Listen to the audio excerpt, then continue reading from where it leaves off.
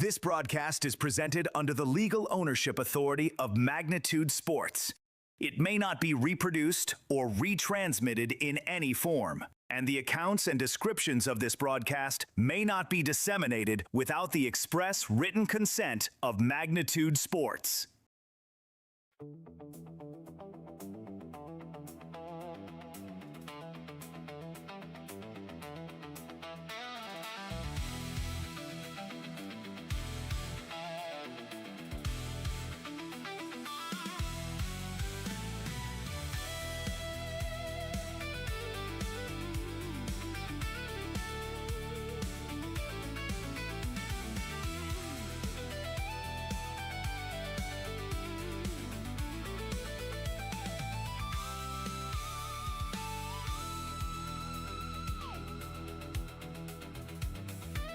Send it up to the broadcast booth for the pregame show right now on Magnitude Sports. Well, for the Post 400 Comets, they're coming off a busy stretch of baseball as they split 4 games out in Mandan in a holiday tournament. Meantime, for the Park River Pirates, well, just a couple of weeks removed from winning a state Class B high school baseball title. At least most of these guys were on that squad, coached by Brett Omdahl. They have not had a game on the Legion side in about 10 days, and that'll change. They've got a full and busy slate of games coming up. As Park River, a newcomer to the Middle Division, Class A in American Legion Baseball, they're playing kind of a mixed schedule of Class A and Class B. When it comes to tournament time, they'll be in Class A, which means they will be here for the Class A East Region Tournament at Starion Bank Field. It is not a summer-like feel here on this Monday evening as we welcome you to Starion Bank Field, as there is some rain in the forecast and some rain kind of in and around us right now. The wind has really picked up. West winds about 15 to 25 miles an hour, and temperatures in the 60s. As you can see, home plate umpire Bryce Whipple's got the jacket on as the Post 400 Comets take on the Park River Pirates. It'll be a pair of games. See Jack Junker of the Comets, Brett Omdahl, head coach of the Pirates, with the lineup, exchange of the lineup cards as the Comets 2-2, a tournament in Mandan, still looking for their first win inside a region play. A couple of tough one-run losses at the hands of Kindred Post 117 last Wednesday night. They're 0-3.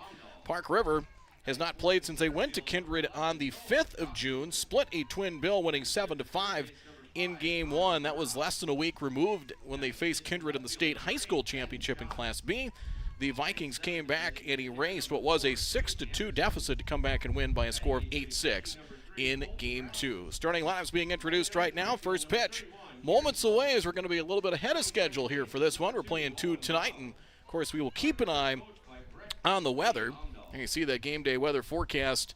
There is a chance of rain, and no guarantee that we're going to stay dry through this, but I don't know if there's going to be enough rain that we might be delayed briefly, but I don't think it's going to be enough to shut things down. But you can see there is that chance of rain in the forecast as the Comets take the field. We'll come back with the starting lineups in first pitch in just a moment. This is American Legion Baseball, Class A East Region style on Magnitude Sports. We're back in a moment. When your truck is down, your business is down. That's why drivers across North Dakota and Minnesota trust Hogue Diesel Service in West Fargo. DOT certified in both states. From oil changes to full overhauls, Hogue Diesel Service handles complete truck and trailer repair on all makes and models, heavy and medium duty. Need on-site repair, computer diagnostics, pickup and delivery, 24-hour service? They do that too. Call Hogue Diesel Service today at 701-532-0203. That's 701-532-0203.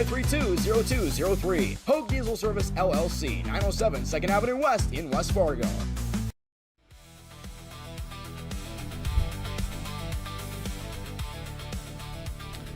Starting lineup and batting orders here for the Park River Pirates. They will go with this starting lineup, as leading off will be the shortstop Jackson Omdahl. Batting second will be the first baseman Jake Solsing.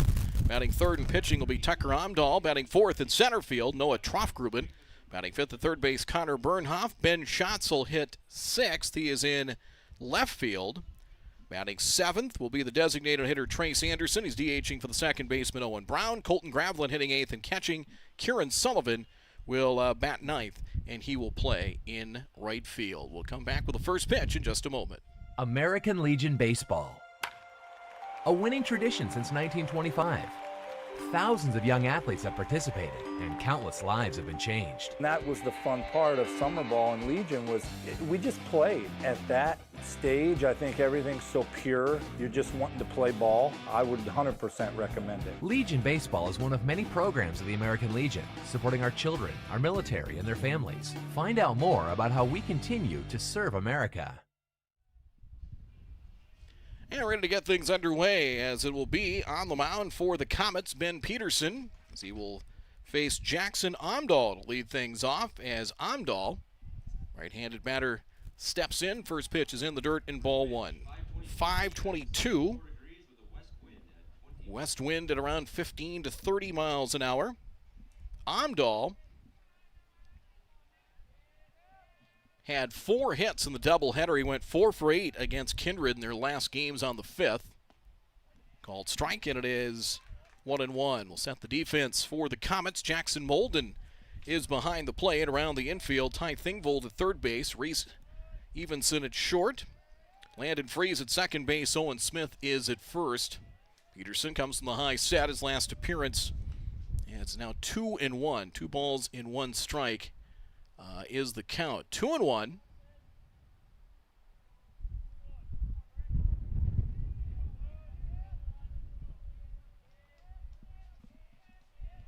Just underway in this one.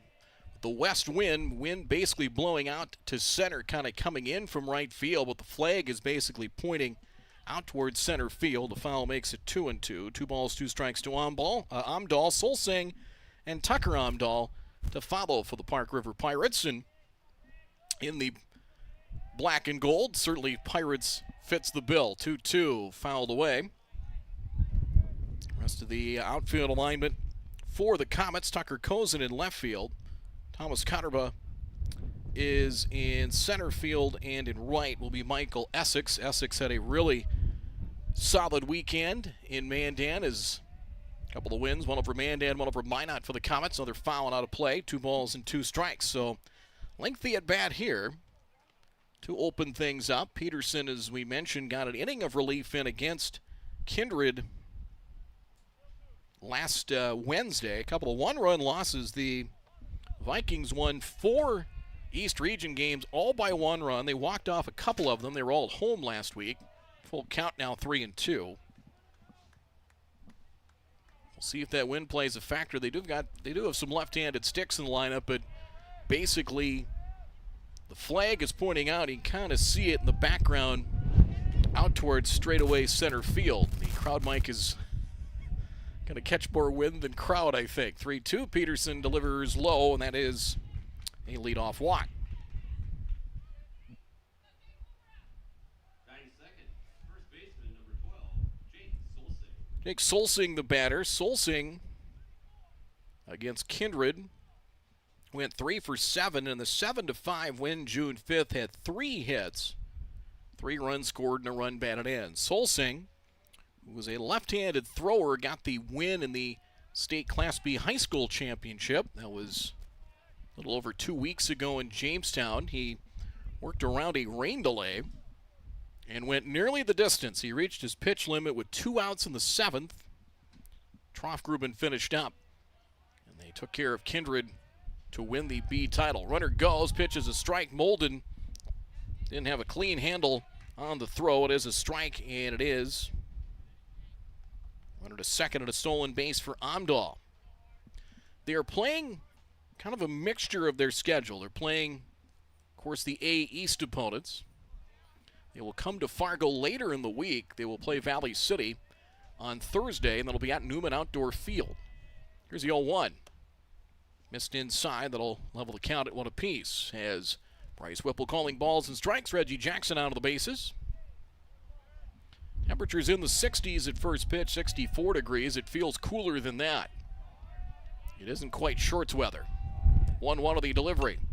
Overhand curve flip foul. It's a ball and 2 strikes now to Solsing.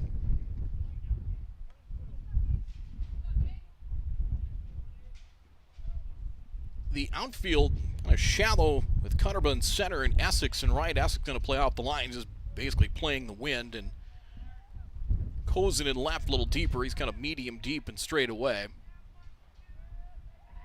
1-2 on the pitch. Sharply hit. That's through the left side for a base hit. Rounding third as Amdahl will get the turn and he'll come around and score. It's an RBI single for Solsing, and it's a quick 1-0 lead here for Park River. Batting third for Park River, pitcher number 7, Tucker Amdahl. So that threw past Evenson on the left side, and quick 1-0 lead here for the Pirates as they have split the 2 games with Kindred, winning 7-5 in game 1 on the 5th. Tucker Amdahl, 2 of the Amdahl boys that are coached by their dad, Brett Amdahl, has had a lot of success. There's a swing and a drive into left center field. That is down for a base hit. That's going to shoot the cap and almost to the fence in left center field. Solsing rounding third. He'll be waved home. Digging for third, Tucker Amdahl. He is in. It's an RBI triple, and it's 2-0 Pirates.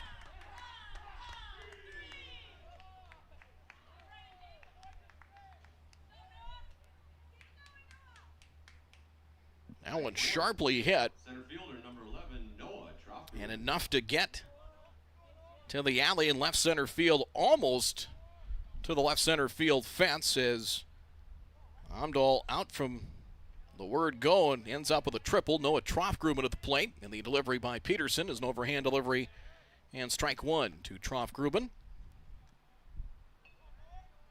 Trough-Gruben in that doubleheader, 4 hits and 7 at-bats. He had a 4-hit game in the state Class B high school tournament in their opening round win over Shiloh Christian. Sharply hit out to short. A run will score, and the throw on to first in time. Evenson on to Smith. That'll bring in a run. And it's now a 3-0 game here early. So Trough-Gruben with a Batting fifth, RBI ground out. baseman number 5, Connor Bernhoff. So Amdahl scores 3-0 now here in the top of the first inning for the Aggies. That'll bring up Connor Bernhoft. Third baseman wears number 5 as Peterson deals. That's in the dirt for ball 1.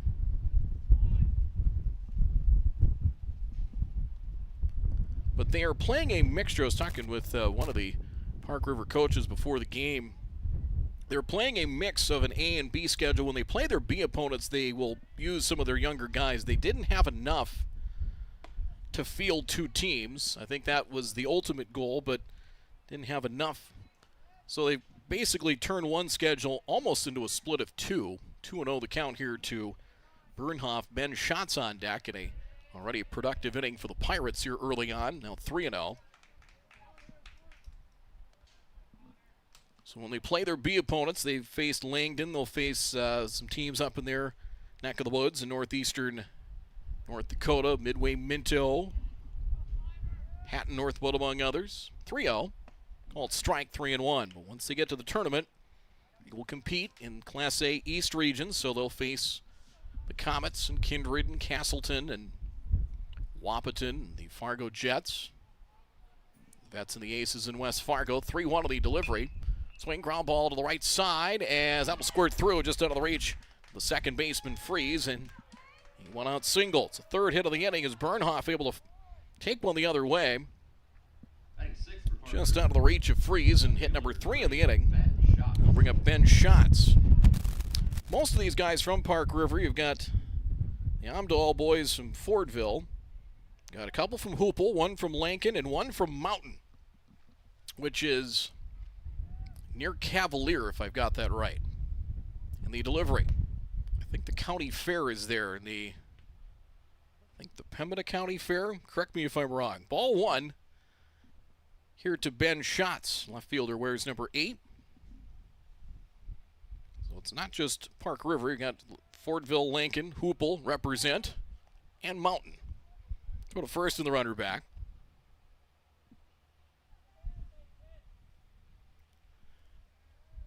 Comets will have another East Region doubleheader. That'll be on Thursday. They'll be up at Jack Williams to take on the Fargo Jets. Overhand curve flip foul, 1-1 now to Schatz.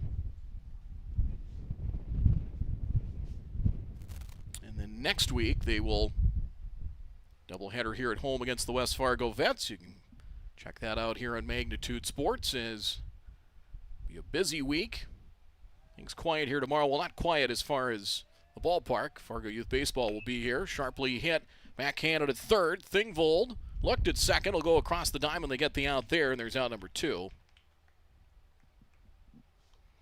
He looked at second and did not pull the trigger on that throw, but got it out to retire shots.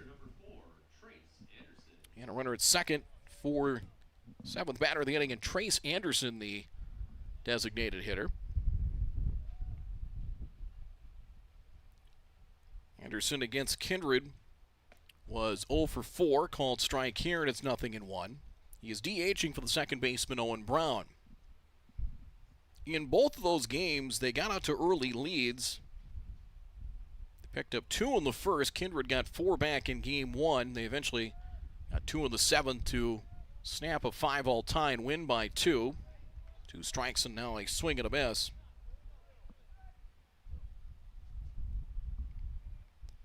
Comets in 4 games in 3 days used a whole myriad of arms. We'll recap that as we get a little deeper into the games tonight. Check of the runner at second. Peterson high set. Long pause to the plate. A drive to left hit well and right at the left fielder, and is hauled in by Kozin, and the side is retired. So 3 runs in the inning, 3 runs, and 1 left on in the top of the first inning. We will get you the batting order here for the Post 400 Comets in just a moment. As we are half inning in the books, Park River off to a fast start. Pirates lead 3-0. We're back in just a moment from Magnitude Sports.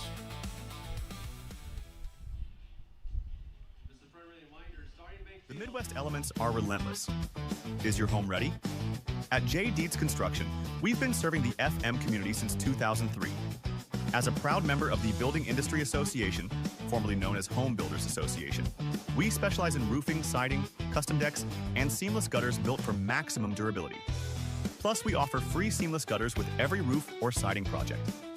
Call 701-367-1175 or visit buildwithjdc.com. J. Deeds Construction. If you can dream it, we can build it.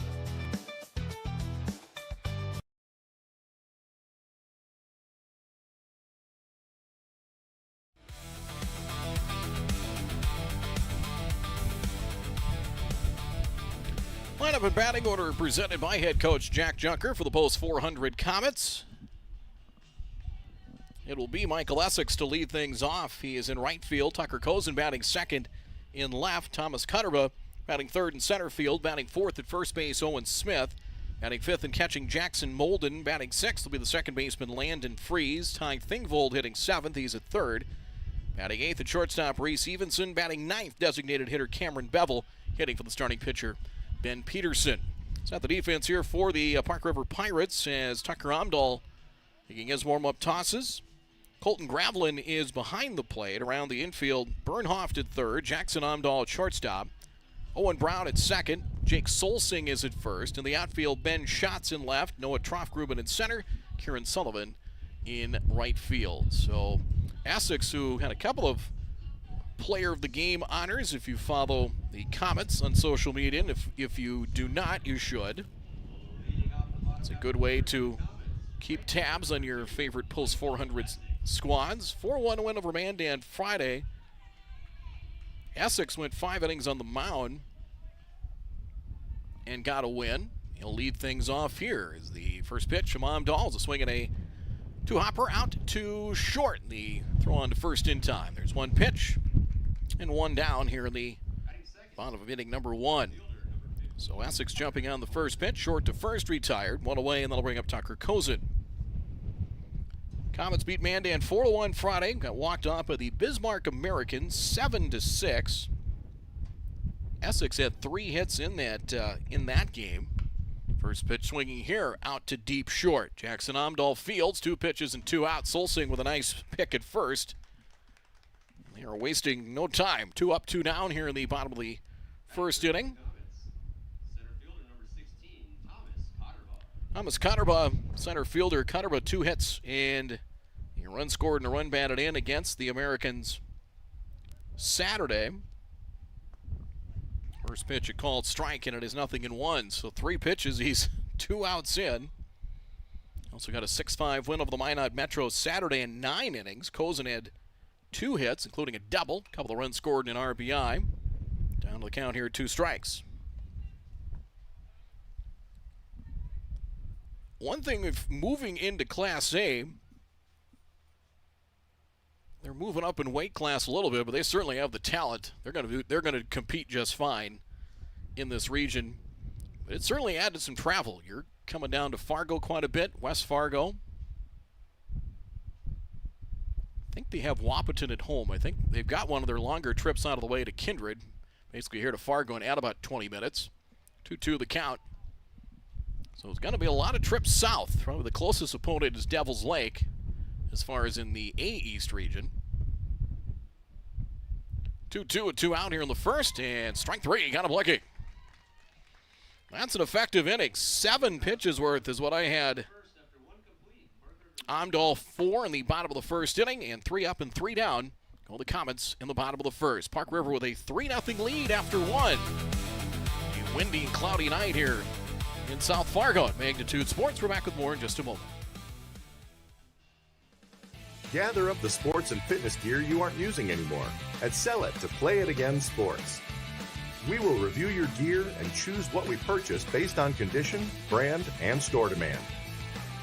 We will then pay you on the spot, or you can receive additional incentive if you trade towards used or new products in the store.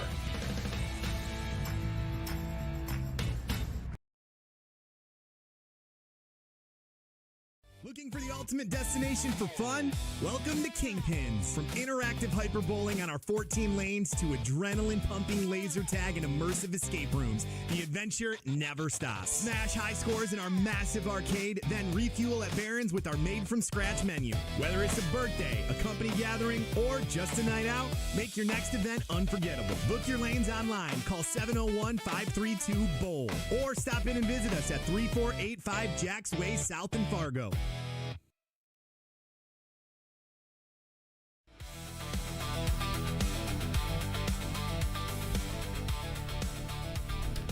3-0 in favor of Park River as we return to Starion Bank Field as Pirates jumped on Peterson early as it was a 7-pitch inning for Tucker Amdahl. Peterson 26, the unofficial number in the top of the first inning. Colton Gravlin will lead things off. Pirates will go 8-9-1 in the batting order. They will come back to Fargo. They will play Valley City at Newman Outdoor Field. Redhawks are out of town this week. Well, after tonight, they do have a game tonight, but after that, they'll be back. There's a chopper off the glove of Peterson, off balance, throws it to first, and will pull Smith off the bag. Runner will reach. A little comebacker. He did not field it cleanly. It'll be credited as an infield hit. Hit number 4 now for the Aggies, and an infield hit for Gravlin, but one I'm sure Peterson would like to have back. It was just a comebacker back to the mound. He didn't field it cleanly, and then kind of off balance. Last-ditch effort to retire him at first. Infield hit with courtesy runner in. Is Kieran Sullivan to the plate. With courtesy runner at first for the Aggies. That will be 27, Torrin Beneda, to run it first. They'll test the new guy, see if he's paying attention over there, and he's back in.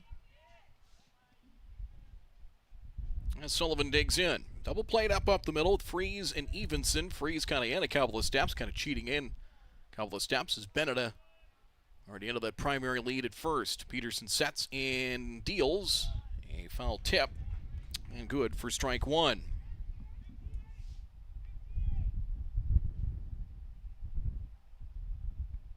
Comets come in 5-6 overall. They still looking for their first win inside of East Region play. Lost a tough one to Wahpeton to open up East Region play. They only got one of those 2 games in. They were rained out in the second. They will head back to John Randall Field on the 29th. So 2 weeks from today, they'll go down and finish up the second game. Probably a little too early on, but kind of looking at scores, Kindred 5-1, splitting with the Pirates, and then won those 4 games all by a run last week. 2 over the Aces and 2 over the Comets. Pitch rides high and inside, 1-1. Kindred was down in Sioux Falls over the weekend. They split 4 games. The Comets will head down to Sioux Falls for tournament play in a couple of weeks. the end of the month. 1-1. Here's a high hopper. Going to be trouble. Played at third. Little double clutch thrown to first, and they do get it out. Nobody covering third base, but they'll take care of that problem quickly. Nice play there at third by Thingvold.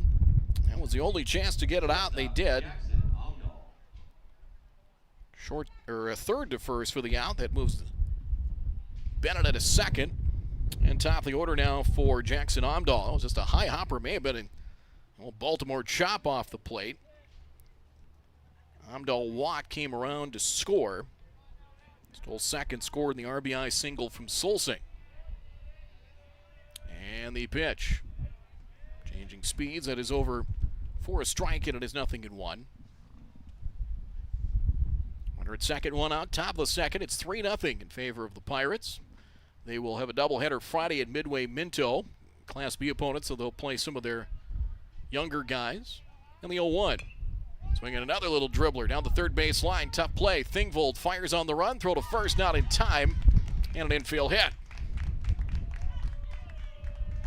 Boy, as a pitcher, that has to drive you stark raving mad. You've done what you needed to do. You've 3 ground ball outs. You got 1 out of the deal, and there's runners on the edges with 1 out for Solsing. RBI single, later scored in the first inning. And the 2 hits have gone maybe 90 feet total. 90 to 100, not many. But they all count. Seth Peterson deals. Runner from first will go. They will throw through. It is a delayed double steal. They get the out at second. They'll swap it out for a run. As a run comes in to score to make it a 4-0 game. So sacrificed a run to get it out. And the bases are cleared now to make it a 4-0 game. So ball 1 to Solsing. And the delayed double steal, Beneda coming in to score on the delayed double steal to make it 4-0. Now a 2-ball count here to Solsing. Omdahl is cut down as Molden cuts him down at second base for out number 2. 2-0 the count, bases cleared and lowered away. 3-0 the count.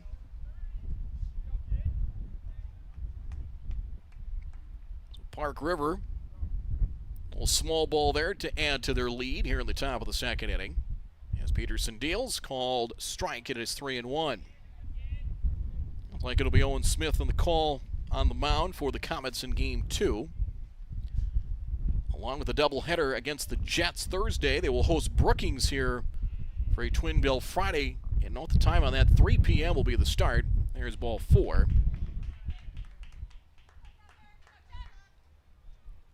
Solsing on for the second time. 2-out base runner.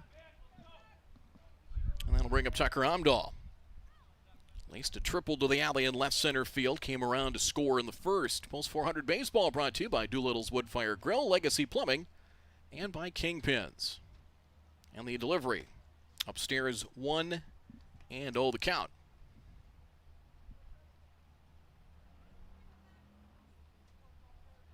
Next week, a pair of East Region doubleheaders. Home here with the Vets on the 23rd, and then 2 Devils Lake the following evening. 1-0, throw to first, and the runner back. And to Sioux Falls for an invite, and really for all the Pulse 400 teams. Last week was, as a whole, kind of the calm before the storm. We got to the point where Stars lost a game, for example. Friday's game, Fergus Falls, did not happen. Fergus Falls did not make the trip, so they were able to get a scrimmage as 2-0. That'll get Jack Junker out for a visit. So Peterson falling behind here at 2-0, but just to recap things on the, as far as pitching went over the weekend, 4-1 win over Mandan. Michael Essex, 5 innings, 3 hits, gave up an unearned run. Ronan Bjorm, 2 scoreless innings, 3 walks, 3 strikeouts on Friday. Saturday in the loss to the Bismarck Americans, Thingvold went 4 innings, 6 hits, 2 earned runs, 3 walks, 4 strikeouts. Owen Smith took the loss in relief. And against the Minot Metros, that game went 9 Saturday, a 6-5 victory. Braden Donner went 7 1/3 innings. Struck out 6, gave up 5 hits. Cam Bevel got the win in relief. And then Sunday, 7-3 loss to Washburn. They used Hirschkorn, Goddard, and Barch. Hirschkorn struck out 7 in 4 innings of work. There's a strike. Whatever Jack Junker told him, it must have worked. Something to the effect of throw a strike. 2-1 now to Solsing. Correction to Tucker Omdahl. Solsing at first, 2 out, 1 in. Here in the second for Park River. They own a 4-0 lead early here at Starion Bank Field. The delivery's fouled back, 2 balls, 2 strikes. And again, looking at the radar, there's kind of a whole smattering of rain showers. There's nothing, I don't believe there's any warnings. There's really no severe weather, but some areas will get a passing rain shower. 2-2. It is high and a full count, 3 balls and 2 strikes. So 3-2, traveling time for the base runner Solsing here with 2 down.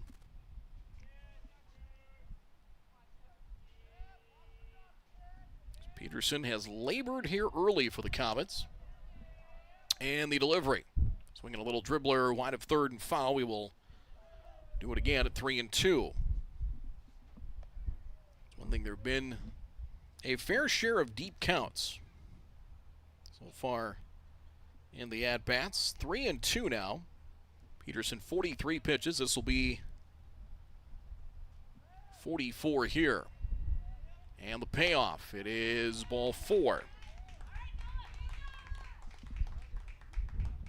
So Omdahl with a walk, 2 straight walks here with a pair of runners down. That'll bring up Troffgruben. RBI ground ball to short in his first at bat.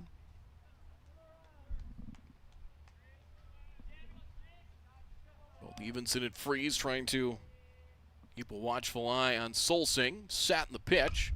We're a high fly ball to left towards the corner. The wind's going to push it into foul ground and not quite out of play. It stayed in play, but a foul ball and strike 1. Long run for Kozin, who honestly got a pretty good break on that ball, but unable to chase it down. 1 strike the count. Post 400 Stars are headed to Omaha for a full stretch of play. With the College World Series taking place, a lot of Legion baseball comes with that. Set. And the 0-1 up and in. And it's 1-1 the count. A lot of teams play their games and a lot of times head to Charles Schwab Field to catch a game, which terrific atmosphere there. 1-1. And the pitch. That one gets away from Molden to the screen. Wild pitch. And the runners will get an extra 90 feet. Solsing to third. Omdahl to second of the wild pitch. And a 2-1 count to Troffgruben. Steady diet of fastballs we've seen in this plate appearance from Peterson. 2-1. Trying to keep the damage to a minimum here in the second. Playing 2 tonight, 2 7-inning games, which will go towards the Class A East Region standings. Up the middle, that is down for a base hit. May score 2, we'll see. 1 in for sure as they will hold second base runner. And Tucker Omdahl, Troffgruben with an RBI single to make it now a 5-0 game. Third baseman, Connor Bernhoft. I'll bring up Bernhoft. Well, was down to the count, had to come in with something nice, and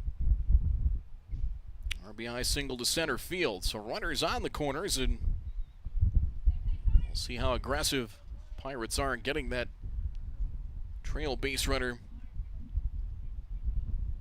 to second. And the delivery. Ball 1. Missed off the plate. And early on, maybe a little too early to tell if who's going to stand out. Fargo Jets. Castleton split a pair of games last Thursday out at VPT Field in Castleton. Called strike 1-1. The pitcher's duel in the second game. 2-1 haymakers were victorious there. We've talked about fast start for Kindred. I think the Jets, of course, the defending state champs, will certainly in the thick of things. 1-1. And the pitch, swing and a miss, 1-2. The Comets feel they can compete. They were closer than you think to getting into that state tournament last year. State tournament this year is in Williston, so 4 out of the East. Out of the 9 will fight their way through it here at the end of July at Starion Bank Field. 1-2. Off the plate, delayed steal attempt. Molden will fire through, and safe at second and safe at the plate. A run is in. A delayed double steal did the trick as Trofgruben with a stolen base. And Tucker Omdahl waited for that ball to go through. That makes it now a 6-0 game. A couple of 2-out runs helping to add on for the Pirates. They built a big lead here early. Full count. To Bernhoff, they batted 7 on the first, and this is 7th batter here in the second inning. The payoff. Missed in ball 4. Third walk of the inning. The line continues to move here for shots. Left fielder, Ben Schatz. 3 hits in the inning, only one leaving the infield, but the walks helping to kind of restart the rally, and that's going to be it here for Peterson. As assistant Ben Dawson coming out, and that will be it for Peterson. He'll go an inning and 2/3. So far, 6 hits. Well, will be 6 hits. So far, 6 runs, and a new pitcher on here for the Comets. Cam's feet will come on, and he will come in relief here of Peterson. So pitching change, break of the action as runners at first and second. 2 down here in the top of the second inning. It's a 6-0 lead for Park River Pirates. Game 1 of this twin bill. We'll be back in just a moment. Sweet Shots is Fargo's premier golf entertainment destination. Sweet Shots will host your birthday, bachelorette party, corporate events, date nights, or a night out with friends and family. Need help with your golf game? Visit with one of Sweet Shots' PGA teaching pros. Hungry? They have a full food and beverage menu too. Try your shot in one of 60 climate control hitting suites or one of 5 indoor full swing simulators that include golf, hockey, hunting, football, soccer, and zombie dodgeball. Make the trip to 3400 James Way South in Fargo or visit sweetshots.com for much more.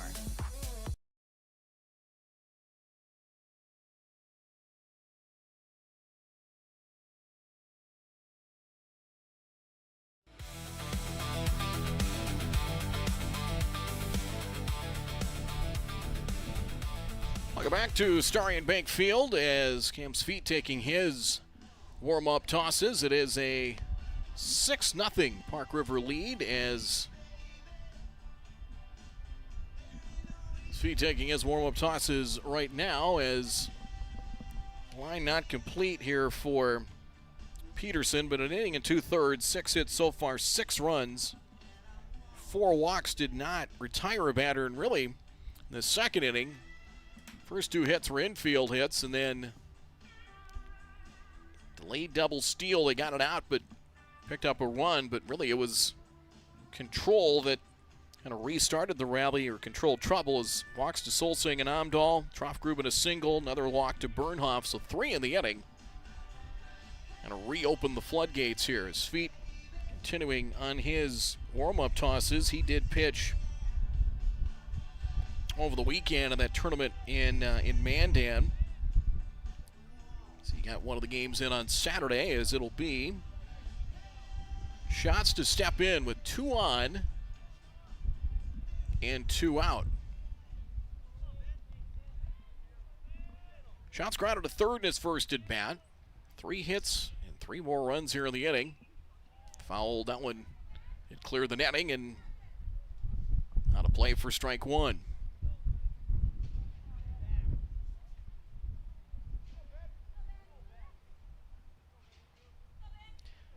Sweet went an inning and a third against Bismarck Saturday. 5 hits, 3 earned runs. He struck out 1, and he hits the batter here. That will load him up with 2 out. So shots hit by the pitch. Troffgruben to third, Bernhoff to second. 9th batter of the inning for Park River, and Trace Anderson. Line to left in his first at bat. Runners at second and third. Peterson is on the hook for, swinging a high fly ball. Left field but playable as Kozin has it measured, makes the catch, and that will end the inning. They leave 3 on, but 3 more here for the Pirates on 3 hits. Helped out by 3 walks as well. Apparently the second inning brought to you by the number 3. It's now 6-0 favor of the Pirates after an inning and a half. More baseball coming up in just a moment on Magnitude Sports. Looking for the ultimate destination for fun? Welcome to Kingpins. From interactive hyperbowling on our 14 lanes to adrenaline-pumping laser tag and immersive escape rooms, the adventure never stops. Smash high scores in our massive arcade, then refuel at Barron's with our made-from-scratch menu. Whether it's a birthday, a company gathering, or just a night out, make your next event unforgettable. Book your lanes online. Call 701-532-BOWL. Or stop in and visit us at 3485 Jacks Way South in Fargo. When it's time for an oil change, you want service that's fast and trustworthy. Grease Monkey's certified technicians get you in and out in about 15 minutes, plus a complimentary 16-point safety check. No pressure, no surprises, just honest, manufacturer-recommended service. While we work, step out of the heat and relax in our air-conditioned lobby with a cold refreshment. Visit your local Grease Monkey for a quick, professional oil change you can feel good about.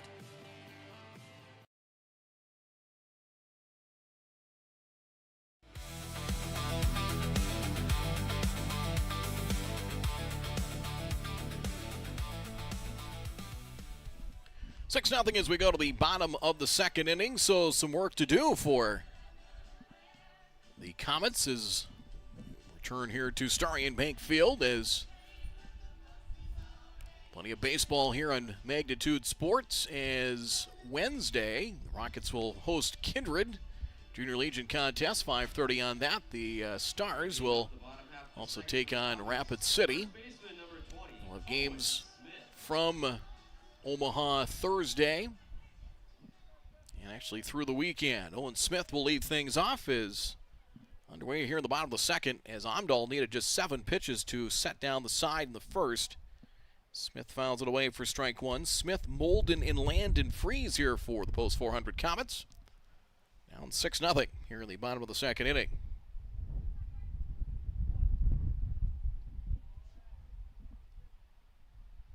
Smith's been a productive bat in the middle of the lineup for the Comets early on. 1-1.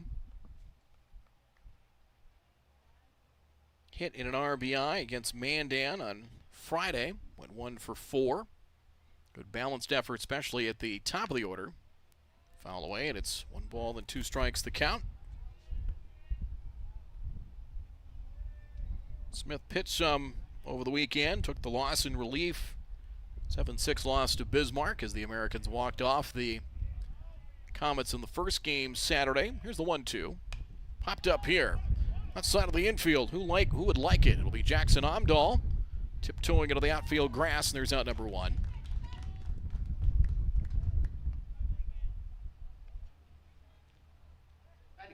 One away for Molden. Number 17, Jackson Molden.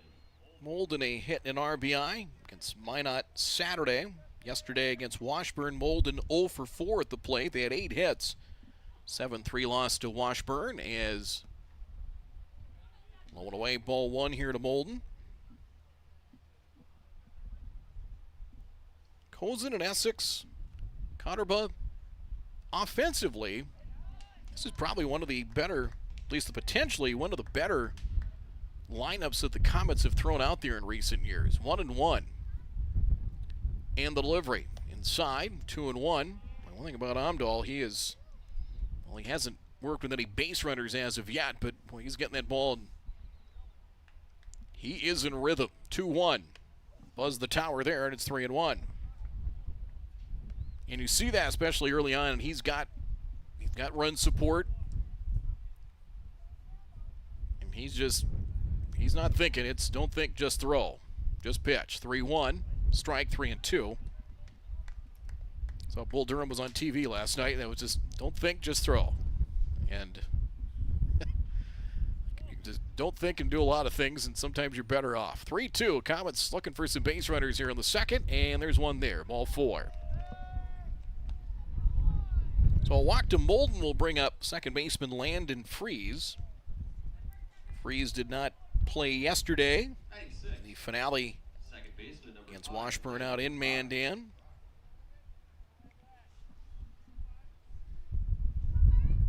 Went 1 for 5 of the runs scored. And the delivery. Ball 1.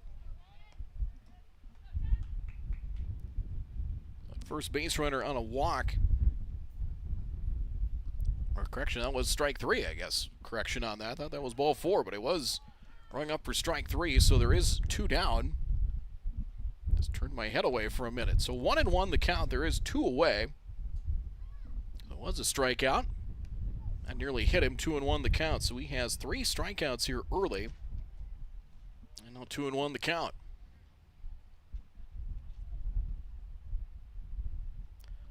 So in the East region now 9 teams, so you will have an 8-9 play-in game here for the region tournament. That one's fought off to right field. That will land for a base hit. It's knocked down by the right fielder Sullivan. And there's the first hit for the Comets. 2-out single. Batting 7th for the Comets. Third baseman, number 11, Ty Thingvold. So Thingvold to the plate. Ty Thingvold, third baseman, wears number 11.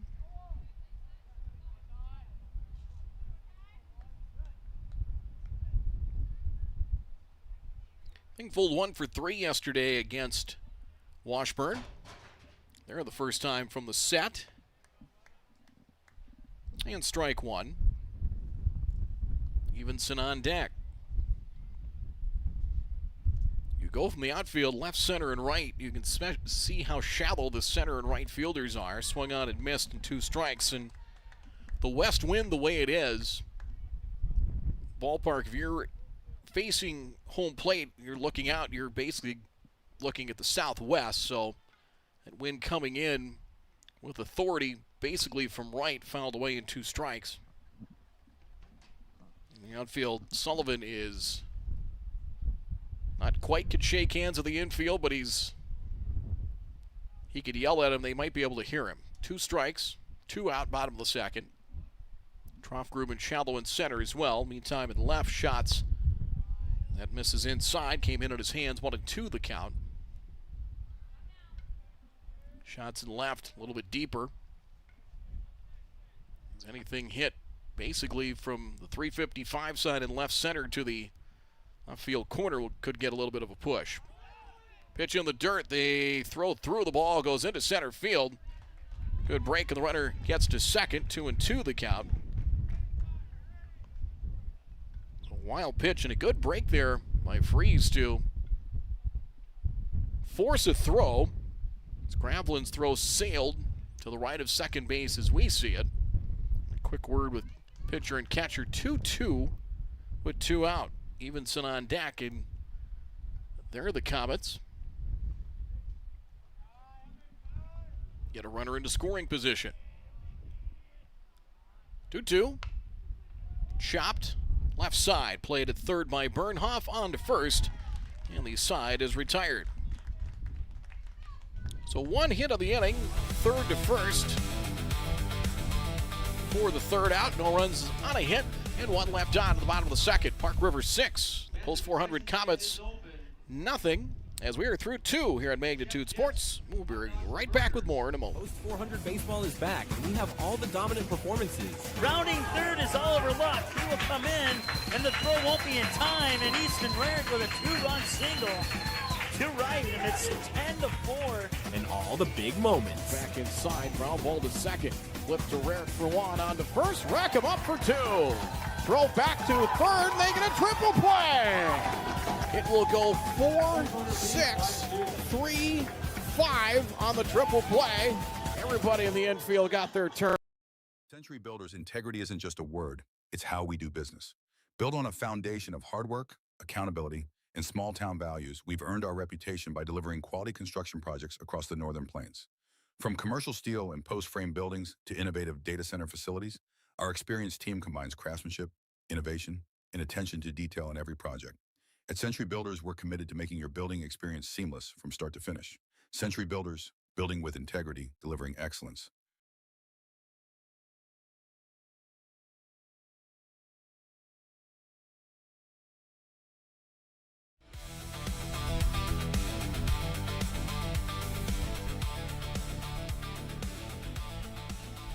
To a cool Starion Bank Field. It is, of course, the spring wasn't real consistent. We had, well, it was consistent and we didn't get great weather. Once in a while we got a lot of wind and some cold, not a lot of rain, but a lot of cool weather, and it almost feels like an extension of that is a little cooler than normal conditions to at least start the week, at least most of the week. That's what the forecast looks like. Feet and first pitch swinging, fly ball to center, and that is hauled in for out number one. Is first pitch swinging, and Gravelin retired. Right fielder, Kieran Sullivan. I'll bring up Kieran Sullivan.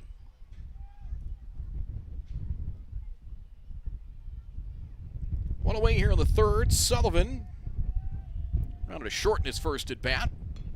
Swinging a slow dribbler past the mound. Thingvold charges, has time, throw low, dug out by Smith, and quickly 2 down. 3 pitches and 2 outs here in the top of the third inning, and that is the job for Sweet right now is put up some goose eggs on the board and see if you can do it quickly. 2 down, top of the order. Amdahl here in the third inning, heading for the third time. Sweet. 1 outing in relief over the weekend. Here's the set and the delivery. It is ball 1. Not going to blow it by you, but you need somebody that can just get you some strikes, let the defense behind you do the job as well. 1-0 the delivery. That misses low and away. It's now 2-0 the count. Amdahl walked and scored. Stole a base in the first. Singled, infield hit. Got cut down on the back end of a double steal. Comets got it out. The Pirates got a run. Getting the double steal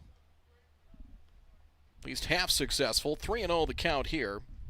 And again, really the last couple of runs in the second with 2 out as it was started with basically bases on balls. They didn't really bash the ball around in that second inning much. Strike 3 and 1. One thing they did in that state Class B high school state tournament, a lot of big innings. 3-1, a lot of crooked numbers fell back in 3 and 2. They did that to Thompson where they got multiple runs in the first 2 innings. They got 3 in the first on Kindred in the championship and were able to add on and win 10-2. And they scored 8 to put away Shiloh Christian in the opening round. It was 8 in the 6th. The Amdahl boys got wins in the first 2 days of the state tournament. Complete game wins. They almost went where they only had to use 3 pitchers in the state tournament. They were 1 out away from 3 complete games, and Solsing in the championship, who had to wait through a rain delay, got to 2 out in the 7th, and then reached his pitch limit, which is 120 in high school here at the Legion level, 105 for the day. Payoff pitch coming here on 3-2 with 2 out, and that hit him. And a base runner with 2 out. So Amdahl on a walk, a single, and a hit batsman on base for the 3rd time. That'll bring up Solsing. Singled in a run of the first and walked and scored in the second. Few raindrops here at the ballpark. Sweet deals. Runner goes in a drive left center field. Cozen into the gap, over into the alley, and able to get to it, able to track it down for the out. And the side is retired. So, scoreless inning there for Sveit. One base runner and one left on for Park River in the top of the third inning. Pirates lead the Comets 6-0 here at Starion Bank Field. We're back with more in just a moment. Sweet Shots is Fargo's premier golf entertainment destination. Sweet Shots will host your birthday, bachelorette party, corporate events, date nights, or night out with friends and family. Need help with your golf game? Visit with one of Sweet Shots' PGA teaching pros. Hungry? They have a full food and beverage menu too. Try your shot in one of 60 climate control hitting suites or one of 5 indoor full swing simulators that include golf, hockey, hunting, football, soccer, and zombie dodgeball. Make the trip to 3400 James Way South in Fargo or visit sweetshots.com for much more. Here's 3 ways you can support Magnitude Sports. First, like, comment, and subscribe to this channel. It's 100% free. Second, individuals and families can choose one of 3 month-to-month YouTube memberships. Finally, businesses can choose one of 2 online YouTube sponsorships or contact us for more options. To learn more, click the Join button or give us a call at the number on your screen. Thanks for watching Magnitude Sports.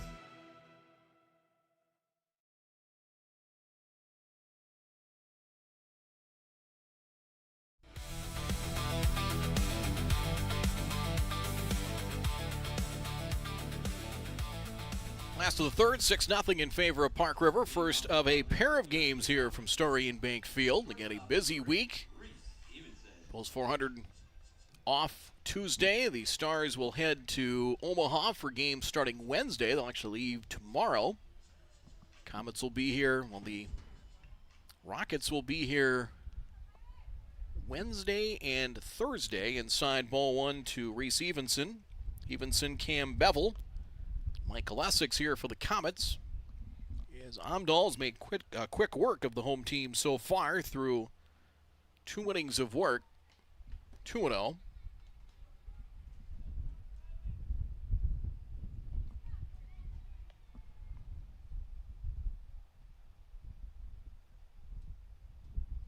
Done so on 31 pitches, 18 strikes. And the 2-0. Off the handles, roller charging Jackson Amdahl at short, fires on the run. Nice play, and there's one down. Looked like he had done that before, right off the hands. If that was a wood bat, that might have ended up in pieces, but boy, got in right in the kitchen. And 4 ground ball outs. Cam Bevel to the plate, designated hitter. Where's number 9? And strike 1.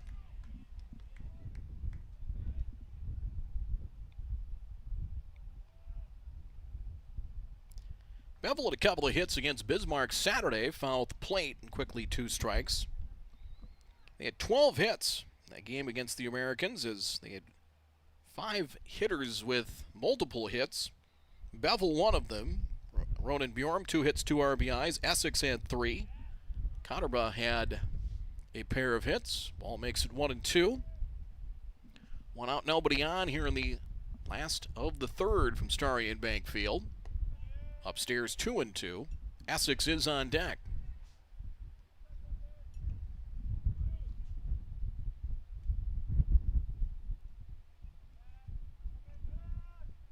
Two-two. Curveball fouled away. Again, Sullivan really shallow playing with the win, and it is the bottom of the order up here for the Comets as well. Troffgruben in a few steps, nearly straight away in center, and a fastball struck him out. Came back inside. It's his 3rd strikeout. That'll bring out Michael Essex. And if there was a guy that really stood out on the mound and at the plate, it was Essex. Talked about the 3-hit game against the Bismarck Americans. Essex also a hit and an RBI in a 6-5 win over the Minot Metros also on Saturday. Inside corner, and boy, has he done a really fine job Amdahl has working both sides of the play, but especially pounding the inside corner against the right-handed batters of the Comets. Bouncing ball up the middle, backhanded at second. Nice play, Brown, throw low, and Essex able to leg it out for an infield hit. He's got some speed as Amdahl let that one scoot right by him, and Brown, not much more he really could have done on that play as he got to it. But the throw not nearly in time. Essex legs that out for a hit. It is hit number 2. Now for the Comets, that'll bring up Kozin. Tries to bunt and drops a good one down the third base line. Bernhoff keeps it in his pocket. That's an infield hit. Bunt single there as Kozin, he will drop one down the third base line as really Bernhoff charging, able to get to it cleanly, but just didn't pull the trigger on the throw. And I think he realized that probably the chances of getting him were 50-50 at best. So 2 on and 2 out here as Brett Amdahl will come out for a visit as Thomas Cotterbutt to the plate here for the Comets. And it's like that, an infield single and a bunt single. And the Comets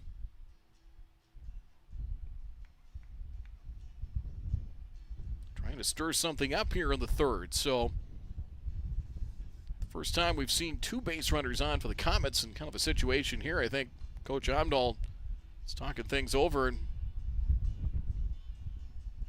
trying to not really reset his team, but kind of keep them in focus. And got a big lead here. We don't need to start handing runners and runs back. And the Comets,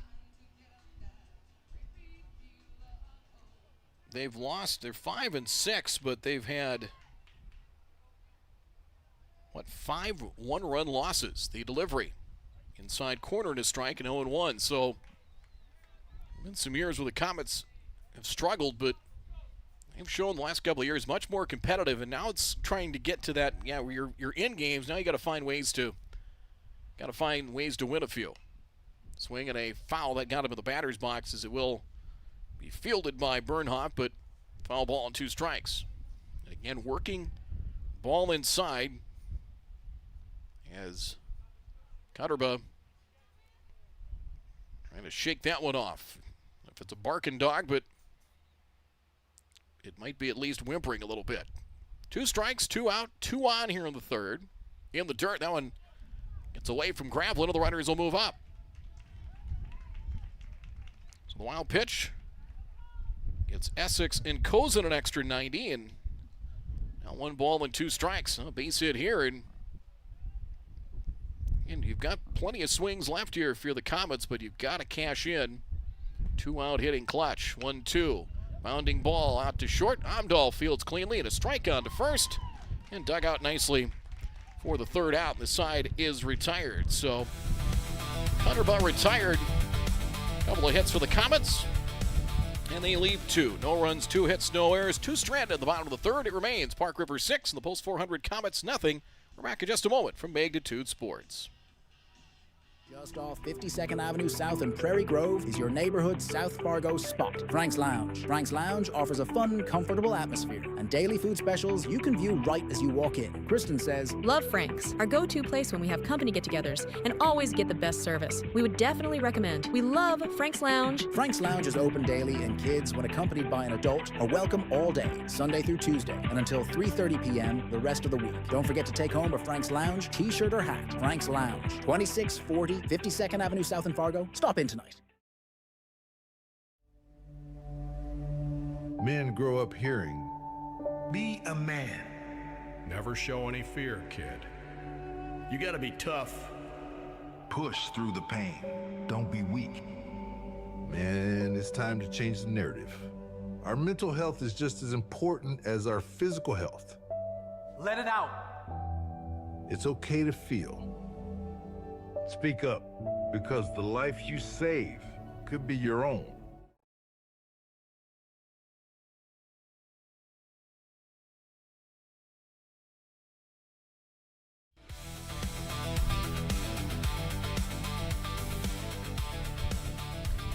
Bulls after 3. Park River 6 runs, 6 hits, no errors. The Comets, no runs, 3 hits, and no errors. Post 400 baseball presented to you by Valley Service, by Century Builders, Buffalo Wild Wings, Legacy Plumbing, and also by Mandy's of Fargo.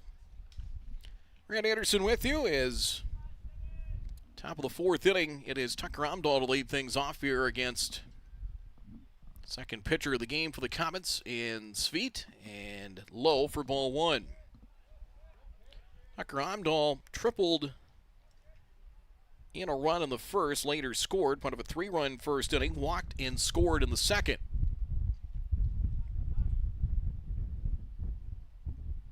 Sveet has gone an inning and a third so far, and a pop-up here out to shallow center field as that is caught drifting back, and nice catch off to his side there by Evenson for out number 1 as the center fielder out there, Connerba, kind of ranging in a little bit. I think he kind of had one eye on the shortstop who kind of reached over and made that grab, one away, and Sveet has come in, gave up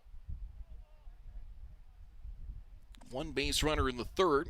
That was not it was not caught. So it is a, see how they score that. It's going to score as a base hit. Troffgruben with a swing and a miss. Thought he caught that ball as he kind of played it off to his shoulder, but apparently did not. So the second time I've looked down to record something and didn't see the play all the way through there. Apologies on that. They'll score that as a single, so Amdahl is on base for the 3rd time. Triple, he runs here. It's a ball 1-1 and a stolen base. Good pitch to run on there, and it is a steal, so runner at second, nobody out. Troffgruben, RBI ground out in the first. Single to center, brought home another run. 2-out hit in the second. Apologies on that. I thought he had come up and caught that. 2-1 the count. Lights have been on here from the get-go at Starion Bank Field with overcast conditions, and I haven't taken a peek at the radar, but there's kind of scattered rain, and it's non-severe showers. And again, kind of depends where you are or where you're not, whether you're going to get any rain. A little bit of heavier activity kind of off to our northwest. 2-1 and missed 3-1. Of course, with Park River here, and it's a pretty good drive. It's, what, a couple of hours, if not a little bit longer. You're going to make every attempt you can here to try and get these games played. A little bit of light rain we've had here. Nothing to halt things. 3-1 to Troffgruben. Hitters count here. Cam's feet deals. That one's popped up. Foul ground. Molden chasing. Will he have a play? No. Off the top of the third base dugout. 3 balls and 2 strikes. There's one there where the wind lifted that ball and basically pushed it into foul ground. I think if you don't have quite the breeze from the west, that might have been playable in foul ground. Bernhoft on deck. The Pirates 3 in the first and of the second. Jump out to the sizable lead. To third, Thingvold looks the runner back to second and throws Troffgruben out at first for round number 1. So a good play there by Thingvold. Really did a pretty good job over at third. He looked that runner back, and it wasn't like Tucker Amdahl was, he didn't scurry back to the bag right away. And kind of playing little mind games there with Thingvold. He kind of took a little second glance over there before he delivered the ball to first. Had time to get Troffgruben 1 down. Sometimes if you're paying so much attention to the base runner, you have that in the back of your mind and don't get the throw to first, you won't get anybody. Bernhoft singled in the first and walked in the second. 1 for 1. Off-speed delivery around the plate and missed for ball 1. Against Feed, a guy, he's just looking to throw strikes. He's not going to blow it past anybody, and as a hitter, just that change in velocity means kind of maybe a change in your approach. You got to not get out, get basically your front half out in front, pick on play at second. Nobody home to cover at second base. Talk about seeing the ball through the zone. You really have to do that.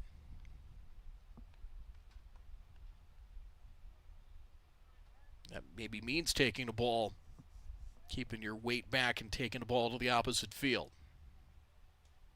1-0, upstairs 2-0.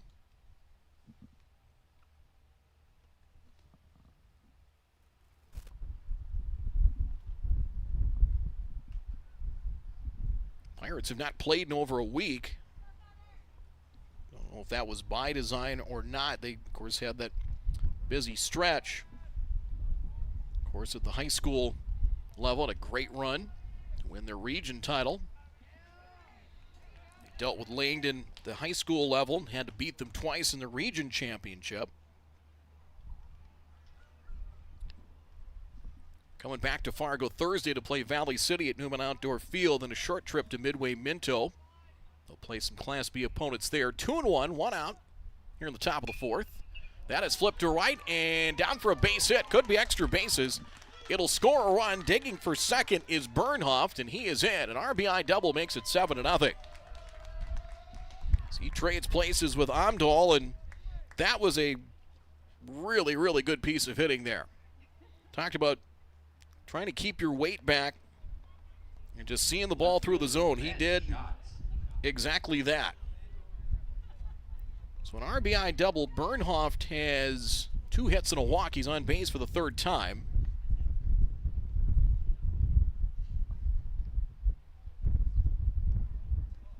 Ben Schott's the batter. First run allowed by Sweet in ball 1 as the runner took a couple of steps toward third base, but holds there, and ball 1. They will head back south next week. Well, the Pirates, they'll go to Castleton to face the Haymakers a week from tomorrow, and will host the Devils Lake B team on the 25th. A little bit of light ringing again here at Starion. 2-0 the counts. That rides up and in. Shots grounded to third in the first, hit by a pitch in the second, so 0 for 1. Comets will swing the outfield around, kind of playing the wind as Essex is well into right center field. 2-0. Popped up here. Might be playable. Foul ground. Smith makes the catch in foul territory. And there's 2 away. Foul pop-up for out number 2 here in the 4th. Designated hitter, Trace Anderson. Bernhoft makes the catch, and 2 down. Trace Anderson was lined to left and flying to left. Trying to bring home a 2-out base runner and add to the lead here for the Pirates. The delivery. Overhand delivery in ball 1.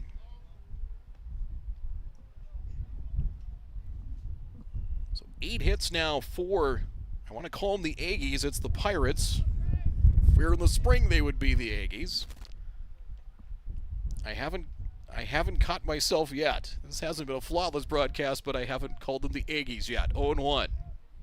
And the delivery. Little looper, trouble, left field, down for a base hit. Bernhoft will try and score. The throw comes to the plate. There's the slide, the tag, and they got him to end the inning. Kozin with a strike to the plate. They let it go through. As the runner scurrying back to second base. There's the out recorded. No, they're going to say safe at the plate. No, he was apparently safe. Well, the 2 umpires are going to talk it over. Bryce Whipple and Reggie Jackson. Jack Junker hasn't crossed the foul line, but he wants an explanation. Looked like the throw, they called him out. It looked like they signaled out of the plate, unless the ball was not handled at the plate perhaps. And I think Jack Junker wanted an explanation. More so, I think, from Bryce Whipple. Reggie Jackson, the veteran umpire.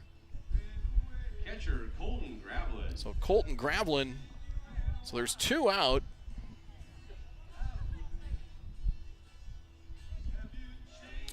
And it ends up being an RBI single for Anderson. So it was safe at the plate. Bernhoff scoring to make it now 8-0. Runner at second. So an RBI single as the batter is Gravlin. Fouled off strike one. But the throw came through as Kozin coming all the way to the plate, not in time, so an RBI single. So Anderson knocks home a run. It's now 8-0. And one strike. Gravlin is singled and fly to center. Inside corner, it's 0-2.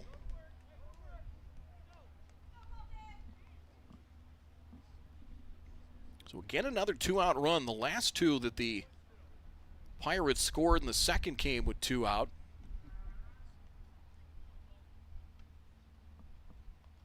Two-out run here. It could be another drive to center, but this will hold up, and that is caught by Cotterbaugh, and that will end the inning. Is that one able to hold up? Gravlin's retired, but not before. Park River adds a pair of runs. 2 runs on 3 hits, no errors, and 1 left on. So, Pirates add to the lead. They now have an 8-0 edge after 3.5. We're back in a moment on Magnitude Sports.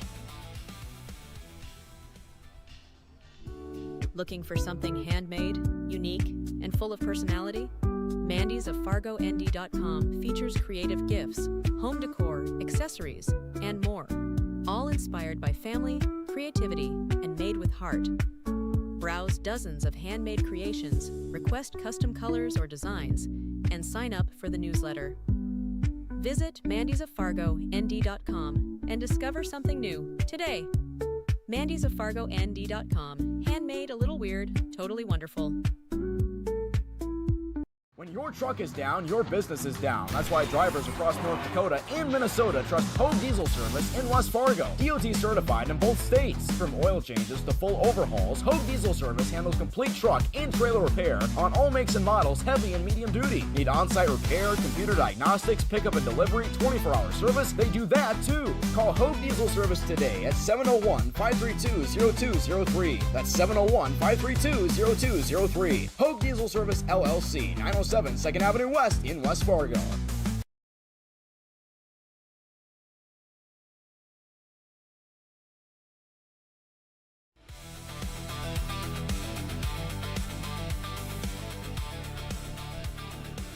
Eight nothing, so a couple of runs there. Looked like Comets may have gotten the third out at the plate, but called safe on a close play at the plate. Pretty good throw, Kozin delivering.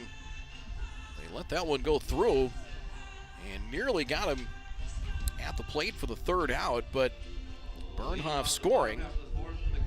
So 9 hits here for Park River. Amdahl, he's sitting in pretty good shape right now. 43 pitches unofficially, 28 strikes.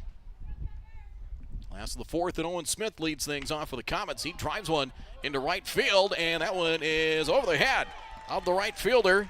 Sullivan will chase it down in right center, and Smith has a leadoff double to begin the last half of the fourth. Sullivan's been playing shallow, kind of playing the wind. And Owen Smith's got power. Kind of fight through that, and he doubles here, a leadoff double. And they got him. He has hit number 4 now for the Comets. That will bring up Jackson Molden. Strikeout victim back in the second, got caught looking. Curve over for a strike, 0-1. Speed at 32 pitches through now 2 1/3. Nicked for a couple of runs in the fourth.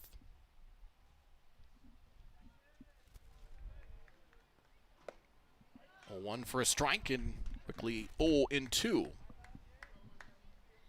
Looking on Sullivan if he's that ball that got hit over his head forced him to move back a couple of steps, and the answer, you can kind of see him there at the towards the top right of your screen. Nope, he's wasn't fazed by it. Time called and granted by plate umpire Bryce Whipple.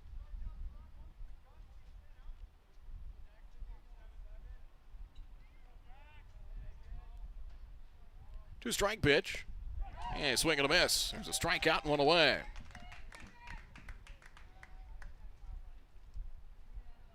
Second baseman, Landon Fries. Landon Fries to the plate.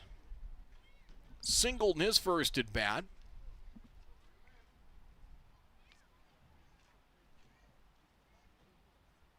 At the first hit for the Comets. Well, excuse me, swing there. Dribbler to third. Bernhoff slings it on to first. And out number 2. Pardon me, swing there. Fries retired. Smith still at second now with 2 down. And Thingvold will hit. Grounded to short in his first at bat. 3 runners left on for the Comets. And 1 in scoring position. Couple of an infield hit and a bunt single put 2 on.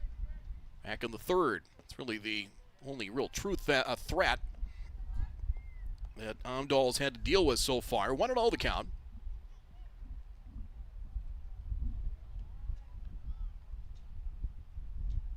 The 1-0 delivery. That one bounces away from Gravelin. And the runner to third on the wild pitch.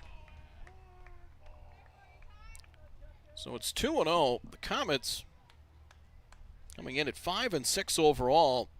And again, a lot of close losses. They've been in, really in all their losses. Yesterday lost 7-3. Here's a 2-0. And inside 3 balls and no strikes the count. Got walked off at Wahpeton. Lost 8-7 at Hillsborough Central Valley June 5th. 2 one-run losses at Kindred last Wednesday. 3-0. Stares at a strike, 3-1. Got walked off against the Bismarck Americans Saturday, so been very competitive. 3-1. Slider over and it's 3-2. Tonight has not been the story. The Pirates pitched it and caught it very well.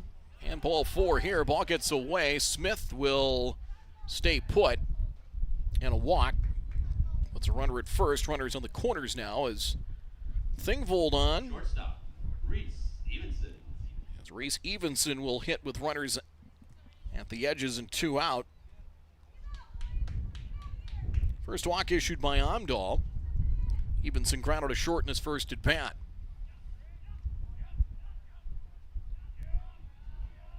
And the pitch. A drive to the right field corner.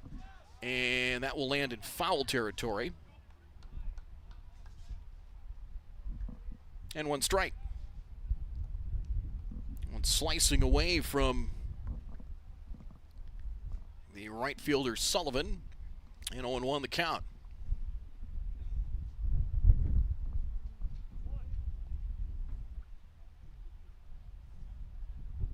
The Comets probably looking for is a little bit of consistency from the bottom third of the order as Amdahl works again inside. It's now 1-1 to Evenson. Again, he is bound and determined he is going to pound those right-handed batters that inner half of the plate. Breaking pitch smothered nicely by Gravelin and missed low. Correction of the count, 2-1. So 2 balls, 1 strike. First and third, 2 outs, 8-0. In favor of the Pirates in the last of the 4th inning. Out to short. Amdahl, short way to second. And on to Brown. And that will put the Comets away here in the bottom of the 4th inning. Leadoff double from Smith. They strand 2. It is 8-0 Park River over the Comets after 4 from Starion on Magnitude Sports. Gather up the sports and fitness gear you aren't using anymore and sell it to Play It Again Sports. We will review your gear and choose what we purchase based on condition, brand, and store demand. We will then pay you on the spot, or you can receive additional incentive if you trade towards used or new products in the store.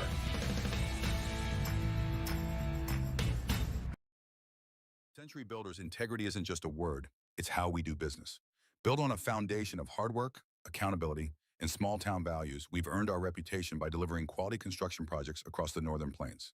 From commercial steel and post-frame buildings to innovative data center facilities, our experienced team combines craftsmanship, innovation, and attention to detail in every project. At Century Builders, we're committed to making your building experience seamless from start to finish. Century Builders, building with integrity, delivering excellence.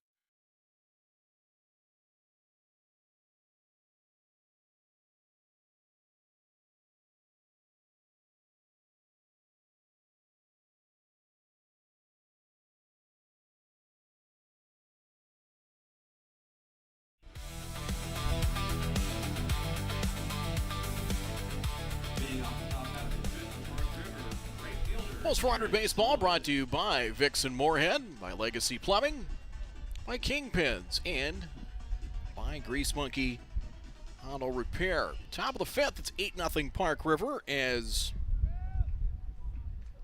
Kieran Sullivan to lead things off here in the top of the fifth innings. Feet has gone 2 1/3 of relief work. Little tapper past the mound, charging at second. Fries on to first, one pitch, and there's one out.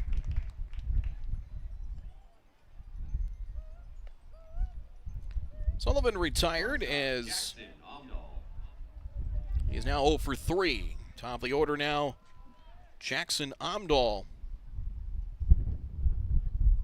will hit. He's been on base 3 times on a walk, a single, and a hit batter. He has scored a run.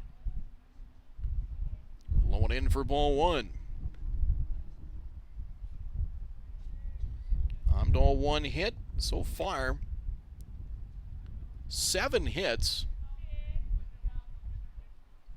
or 7 hitters with at least 1 hit. That nearly grazed Omdahl. 2-0 the count.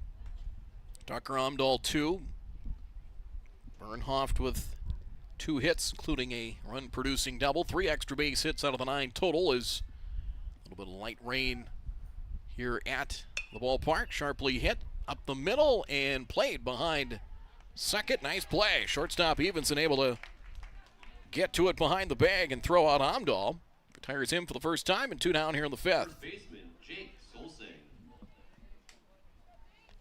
Getting the first 2 outs hasn't been the problem here since the first inning. It's been trying to get that elusive third out at times for the Comets. Solsing singled, drove in a run and scored in the first, walked and scored in the third, flying to left in the third, walked in the second, and there's a base hit here. First pitch swinging, he jumped on one, and he has his second hit of the evening. Hit number 10 now for Park River, and that will bring up Tucker Omdahl. Pitcher Tucker Omdahl.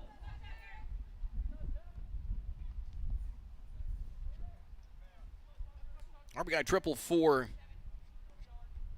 Tucker Omdahl in the first. He walked and scored in the second, singled and scored in the fourth. In the dirt, nice job by Bolden to get big there in the behind the plate. Let that chest protector, let all that equipment do the work for you. Ball 1 the count. Weather looks a little better for tomorrow. There is some rain in the forecast for Wednesday, so hopefully will stay away long enough. That it's pulled to left, hit well, and foul. 1-1 the count. But schedule coming, but Wednesday does have some rain in the forecast. Rockets will Pulls 400 Rockets will take on Kindred on Wednesday night, weather permitting. 1-1 to center, but playable as Connerbaugh makes the catch. And the side is retired as Omdahl trying to wait back on that one. Lines it out to center. That'll do it here for Park River in the fifth inning. And a 2-out base runner, no runs and a hit, no errors. 1 left. They have left by our numbers 7 on base. They have an 8-0 lead over the Comets. As we come back with more here in just a moment from Magnitude Sports. American Legion Baseball continues after this. American Legion Baseball. A winning tradition since 1925. Thousands of young athletes have participated, and countless lives have been changed. And that was the fun part of summer ball and Legion was we just played. At that stage, I think everything's so pure. You're just wanting to play ball. I would 100% recommend it. Legion Baseball is one of many programs of the American Legion, supporting our children, our military, and their families. Find out more about how we continue to serve America. The Midwest elements are relentless. Is your home ready? At J. Deeds Construction, we've been serving the FM community since 2003. As a proud member of the Building Industry Association, formerly known as Home Builders Association, we specialize in roofing, siding, custom decks, and seamless gutters built for maximum durability. Plus, we offer free seamless gutters with every roof or siding project. Call 701-367-1175 or visit buildwithjdc.com. J. Deeds Construction. If you can dream it, we can build it.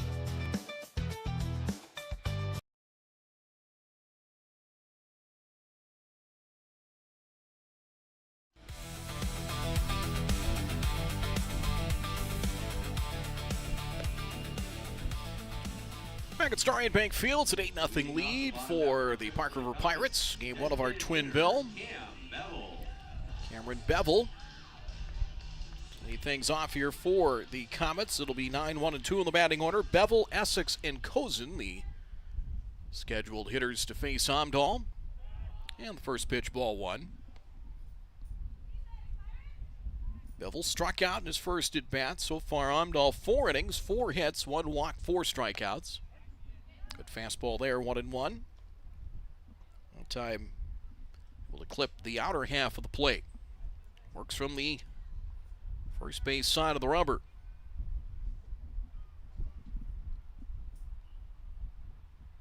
1-1.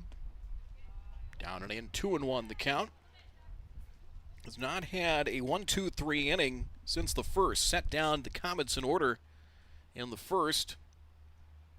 Swing and a miss, 2-2. Has not had really a ton of trouble. Did strand 2 on in the third, 2 more in the fourth. 2-2. Tried a slider, it looked like, and tried to get him to chase. He did not. 3-2, full count.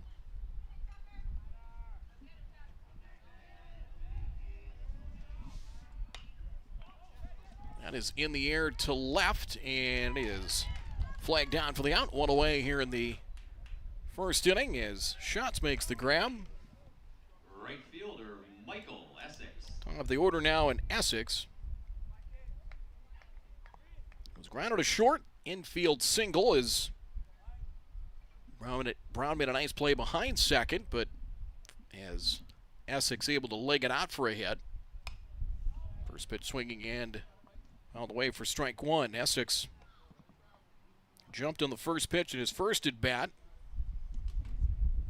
By my numbers, in 3 at bats, he's seen 4 pitches so far. If there's something good, he does not hesitate, looking to jump on it. 0-1, swing and a miss, and 2 strikes.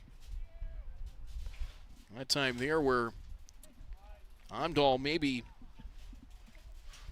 taking advantage of the fact that he's aggressive at the plate. Here's the 0-2. There's a drive to center, hit well but playable as Trofgruben flags that one down for the second out. Sharply hit ball. He answered that fastball and hit it well, but right at Trofgruben. 2 down here in the bottom of the 5th. Then we'll bring up Cozen.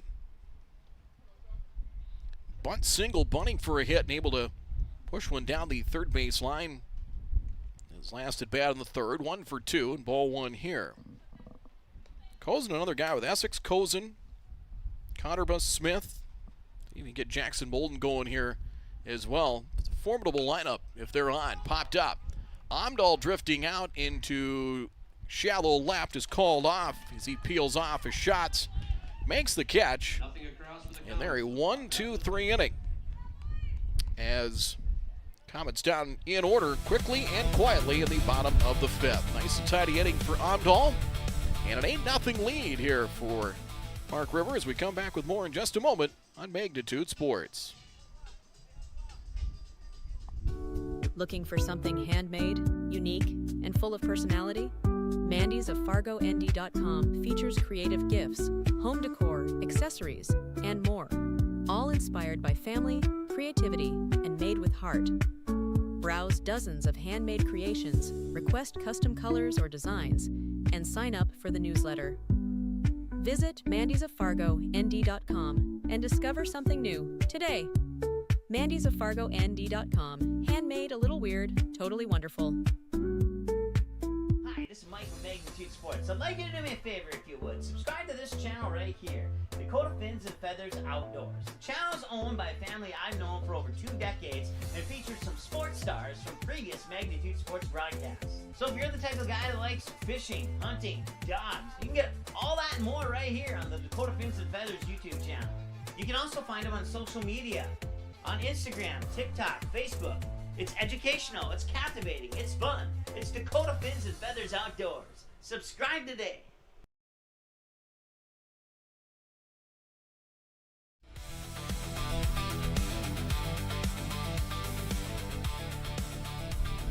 Gray, windy, a little bit rainy in the Red River Valley tonight. Game 1 of our twin bill. 8-0 in favor of Park River. It has not affected the Pirates too much. Is Noah Troffgruben to lead things off in the top of the 6th. Cam's feet, 3 1/3 innings, 4 hits, 2 runs. 1 base is on balls. Troffgruben leads things off in the 6th in ball 1.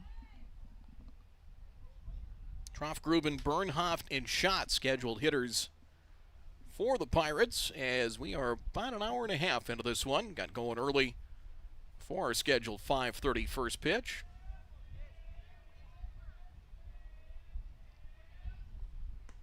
Down low, 2-0. Troffgruben, pair of runs batted in, 1 for 3. RBI ground out in the first, single to center in the second, grounded to third in his last plate appearance in the 4th. The 2-0 is pulled to left, hit well, but that is a mild foul, and 2-1 the count. That was well out of our camera view, 2-1 the count.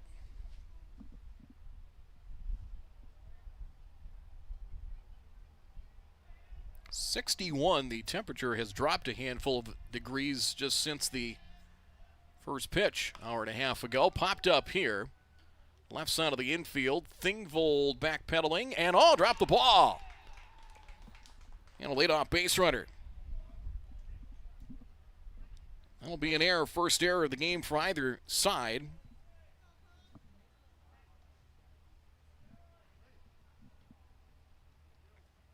As Thingvold just backpedaling on it, and he really taking charge on that ball, but unable to squeeze it for the first out. So Troffgruben reaches Bernhoft.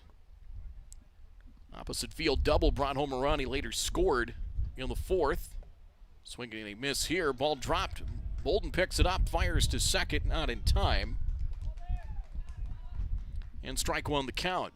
That'll be a pass ball charge to Molden, as ball just kind of popped out of his mitt. And Troffgruben, and they are aggressive on the base paths. If they see something out there and they see 90 feet to go get, they don't waste any any extra effort. 1-1 the count. As Bernhoft, 2 hits and a walk, yet to be retired. 7 different batters in the lineup for Park River with at least 1 hit. Gotten production from just about everybody in the lineup here in game 1.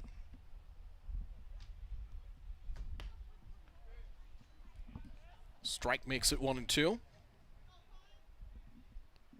Shots on deck. So first error, a mishandled pop-up. First error for either side here in game 1.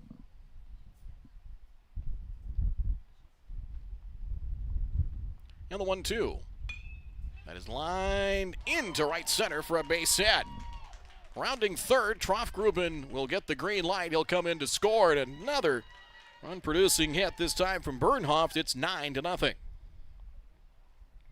And again, did a nice job waiting that ball, seeing it through the zone, and able to just elevate one just out of the reach of Fries into right center field. 9-0. That'll bring up shots. 0 for 2. Well, it's hit by a pitch in the second. And the delivery. Shot up the middle, and that gets through. A base hit to center. As the ball booted for a moment, runner will make it to third. That ball gets away at third base. Trail runner gets to second, and it'll be second and third and nobody out. So a single there for Schatz. Ball was mishandled just for a moment by Cotterba in center field. And an error will be charged there. So a single for Schatz. Error 8, allowing Bernhoff to get an extra base. He was probably going to stay put at second, but once that ball booted there for an instant, he took off for third, forced to throw to third. And in turn, Schatz, the trail base runner, also gained an extra 90 feet. So single and an error, second and third, nobody out, will bring the infield in for the Comets, and Trace Anderson will hit. RBI single in his last at bat is 1 for 3. That is caught it short. They're going to get one. They'll get 2 outs. Double play. A line drive caught it short, and Evenson, as the runners had to freeze, where for a moment there he thought, will they get 2? Was there a chance for 3? There wasn't, but it is a double play. Nicely done there. So line drive for the first out. They double off Bernhoft. 6-5 for the second out. First double play turned either side. 1 pitch, 2 outs, and Gravelin to the plate with a runner at second and 2 down. And ball 1. Pitch sails up and in. Gravelin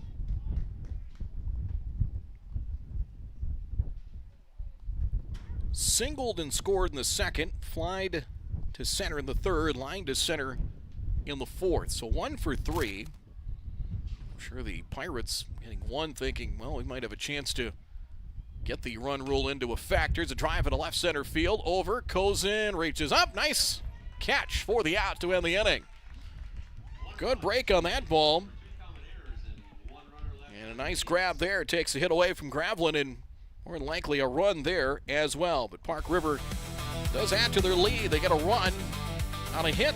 There was 1 error. 1 left on. Double play helping the Comets out as well to keep it to just 1. It's 9-0 as we go to the bottom of the 6th here on Magnitude Sports. Just off 52nd Avenue South in Prairie Grove is your neighborhood South Fargo spot, Frank's Lounge. Frank's Lounge offers a fun, comfortable atmosphere and daily food specials you can view right as you walk in. Kristen says, Love Frank's, our go-to place when we have company get-togethers, and always get the best service. We would definitely recommend. We love Frank's Lounge. Frank's Lounge is open daily, and kids, when accompanied by an adult, are welcome all day, Sunday through Tuesday, and until 3:30 p.m. the rest of the week. Don't forget to take home a Frank's Lounge t-shirt or hat. Frank's Lounge, 2640 52nd Avenue South in Fargo. Stop in tonight. When it's time for an oil change, you want service that's fast and trustworthy.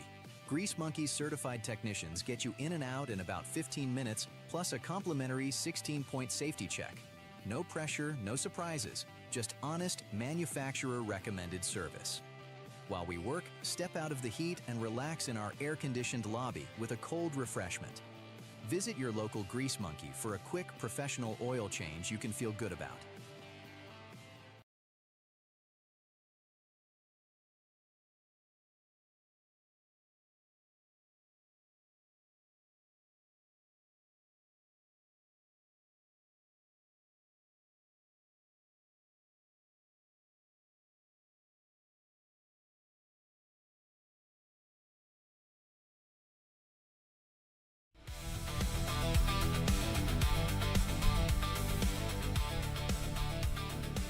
Gravelin made the last out of the inning, so a little bit of a longer break here as he had to go get the gear on, and we handle the bottom of the 6th. 9-0. Park River got 1 and certainly had an opportunity for more, but the infield end line drive turned into 2 outs and just 1 run's feet. That run unearned through 4 1/3, 6 hits, 2 earned runs.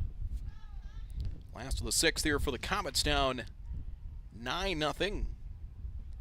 Cotterba takes a strike at his 0-1. He'll be followed by Smith and then Jackson Molden. Sharply hit out to short. They have kept Jackson Omdahl busy at short, and he fires a strike to first. That one had some zip on it. 1 out. He does not get cheated on the throws. He fires a strike over there. 1 away.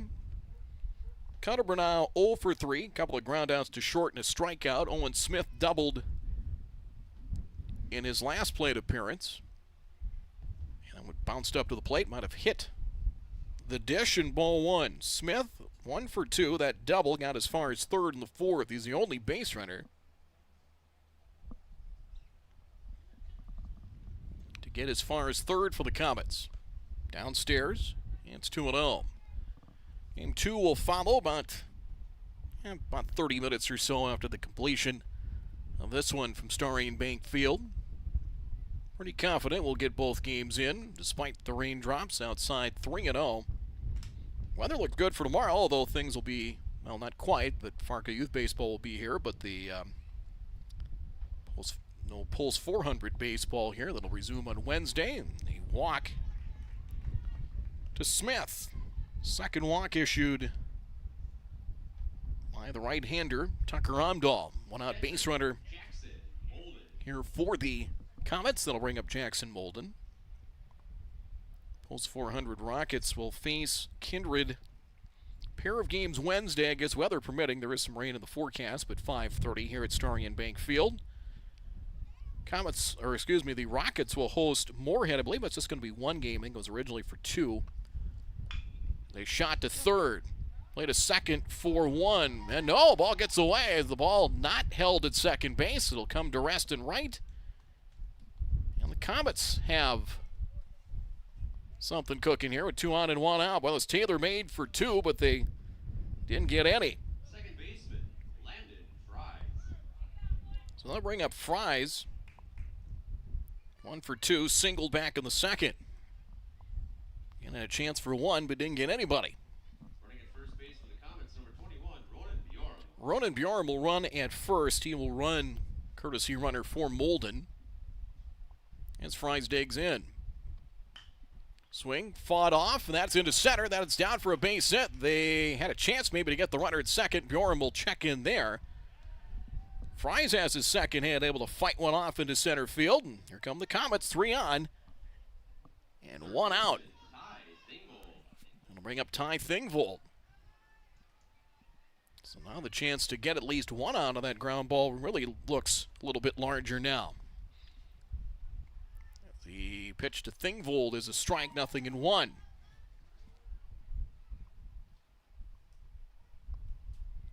It's grounded to third and walked, 0 for 1. RBI chance here. In the dirt, that one gets away to the screen, but no advance by the base runner. Graveling got a piece of it.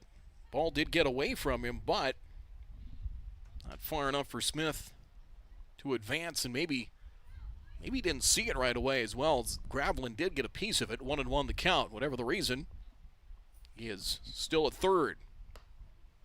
Fastball misses inside, 2-1.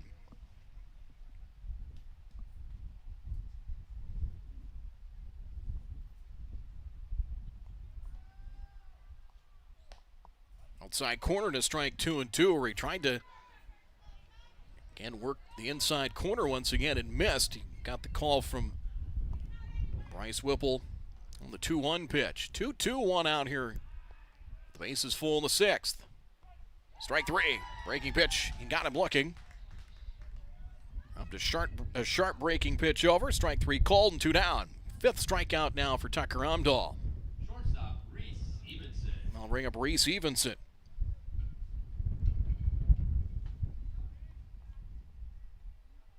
Evenson 0 for 2 and into a fielder's choice in his last at bat. First pitch swinging. Pop up. Foul ground, and it is caught in foul territory. Has just enough room in foul ground there for Solsing to make the catch. And the side is retired. So foul pop up, and Wynn might have kept that one in play as the Comets threaten. They leave 3 on. They get a walk, an error, and a base hit. But leave them loaded here in the bottom of the 6th. Shutout still intact. As we head to the 7th, 9-0 in favor of the Pirates from Magnitude Sports.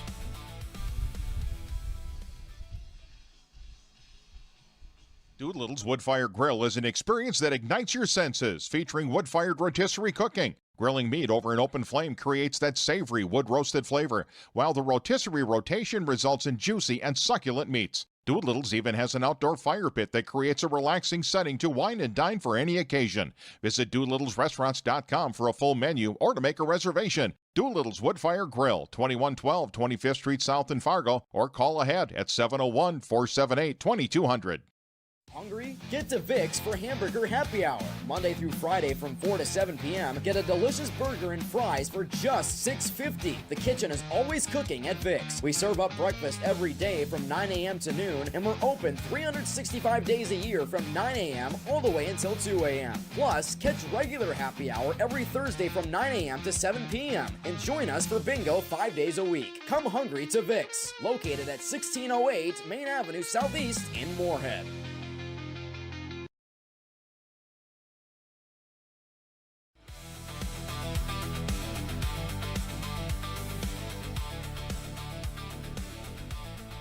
To the 7th we go. Kieran Sullivan will lead things off. 9-1-2 in the batting order for the Park River Pirates, leading 9-0 as Sweet delivers strike one. Kieran Sullivan is 0 for 3, grounded to second in his last at bat. Cam Sweet, 4 1/3 innings of relief work and has really done a pretty solid job. Fly ball to center, playable for Cuttaba. Almost in his tracks and one down.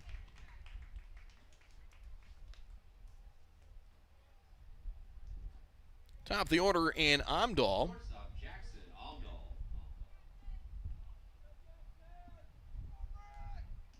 His feet now 4 2/3 innings, 7 hits. Actually, I believe 6. 6 hits as the Pirates have 12. First pitch to Jackson Amdahl, ball 1.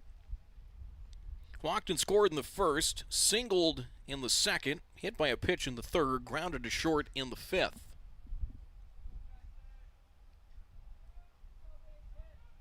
Make it now 8. Let me double check my numbers here. I believe 8. 8 of the 9 with a base hit here for the Aggies. Sullivan the only one by my numbers, but I'm going to double check those. I'm going to check my own work, 2-0. And the pitch on the way. Nearly grazed him, 3-0 the count. Yeah, Amdahl a hit. Solsing has a couple. Dr. Amdahl 2. Trofgruben with 2. Schatz has 1. 3-0. And there's ball 4.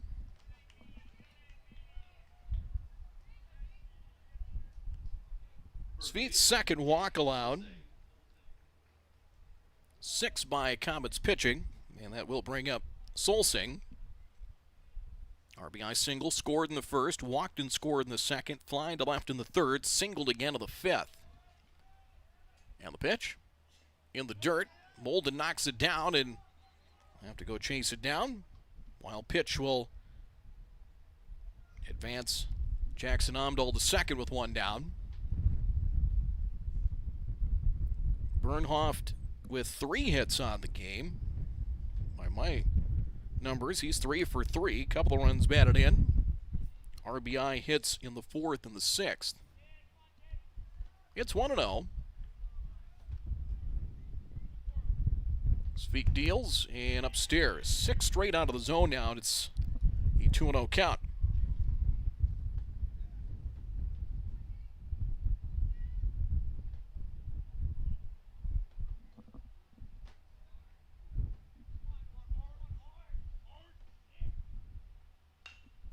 Into the air, left center field. Cutterba over and makes the catch.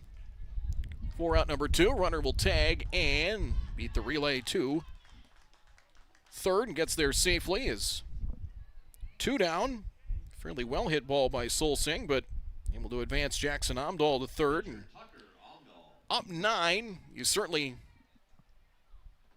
that's a risk you can take. And one of those you don't want to make the third out at third base, but again, that's kind of risk reward. And at this point of the game, that's worth giving it a shot. And he made it. Tucker Amdahl hits with 2 out and a runner at third, and that one's popped up. Who would like it? Shortstop Evenson with the call. He will make the catch, and that will retire the side. Runner left at third, no runs. No hits, no errors, and 1 left on. As we head to the last of the 7th here in Game 1. It's all Pirates. They have a 9-0 edge. Gather up the sports and fitness gear you aren't using anymore and sell it to Play It Again Sports. We will review your gear and choose what we purchase based on condition, brand, and store demand. We will then pay you on the spot, or you can receive additional incentive if you trade towards used or new products in the store.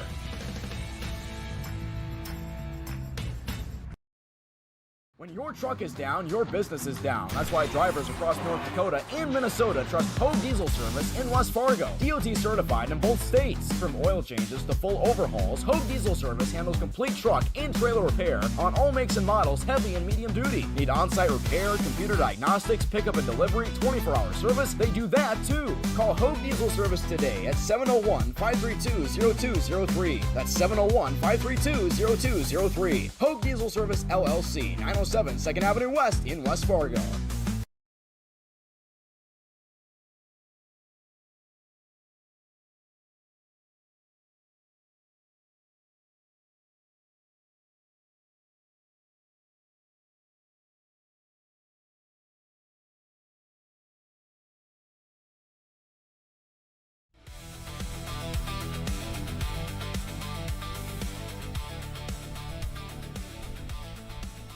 So last wraps here for the Comets. It is a 9-0 game as we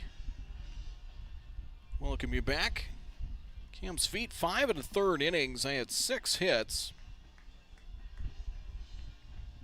3 runs, 2 of them earned, 2 walks, and did not strike out a batter while he was in there. As we head to the bottom of the 7th.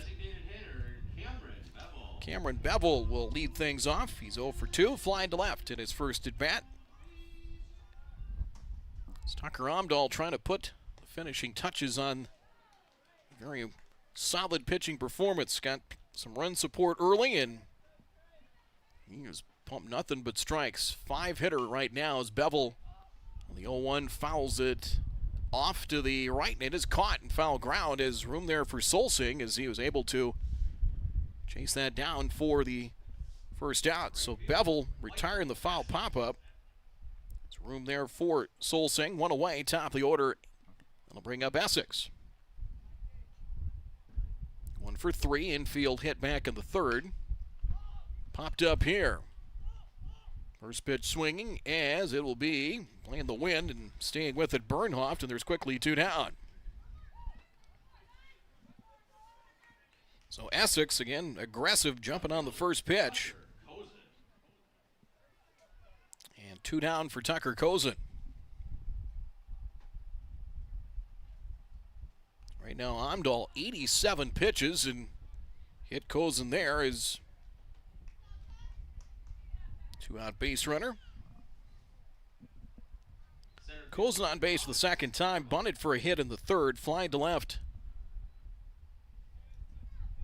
So Omdahl retired him in a 1-2-3 fifth. He had 1-2-3 innings in the 1st and the 5th tonight. Check swing, Cutterba able to hold up in ball 1. Cutterba is 0 for 3, grounded a short in his last at bat. They, even with the 9-run lead, Solsing will keep an eye on Kozin. Ooh, hit him. Ouch. Got him in the back of the helmet. He appears to be okay. Grab at his left shoulder. It looked like it came kind of under the back of the head. Now he's kind of checking the back of his head and his neck. Wonder about that as well. So a couple of hit batters here to put runners at first and second. And catcher Grablin will have a quick word with his pitcher as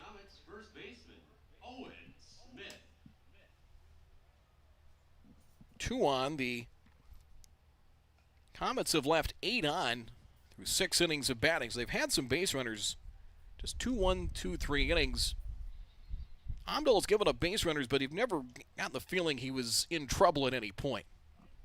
Called strike.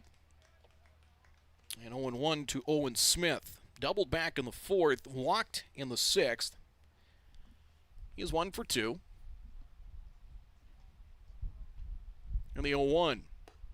Fastball just high and off the plate, 1-1.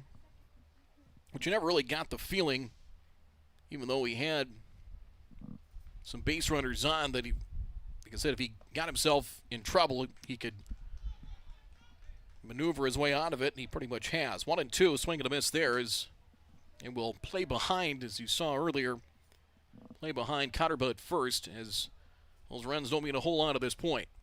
1-2, 2 out, and a fly ball to center. Troffgruben back, still chasing, and makes an over-the-shoulder catch in straightaway center to preserve the shutout for Amdahl.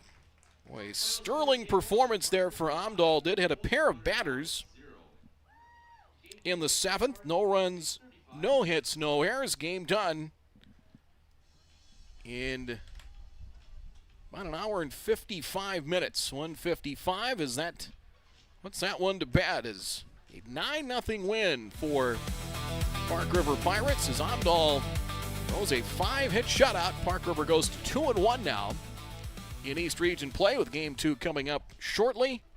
And some of the final totals you see there. We'll take a quick break, come back, and wrap things up on this one. Final score, 9-0 in favor of Park River over the Comets in Game 1 of this twin bill. We'll wrap it up in just a moment. When it's time for an oil change, you want service that's fast and trustworthy. Grease Monkey's certified technicians get you in and out in about 15 minutes, plus a complimentary 16-point safety check. No pressure, no surprises, just honest, manufacturer-recommended service. While we work, step out of the heat and relax in our air-conditioned lobby with a cold refreshment. Visit your local Grease Monkey for a quick, professional oil change you can feel good about. Hi, this is Mike from Magnitude Sports. I'd like you to do me a favor if you would. Subscribe to this channel right here, Dakota Fins and Feathers Outdoors. The channel is owned by a family I've known for over 2 decades and features some sports stars from previous Magnitude Sports broadcasts. So if you're the type of guy that likes fishing, hunting, dogs, you can get all that and more right here on the Dakota Fins and Feathers YouTube channel. You can also find them on social media, on Instagram, TikTok, Facebook. It's educational, it's captivating, it's fun. It's Dakota Fins and Feathers Outdoors. Subscribe today. It's payback time.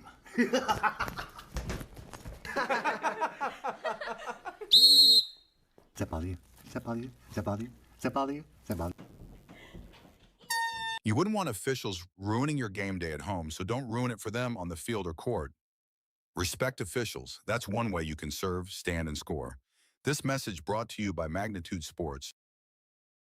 Sweet Shots is Fargo's premier golf entertainment destination. Sweet Shots will host your birthday, bachelorette party, corporate events, date nights, or a night out with friends and family. Need help with your golf game? Visit with one of Sweet Shots' PGA teaching pros. Hungry? They have a full food and beverage menu too.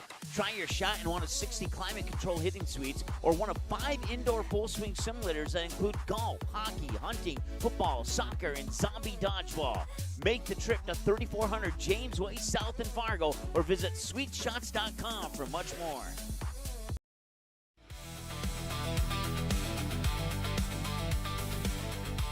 Nine 9-0 the final. Just a correction of the numbers. 9 runs, 12 hits, and an error for Park River. No runs, 5 hits, and 2 errors for the Pirates, as Amdahl, the winning pitcher, a 5-hit shutout.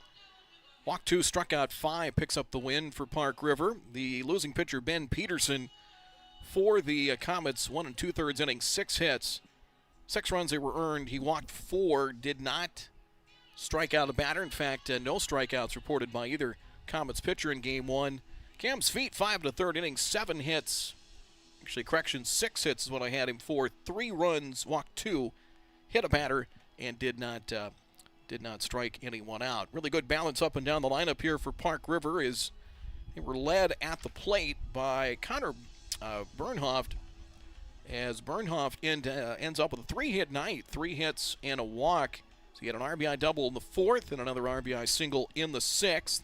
Solsing 2 hits and an RBI. Tucker Amdahl 2 hits and an RBI. Troffgruben knocked in a pair of runs and ground out the 1st inning and an RBI single in the 2nd. 3 in the 1st, 3 in the 2nd for Park River. They added 2 in the 4th and 1 in the 6th. In the meantime, for the Comets, 5 hits as singles for Essex, one single for Tucker Cozen. Owen Smith had himself a double, a leadoff double, to start things in the 4th inning. And also a pair of hits for Landon Fries. He had singles in the 2nd and again in the 6th. As 10 left on, Comets certainly had their chances, got their base runners, but you never really got the feeling that, talked about it earlier, never really got the feeling that Amdahl was in any kind of trouble, even though he worked around base runners, did hit a pair of batters with 2 out in the bottom of the 7th, but as quickly as he got himself maybe in some trouble, he was quick to make the pitches he needed to get outs. Defense behind him was near flawless as well. Just one error in Game 1 assessed to Park River. So with the win, they go to 2-1 now in East Region play, and the Comets still looking for elusive win number 1 in the East Region, as that they fall now to 0-4 in East Region play. So we will take a break as we'll send things between games, get you reset, and first pitch coming up probably, I'd say, around 7:50, give or take a few minutes for Game 2 of our twin bill here at Starion Bank Field. As Park River, the 9-0 win, will rejoin you in a few minutes.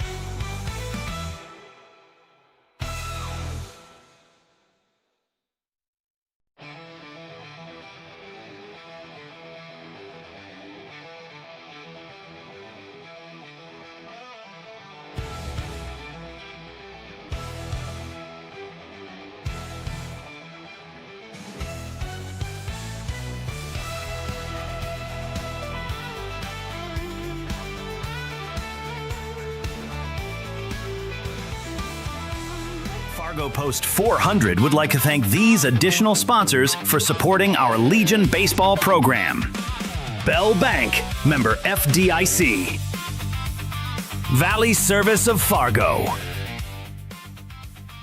Legacy Plumbing. Shields. And Buffalo Wild Wings.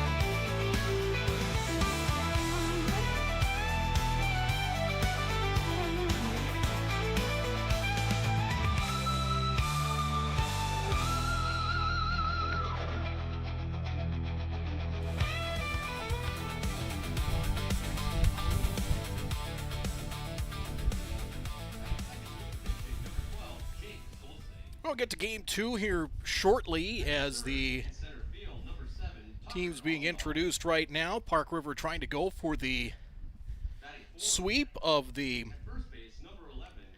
doubleheader here. Lefty Owen Smith will go for the Post 400 Comets, and he'll face Jake Solsing, pretty good pitcher in his own right, lefty, for the Park River Pirates. A 9-0 win for the Pirates in game 1 of our Twin Bill. We'll take a break, come back with the starting lineups and first pitch in just a moment. Gather up the sports and fitness gear you aren't using anymore and sell it to Play It Again Sports. We will review your gear and choose what we purchase based on condition, brand, and store demand. We will then pay you on the spot, or you can receive additional incentive if you trade towards used or new products in the store.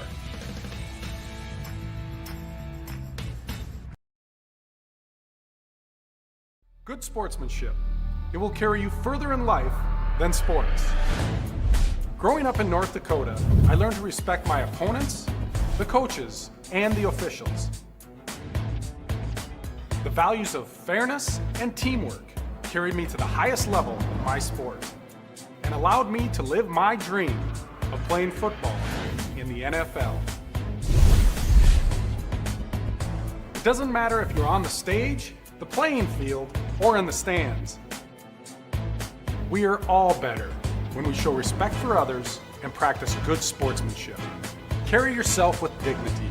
Being gracious makes the losses easier and the victories that much sweeter. So when the lights on the playing field, the stage, or the gym floor dim, you'll always have pride in yourself. When your truck is down, your business is down. That's why drivers across North Dakota and Minnesota trust Hogue Diesel Service in West Fargo. DOT certified in both states. From oil changes to full overhauls, Hogue Diesel Service handles complete truck and trailer repair on all makes and models, heavy and medium duty. Need on-site repair, computer diagnostics, pickup and delivery, 24-hour service? They do that too. Call Hogue Diesel Service today at 701-532-0203. That's 701-532-0203. Hogue Diesel Service LLC, 907 2nd Avenue West in West Fargo. Fargo Post 400 would like to thank these additional sponsors for supporting our Legion baseball program. Bell Bank, member FDIC. Valley Service of Fargo. Legacy Plumbing. Shields. And Buffalo Wild Wings. Post 400 baseball is back, and we have all the dominant performances. Rounding third is Oliver Luck. He will come in, and the throw won't be in time, and Easton Rarick with a 2-run single to right, and it's 10-4. And all the big moments. Back inside, ground ball to second. Flip to Rarick for one, on to first, rack him up for 2. Throw back to third, making a triple play. It will go 4, 6, 3, 5 on the triple play. Everybody in the infield got their turn. Looking for something handmade, unique, and full of personality? Mandy's of FargoND.com features creative gifts, home decor, accessories, and more. All inspired by family, creativity, and made with heart. Browse dozens of handmade creations, request custom colors or designs, and sign up for the newsletter. Visit mandysofargoND.com and discover something new today. mandysofargoND.com. Handmade, a little weird, totally wonderful.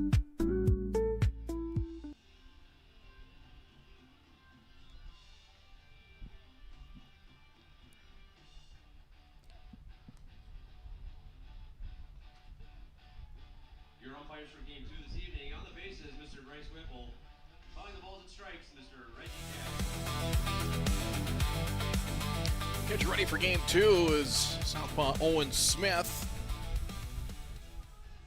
Getting his warm-up tosses in. Lineup and batting order for Park River. Head coach Brett Omdahl. Leading off will be the shortstop Jackson Omdahl. Batting second and pitching will be Jake Solsing. Batting third and center field will be Tucker Omdahl. Noah Troffgruben hitting fourth. He is at first base. Batting fifth will be the third baseman Connor Bernhoff. Batting sixth in right field Keegan Berg. Batting seventh designated hitter Trace Anderson. He is Again, DHing for the second baseman, Owen Brown. Colton Gravelin is hitting 8th and catching, batting 9th. Will be the left fielder, Taryn Beneda. Set the defense here for the Comets in game number 2. As it will be Owen Smith on the mound. Jackson Bolton will catch. Gordon March is at third base. Tucker Cozen is at shortstop. Marcus Hirschkorn is at second base. And at first is Ronan Bjorum. First pitch is a strike, 0-1. Reggie Jackson calling balls and strikes. 7:44 on the first pitch, so probably about 25 minutes or so between games. Here's a drive to center, and it is caught for out number 1. And hauled in center by Madden Dorr for the first out. Second, the pitcher, number 12, Jake 2 pitches and 1 out. That'll bring up Solsing. Solsing in game 1, a 9-0 win for the Pirates. Solsing, a couple of runs scored, had a base hit and an RBI. Ground ball wide of first and foul for strike 1. So Bjorum at first base. In the outfield for the Comets, Braden Donner in left field, Madden Dorr in center, and Peterson is in right. Smith, the fastball works in the outside corner into strikes as Reggie Jackson, 0-2. Reggie behind the plate, Bryce Whipple on the bases here for the nightcap. Comets still searching for win number 1 here in the East region at 0-4. Sharply hit out to second, booted at second, trying to recover, and the throw to first gets away from Bjorum, backed up by Molden as base runner did make a turn towards first and will scamper back. It is an error charged to Hirschkorn at second base. Didn't charge the ball. Ball kind of ate him up at second, and then he hurried the throw and then threw it away.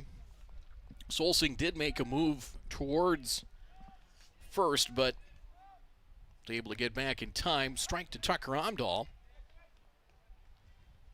And it's an 0-1 count. Tucker Amdahl had an RBI triple as he had a couple of hits, 3 runs scored. That one gets away from Molden to the screen. To second goes Solsing on the wild pitch. And will level the count at 1 apiece.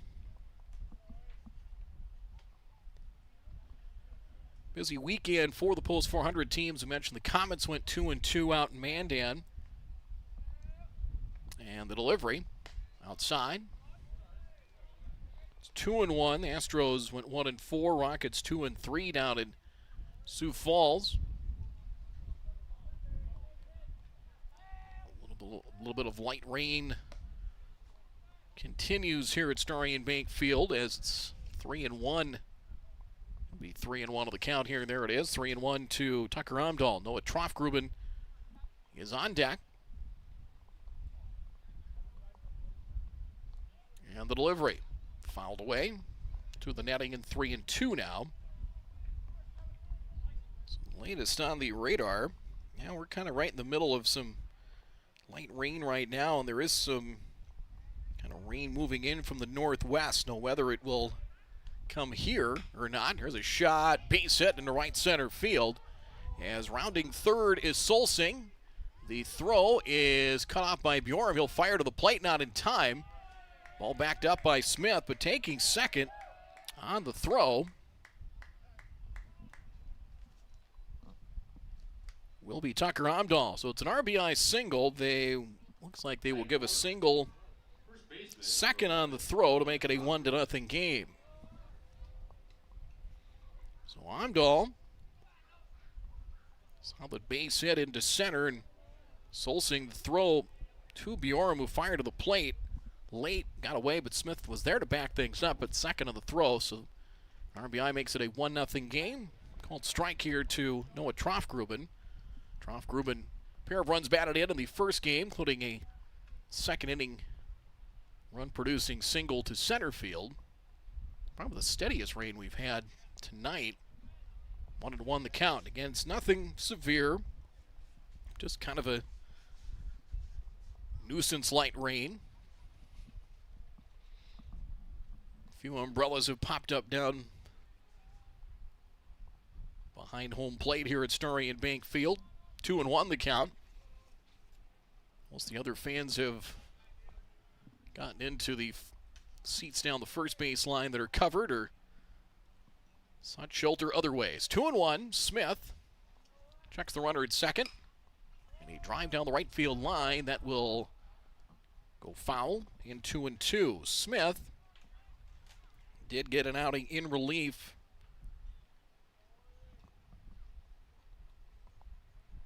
over the weekend in the tournament in Mandan. Comets falling now to 5-7 overall. Most lopsided loss they have taken. Smith took a loss in relief, ground ball wide of third and foul. Still 2-2. He took the loss in relief against the Bismarck Americans. Gave up 2 hits, a run, and 2 walks. He walked 1. A 7-6 game.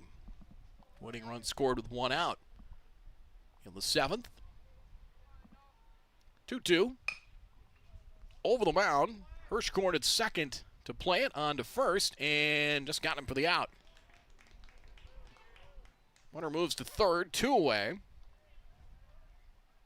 Batting fifth for Park River. Hustling down the line there, Trough Group, and made it a close plays. Hirschkorn able to get the runner this time. Runner at third. And 2 down. That'll bring up Connor Bernhoff to 3-hit game, including a double. Drove in a couple of runs in game 1. At the plate but low. Smith, the lefty, can throw it hard. Change speeds pretty well. Got a little movement, and that pitch, strike inside corner. Trying to, needs that inside strike to be effective. 1-1 the count. Works from the third base side of the rubber. And I do a little damage control here. 1-0 Pirates with the early advantage. In the dirt.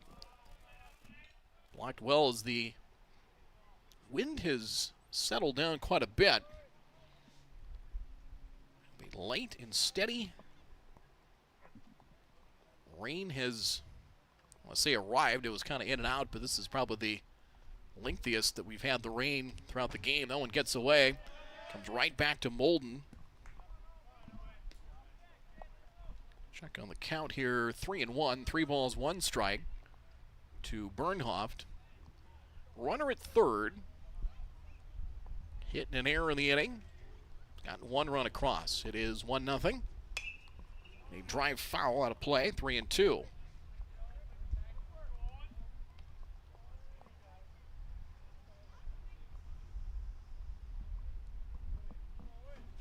Cam's feet gave him 5 1/3 innings. Pretty solid relief work for the Comets. In relief of Peterson, fouled back as pitch number 7 on the at-bat coming. A steady diet of fastballs from Smith. 3-2 now to Bernhoff. 22 pitches so far here in the top of the first inning. And the payoff is a drive to right, hit well into the alley. Peterson will not get it. That'll land in right center field. The run is in. Bernhoff thinking 2, and he'll get himself an RBI double to make it a 2-0 game.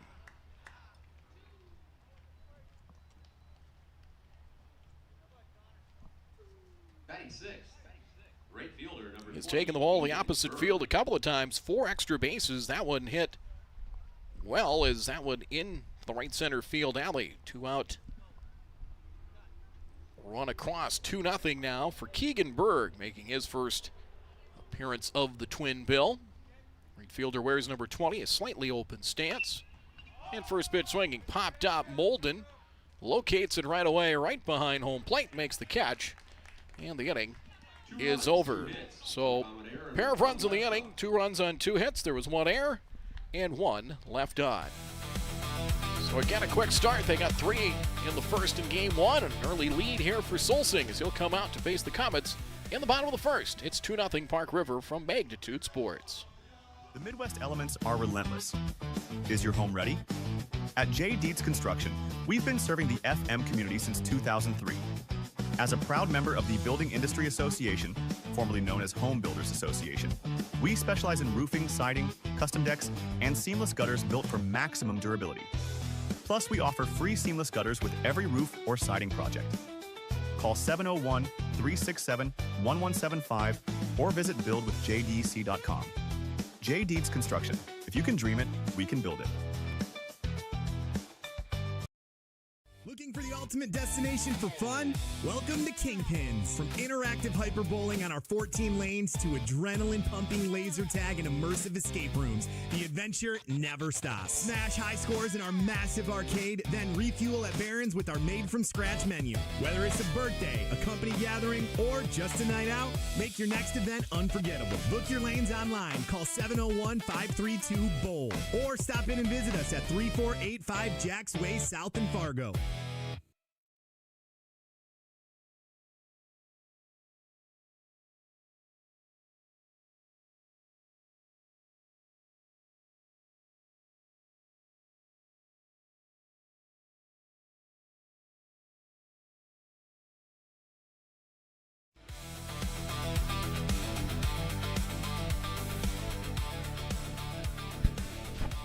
Lefty Jake Solsing, who got the win in the Class B State High School Championship a couple of weeks ago in Jamestown, helping Park River area Aggies to a state championship. The lefty gets the call here in Game 2. Matt and Dorr will lead things off for the Post 400 Comets as the batting order presented by head coach Jack Junker. Dorr leading things off in center field. He'll face the lefty Solsing in ball one. Batting second at shortstop, Tucker Cozen. Jackson Molden batting third. He'll catch Cam's feet, the designated hitter, in the cleanup spot. Ball 2, 2-0. He'll DH for the pitcher, Owen Smith. Batting fifth at first base, Ronan Bjorum. Batting sixth will be the third baseman, Gordon Barch. The 2-0 pitch, low for ball 3. Braden Donner will bat seventh in left field. Batting eighth, the right fielder, Ben Peterson. Marcus Hirschkorn will bat ninth. He'll play at second for the Post 400 Comets. 3-0 in the delivery, and a 4-pitch walk.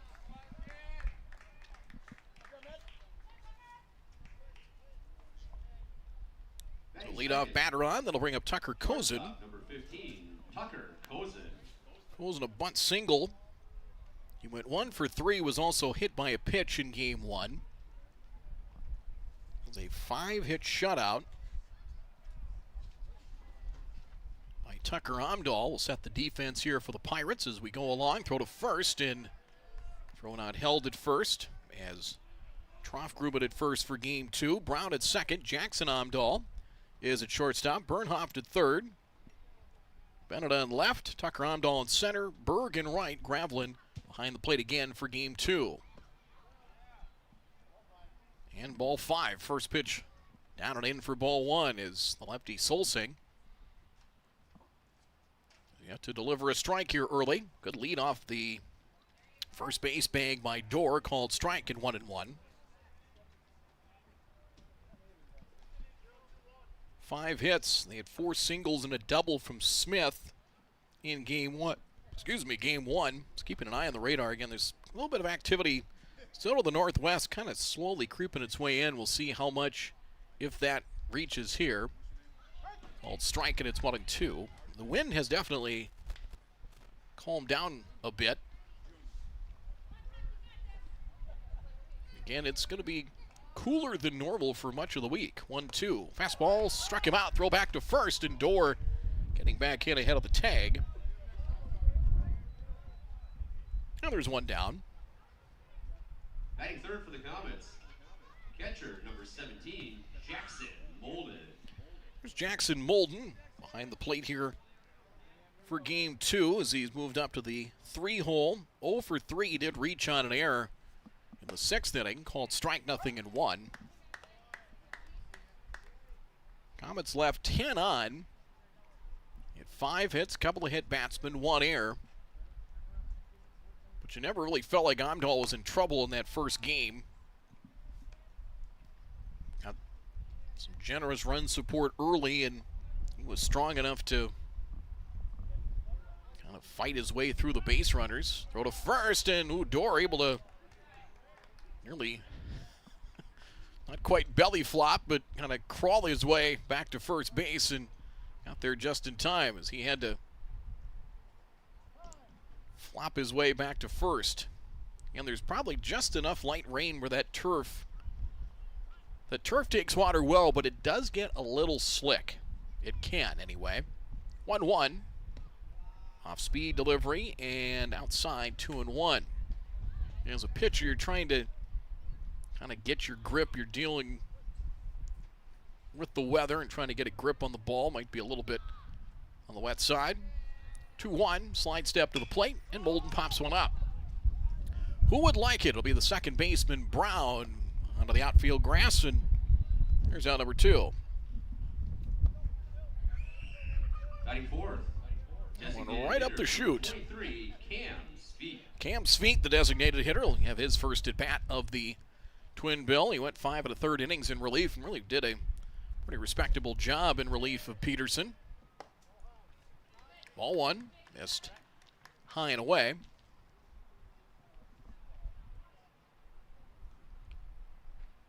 Good leadoff first again by Madden Dord, and they've been paying a fair amount of attention to him. Throw to first and the runner back. Again, as when trying to deal with the lefty there, the wind starting, as you can hear, picking up a little bit.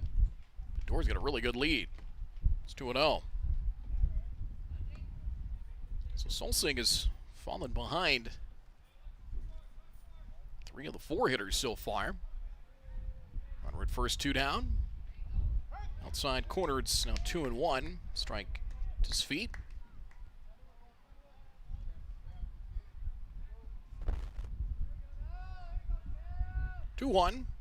Fouled straight back. Really was on that fastball, 2-2. And really, look at the numbers here for the Comets. Of course, had the big offensive outburst last Monday. Scored 26 runs in a sweep of the Jamestown Blues outside, and now 3-2. Traveling time for the base runner here with 2 down. As Madden Dord can get a quick start. There he goes. His feet with a fly ball to right. Racing in is Berg. He has it measured and makes the catch. And the side is retired. No runs, no hits, no errors. 1 left on for the Comets here in the bottom of the first inning. We're through 1, game 2 of our doubleheader. From Starion Bank Field, it is Park River with a 2-0 lead. Back in a moment on Magnitude Sports. Fargo Post 400 would like to thank these additional sponsors for supporting our Legion baseball program. Bell Bank, member FDIC. Valley Service of Fargo.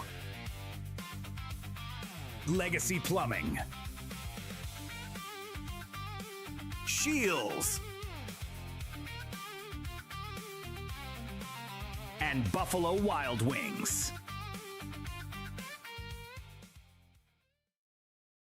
Hungry? Get to Vic's for Hamburger Happy Hour. Monday through Friday from 4 to 7 p.m. Get a delicious burger and fries for just $6.50. The kitchen is always cooking at Vic's. We serve up breakfast every day from 9 a.m. to noon, and we're open 365 days a year from 9 a.m. all the way until 2 a.m. Plus, catch regular happy hour every Thursday from 9 a.m. to 7 p.m. and join us for bingo 5 days a week. Come hungry to Vic's, located at 1608 Main Avenue Southeast in Moorhead.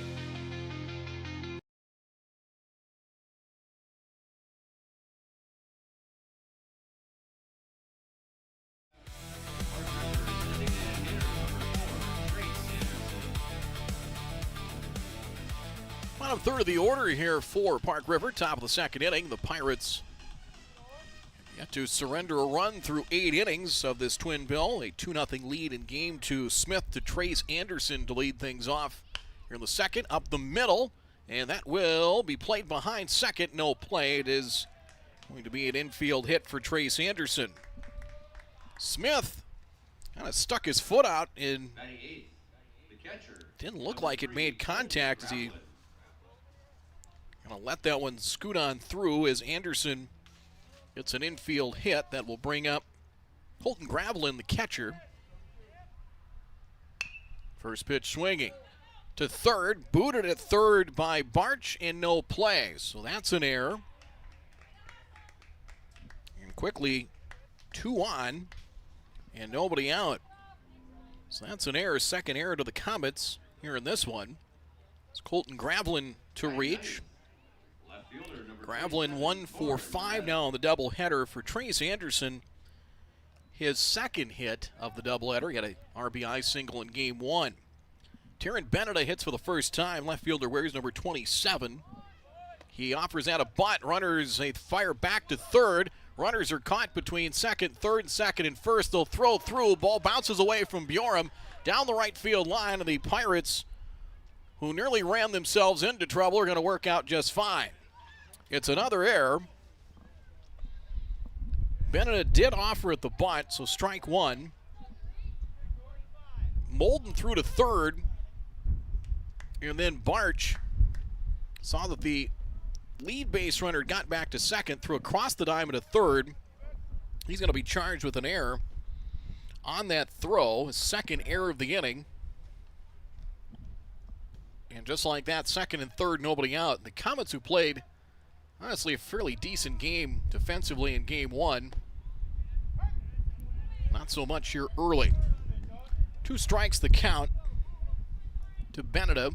Infield will play back now for Pulse 400.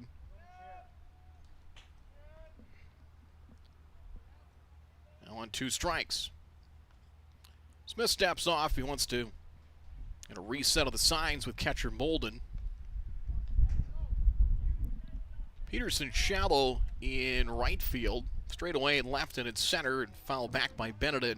Now it's still 2 strikes the count. There's Donner in left, Maddendor in right. For the most part, straight away medium deep. Wind has maybe settled down a little, but felt like it's picked up here in the last handful of minutes. Off the handles, pop up, caught.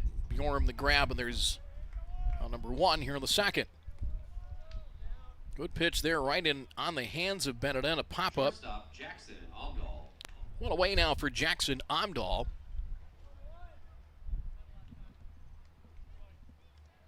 Line to center in his first at bat. RBI chance here for Omdahl. Ball 1, smothered nicely by Molden. On base 4 times in game 1, 2 walks, a single. Also was hit by a pitch. He scored a run as the Pirates 3 in the first, 3 in the second really kind of paved the way for them in the 9-0 shutout. Outside it's 2-0. There's a base open, but Solsing, another good hitter, lingers in the on-deck circle. 2-0. High and away and 3-0. It doesn't feel like a intentional walk, but it kind of has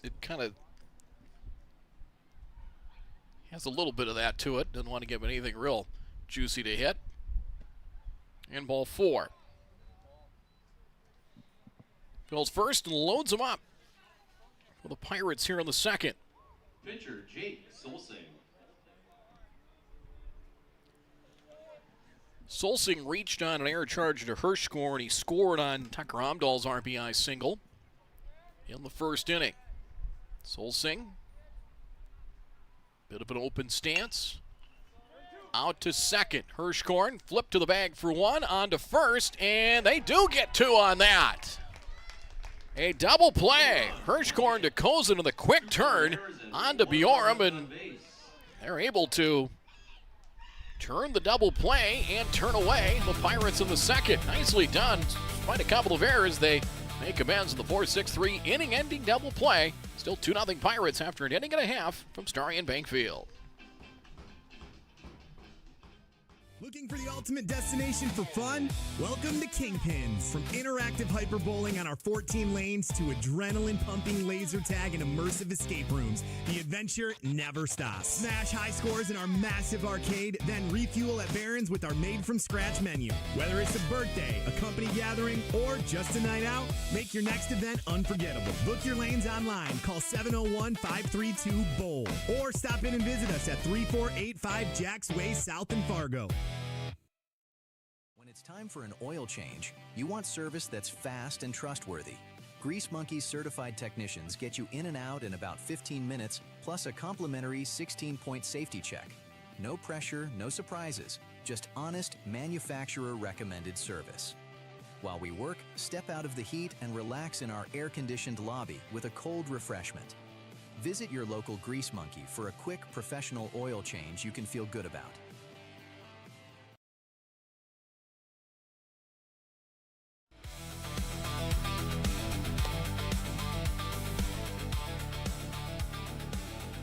Nice job of the Comets to work out of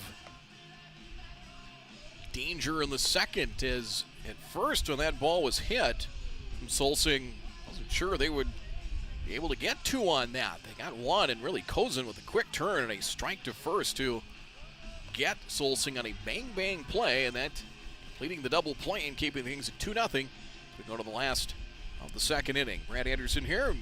Post 400 Baseball presented to you by Kingpins.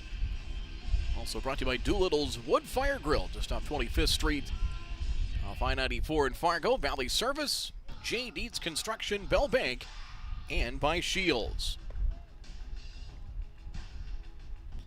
Ronan Bjorn will lead things off here for the Comets. First baseman, number 21. Bjorn did not play in game one.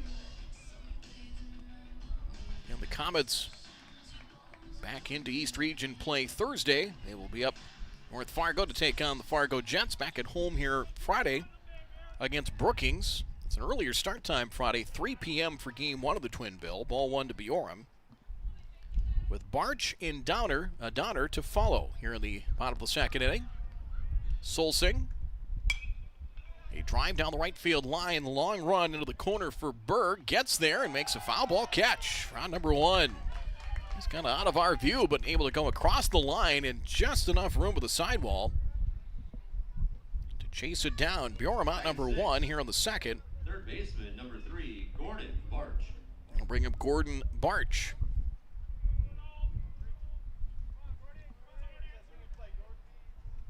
Barch also did not play in game one. He's at third base in ball one.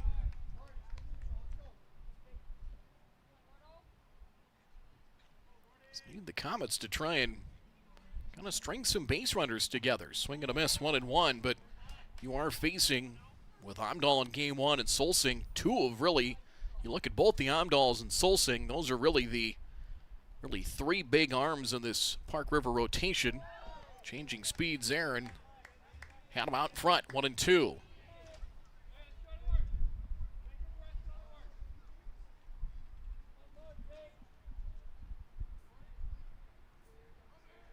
1-2. Line foul, look out. Jack Gould, I should say, over in the first base coaching box. Twin brother Joey's with the Astros, an assistant for Mason Quick, 1-2. And the pitch.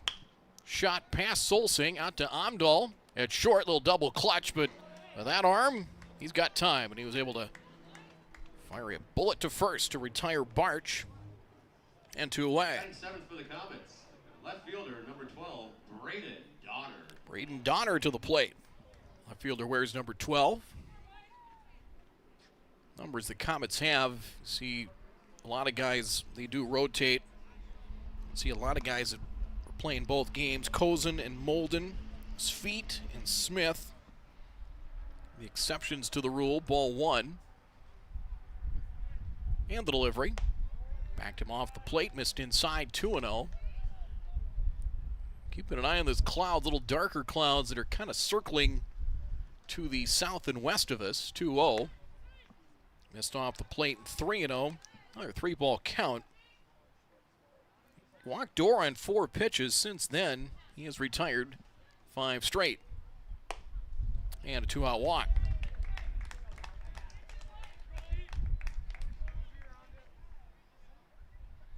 I'll bring up Ben Peterson, was the starting pitcher in game one. Ben Peterson. Lifted with 2 out in the second.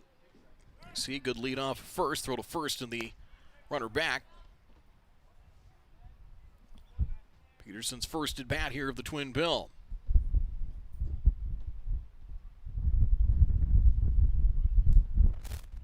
The delivery, swing, and went quickly and nearly into the dugout. Strike one.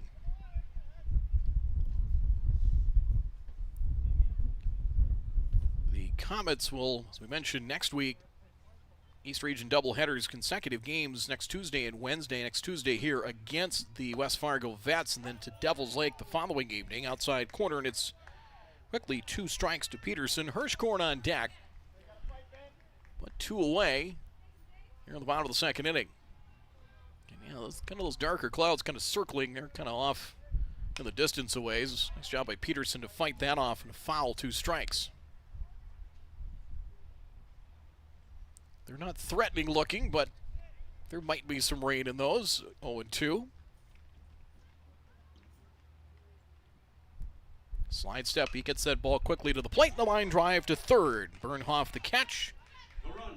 And the side is retired. No runs, no hits, no errors, and 1 stranded. Comets have been blanked through 9 innings of batting so far in this doubleheader. Park River with a 2-0 lead. After 2 from Starion Bank Field, more American Legion baseball is on the way in just a moment. The Midwest elements are relentless. Is your home ready? At J. Deeds Construction, we've been serving the FM community since 2003. As a proud member of the Building Industry Association, formerly known as Home Builders Association, we specialize in roofing, siding, custom decks, and seamless gutters built for maximum durability. Plus, we offer free seamless gutters with every roof or siding project. Call 701-367-1175 or visit buildwithjdec.com. J. Deeds Construction. If you can dream it, we can build it. Hi, this is Mike from Magnitude Sports. I'd like you to do me a favor if you would. Subscribe to this channel right here, Dakota Fins and Feathers Outdoors. The channel is owned by a family I've known for over 2 decades and features some sports stars from previous Magnitude Sports broadcasts. So if you're the type of guy that likes fishing, hunting, dogs, you can get all that and more right here on the Dakota Fins and Feathers YouTube channel. You can also find them on social media, on Instagram, TikTok, Facebook.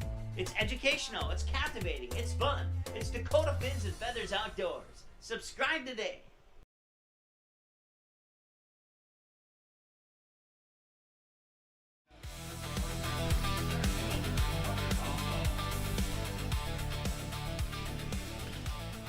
Cromdall to lead things off here for the Park River Pirates. Top of the 3rd. On an overcast night, it is 2-0 here in Game 2. First pitch, strike 1.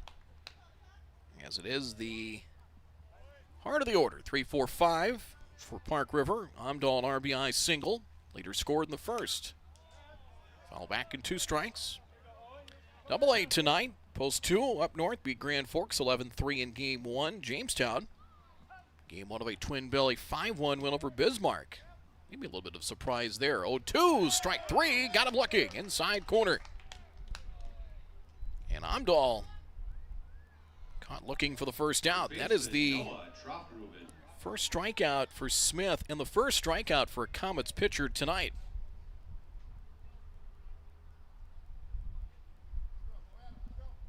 Troffgruben grounded a second in his first at bat. First pitch swinging here and a pop-up. Will drift out into center field. Little bit of almost miscommunication, but it is caught. Shortstop Kozin wandering back into left center field and able to put that one away. Not quite a collision with Dorr, but there were some footsteps and 2 down. In the end, the out was recorded and the Comets will take it. It was not a smooth ride to get there. Bernhoff, RBI doubled his first at bat. 4 hits here in the twin bill. 3 runs batted in. Ball 1 here from Smith. And really, hopefully for the Comets, that double play that Smith was able to work out of trouble. You can get through, hopefully. For the Comets, you can work through a very good middle of the order and get through this turn unscathed. 2-0. Curve over for a strike. Good pitch there. It's 2-1. That's the pitch he needs to be successful. 2-1. Moved behind him, 3-1 the count.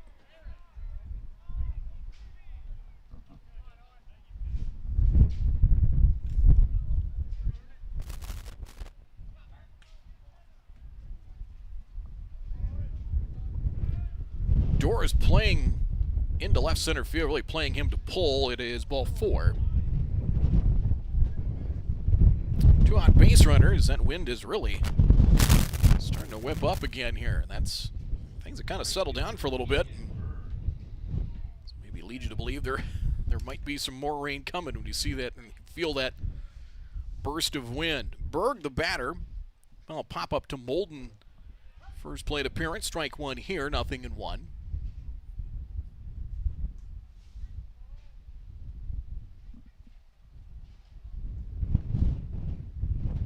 Oh, 1.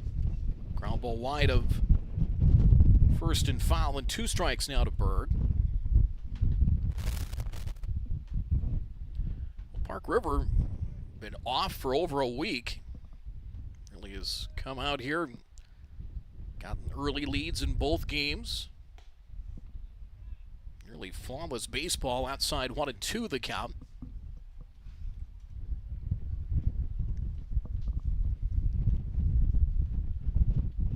Another half step on the lead from Bernhoff at first. 1-2, fouled out of play. Still 1 ball and 2 strikes. Clouds have kind of circled now. It's kind of almost straight south of us. 1-2 in the delivery. Swing and a miss held by Molden for strike 3. And that will end the inning. So Smith a couple of strikeouts. And then I'll do it for Park River here in the inning. As 1 left on in the bottom of the 3rd. We're through 2.5. Pirates maintain a 2-0 lead on Magnitude Sports.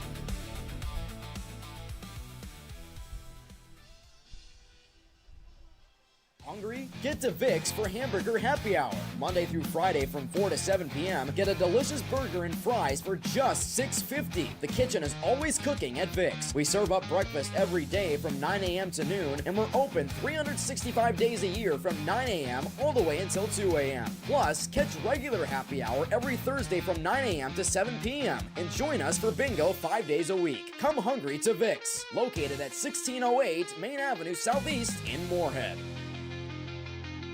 Fargo Post 400 would like to thank these additional sponsors for supporting our Legion baseball program. Bell Bank, member FDIC. Valley Service of Fargo. Legacy Plumbing. Shields. And Buffalo Wild Wings.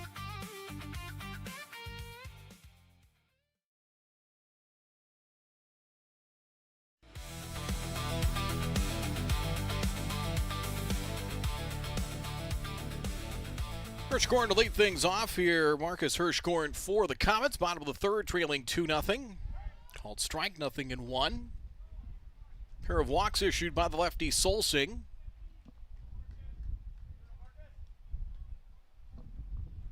One strikeout. As pitch a ball, 1-1 the count.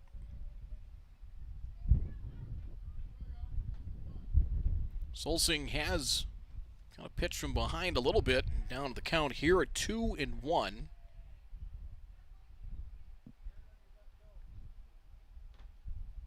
9-1-2 in the batting order here in the bottom of the 3rd for the Comets. Here's a swing and a little looper to center. That'll land for a base hit.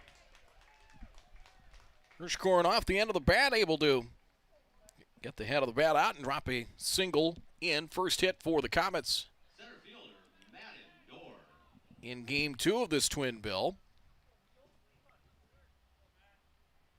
Owen Smith, 50 pitches through 3. Solsing, 37 pitches, but 19 strikes. Again, he's some deep counts. Has worked behind a few hitters. There you see the lead for the runner at first. And inside, ball 1 to Madden Dorr. 4-pitch walk back in the first. Outfield straightaway, medium deep throughout. Inside nearly hit him. Dorr has looked at 6 pitches. He has not been delivered a strike as of yet. 2-0.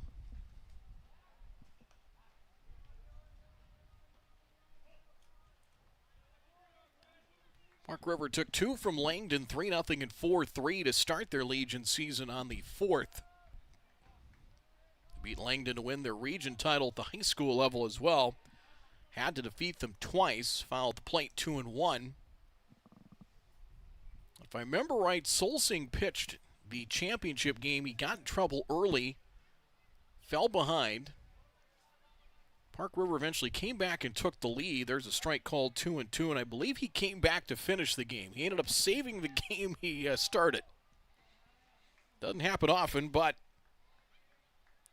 with the re-entry rule, you're coming back to pitch, 2-2. Dorr on one hop to second, chance for two. They flip to Amdahl for one, on to first, rack him up for two. Pretty double play there, and two down. Not sharply hit. Brown could have taken it to the bag himself, but Jackson Amdahl fired a bullet for the 4-6-3 double play. Each team has a twin killing to its credit, two down. Curve over, a strike to Kozin. And it is 0-1. Struck out in his first plate appearance. Solsing comes back, misses low and in, 1-1.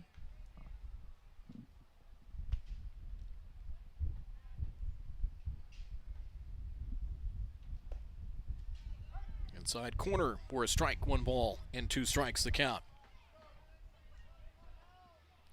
Fastball there, 1-2. And Solsing deals. Breaking pitch, just missed the Pirate infield. Always about 1 stride to the dugout, waiting to see if Kozin got rung up. He did not. Deuces wild on 2-2. Hit him. And a base runner.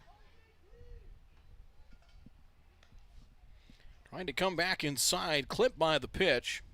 Catcher Jackson Molden. And that'll bring up Jackson Molden, still looking for his first hit of the twin bill. Out to pop up to second. And his first plate appearance here in game 2.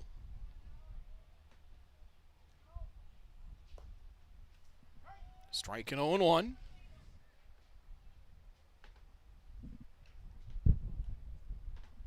See what kind of lead Kozin gets.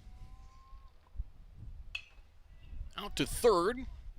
Bernhoft waits, has plenty of time. On to first. That'll retire Molden, and that'll do it for the Comets here in the third. So again, 1 base runner, this than a hit batsman. 3 left on so far, as 3 shutout innings so far for the lefty Solsing. There you see the numbers after 3. Park River holds a 2-0 lead over the Comets. Game 2 of our twin bill right here at Magnitude Sports. The Midwest elements are relentless. Is your home ready? At J. Deeds Construction, we've been serving the FM community since 2003. As a proud member of the Building Industry Association, formerly known as Home Builders Association, we specialize in roofing, siding, custom decks, and seamless gutters built for maximum durability. Plus, we offer free seamless gutters with every roof or siding project. Call 701-367-1175 or visit buildwithjdec.com. J. Deeds Construction. If you can dream it, we can build it. Here's 3 ways you can support Magnitude Sports. First, like, comment, and subscribe to this channel. It's 100% free. Second, individuals and families can choose one of 3 month-to-month YouTube memberships. Finally, businesses can choose one of 2 online YouTube sponsorships or contact us for more options. To learn more, click the Join button or give us a call at the number on your screen. Thanks for watching Magnitude Sports.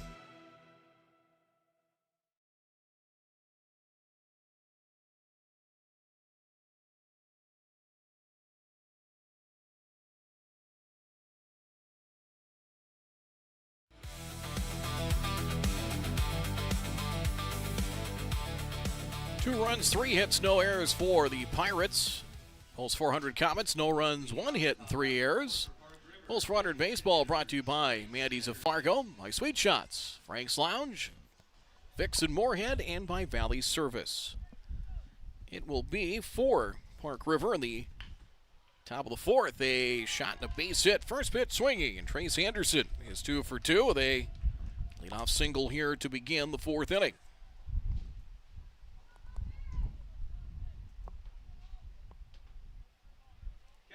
So Anderson 2 for 2, 3 hits in the doubleheader. Colton Gravelin to the plate. Gravlin reached on an error in his first plate appearance.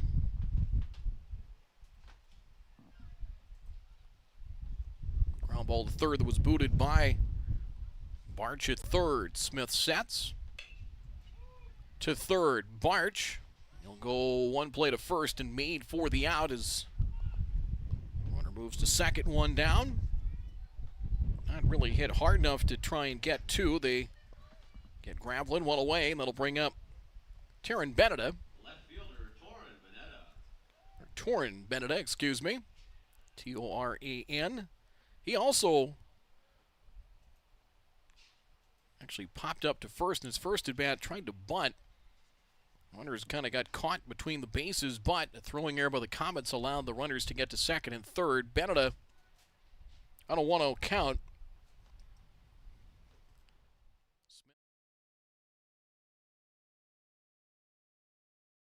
Helped him work out of trouble. Swing and a miss, and it is a 1-1 count.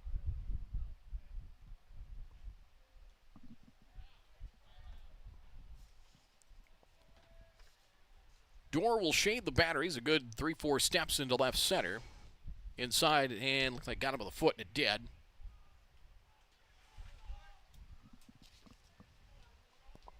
Hit batsman, that is Shortstop Jackson Amdahl. Beneda on for the first time. Top of the order now in Amdahl. Game's in progress. Post 2 leads Grand Forks 2-0. Game 2 of that twin bill. Post 2-1 game 1 as Amdahl to the plate for the third time. Swing and a miss and strike one. Line to center in the first. Walked in the second. And an RBI chance here. Park River trying to add on a cool, wet evening here. And ball makes it 1-1. Been in and out of a little bit of rain. Both ends of this doubleheader. 9-0 was the final in game 1 of the twin bill. Tucker Amdahl a 5-hit shutout. Smith on 1-1. Sharply hit through the middle and a base hit. We'll watch the runner coming across as coming in to score will be Trace Anderson. Throw comes to the plate. Now throw to third, and that is airmailed into left field. Bennett is going to try and score, and he will. 2 runs are in on the play, and it's now a 4-0 game. An RBI single plus an error on the throw, and just like that, 2 runs across, and it's a 4-0 game. It's an RBI single for Amdahl.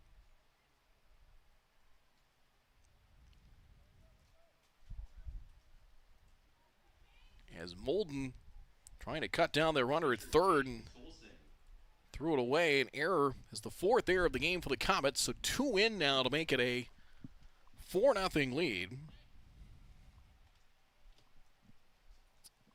That'll bring up Solsing. Outside for ball 1.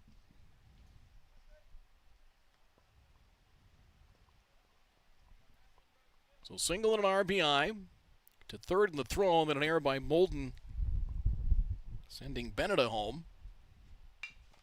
Bouncing ball to the right side. Hirschkorn to the second hop. Fields cleanly and on to first 4. Out number 2. Runner to third. To retire Solsing for the second out. Center fielder Tucker Amdahl. I'll bring up Tucker Amdahl.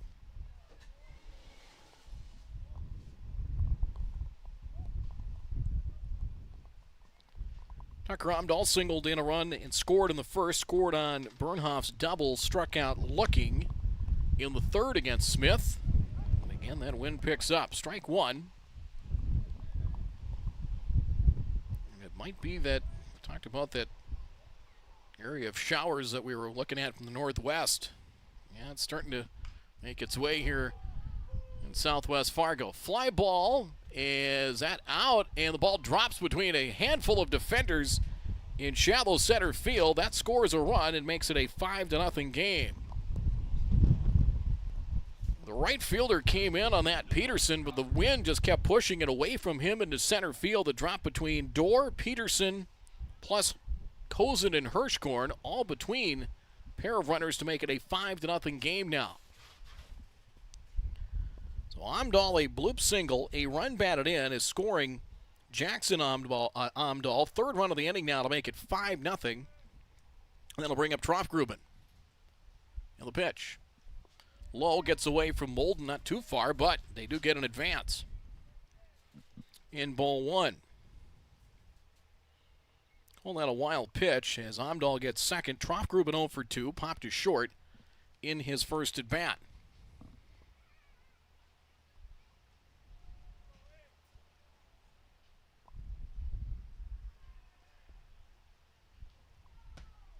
That one gets away back to the screen. It's now a runner to third.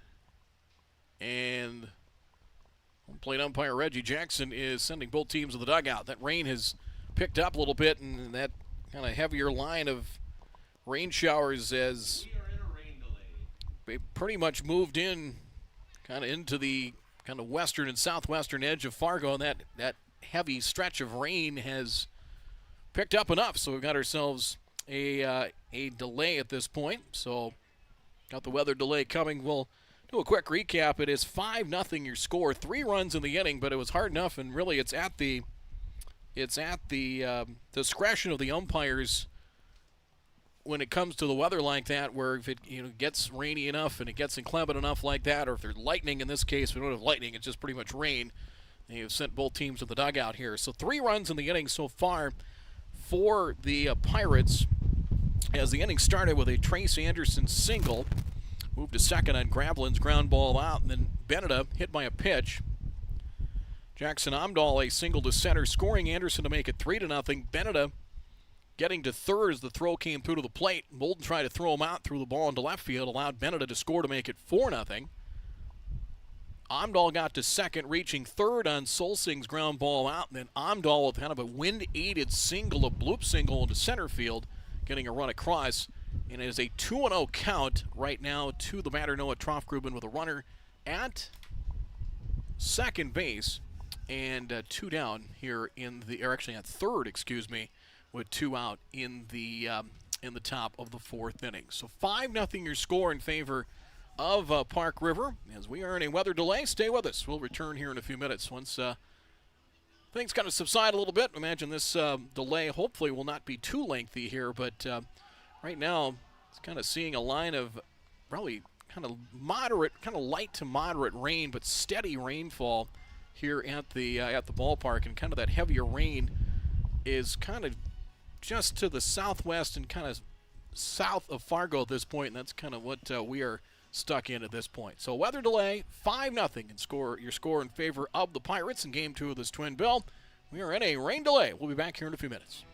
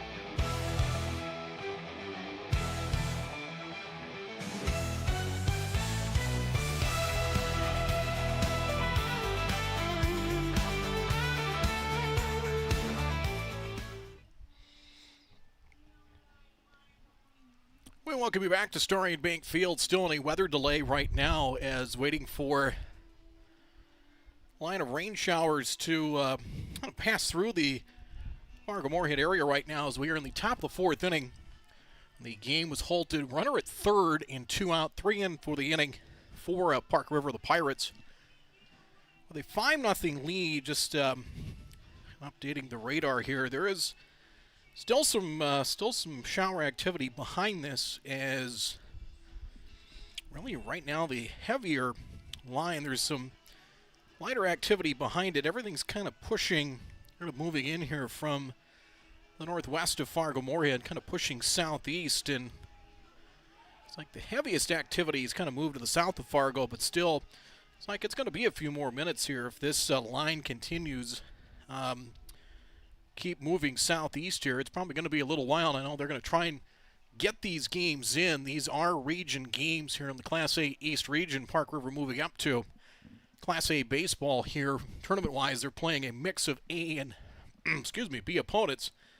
So I think their goal is to try and get these games in as they can. Of course, Park River really the northernmost team now in the Class A East region, and I think the goal is to try and get these games, at least get this game completed here, at least get to the point where not quite an official game yet here through, not quite through 3.5, but a 5-0 game. 9-0 was the final in game one, as it was Tucker Omdahl throwing a 5-hit shutout, and Connor Bernhoft, with 3 hits and a couple of runs batted in to lead a very balanced offensive attack in game number one. Some other games in Double-A. Bismarck has a 4-2 lead on Jamestown at last update. That was in the fourth inning in Double-A. And Post 2 has a 3-0 lead now. They won the first game up north against Grand Forks. I wonder if they might be. Looks like they're still playing. 3-0 in the bottom of the sixth inning, 2 out in the bottom of the sixth as they try to complete a sweep against Grand Forks. Rain continuing right now here in southwest Fargo at Starion Bank Field. A 5-0 lead here for Park River with a runner at third, 2 out in the top of the fourth inning. 3 runs in at this point as we wait out the weather delay. Still going to be, looks like a few more minutes. This line of showers continues on the same line. It's probably going to, I'd say it's going to be a few minutes yet. And we'll try to kind of wait for the all clear here and hopefully continue on with game 2 of this Twin Bill. In the big leagues, Twins lead the Rangers 4-2 in the top of the 7th inning in Arlington, helped in part by a 3-run homer from Josh Bell. 5-0 Park River here as the rain delay continues here at Starion Bank Field.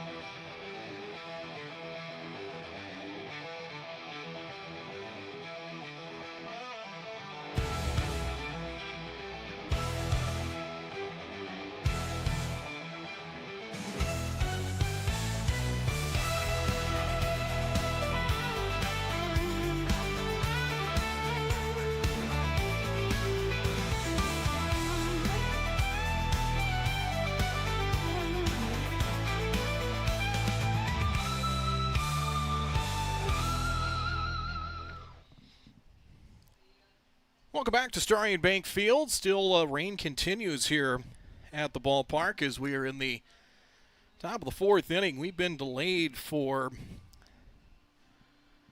I would say, a good half hour or so to this point. Just getting an update on the radar right now, as still a line of showers, as we're probably still looking at some rain probably for at least another half hour, if not long. The turf can take a lot of water. Of course, the infield is turf here at Starion Bank Field, but the outfield can take a little bit, but it can get a little swampy if we get probably any more rain at this point, as that line of showers continuing to push from the northwest, kind of pushing southeast, and really the heaviest and steadiest of it still kind of rolling through the Fargo-Moorhead area right now and pushing southeast. So the rain delay continues. We are in the top of the fourth inning as Park River is kind of looking to the west, a little bit of clearer skies and some kind of better skies to the west, but still probably going to be, I'd say, at least probably another 15 to 30 minutes probably before the rain completely subsides. So still in a weather delay right now. It's probably been about 30 minutes or so as we are in the top of the fourth inning. Game one, Park River winning by a score of 9-0 over the Post 400 Comets. So Park River 2-1 in East Region play after that 9-0 shutout, as they picked up 3 runs each in the first and second innings, banged out 12 hits. Tucker Amdahl threw a 5-hit shutout, walked 2, struck out 5. Ben Peterson took the loss for the Post 400 Comets, and Sweet came in relief 5 1/3 innings and gave up 6 hits, 3 earned runs, and 2 walks. In game 2, a pair of runs in the top of the first inning here for Park River gave them the early advantage against starter Owen Smith, as a leadoff walk to Jackson Amdahl. He stole second, scored an RBI single by Jake Solsing. That made it, or actually, let's get to correction on that. It was with 1 out. Solsing reached on an error, second on a wild pitch, scored in Tucker Amdahl's RBI single to make it 1-0, and then 2 batters later, a double from Connor Bernhoft. He doubled into right center field, made it a 2-0 game. 3 here in the fourth inning, as starting things off there, as it was a leadoff single by Trace Anderson. Beneda was hit by a pitch 2 batters later, as a Gravelin ground out got Anderson to second. Then hit batsman put runners at first and second. RBI single for Amdahl made it 3-0. Beneda reaching third on the throw. Jackson Bolden trying to throw him out at third, threw the ball into left field. Beneda scored to make it 4-0. They added another run on an RBI single from Tucker Amdahl. Currently a runner at third base. A 2-0 count to the batter, Noah Trofgruben, when the rain got heavy enough that umpires called both teams, sent them both to their respective dugouts, and just kind of waiting out the rain at this point. And it is a region game, and I was just looking at the schedule here for Park River coming up. So we talked about they'll be back in Fargo Thursday to play Valley City, a doubleheader, which will take place at Newman Outdoor Field in North Fargo. And then they have doubleheader at Midway Minto Friday. They will be in Castleton on the 23rd. Looking if they will make a trip back here at all. They will travel to West Fargo to face the Vets on the 30th. And they will get the Fargo Jets at home. They'll get the West Fargo Aces at home. So I don't have too many trips down this way. They've done kind of probably some of their longer road trips will be either this week or taking place earlier when they went to Kindred back on the 5th. A lot of their longer trips will be done here in the next week or so. So I'm sure the goal is to try and get this finished if they can tonight. If not, may come a point where might have to try and finish this at a later time or come up with something at this point. Hopefully it doesn't come to that. This rain will subside, but it's going to be a few minutes. And it's kind of waited out at this point. Look at the scoreboard. Post 2 beat Grand Forks earlier tonight in AA baseball. That was a final of 11-3 in Game 1. Post 2 won the nightcap as well over at Jack Williams by a score of 3-0.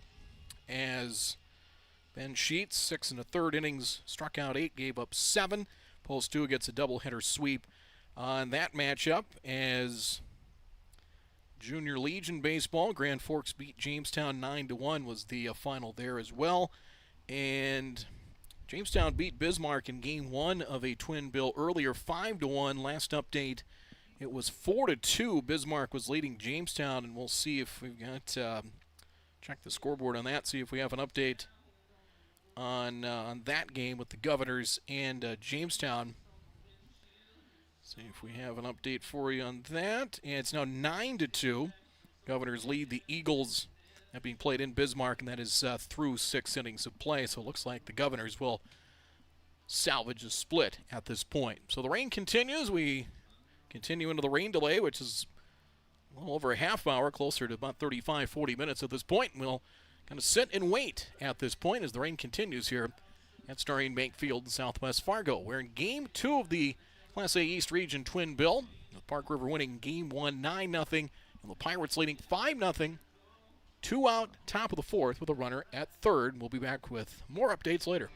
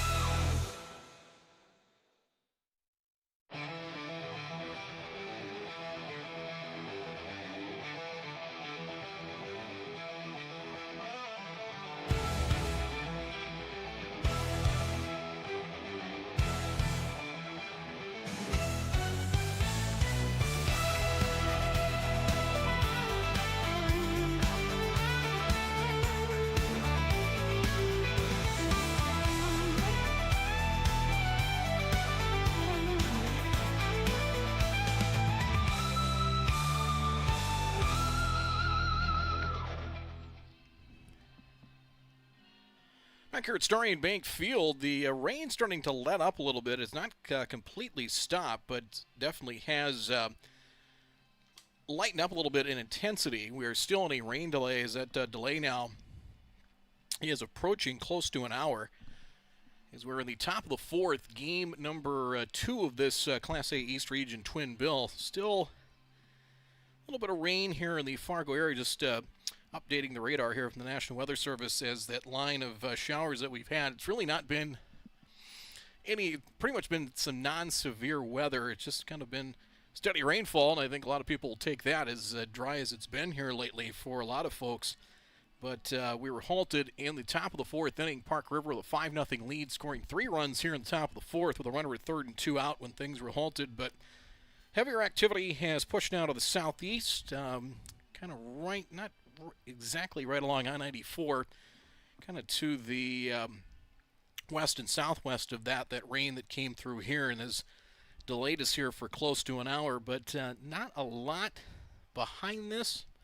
And I think once this rain does go through, this should probably be it for the evening. As 5-0, runner at 3rd, 2 out. Again, Park River won Game 1 by a score of 9-0. So, looks like kind of better skies out to the west and northwest, but still kind of just waiting this line of rain showers out here before we maybe get the all clear and try to finish this one here tonight if possible. And I think that is definitely the goal, to try and finish this up, not have to try and suspend this and make Park River come back and try and make this game up and finish this game. The goal, I think, is to try and get this done tonight if we possibly can. So rain is starting to lessen up in intensity. It's not completely stopped as of yet, as our delay continues here in Game 2 with a 5-0 Pirates lead.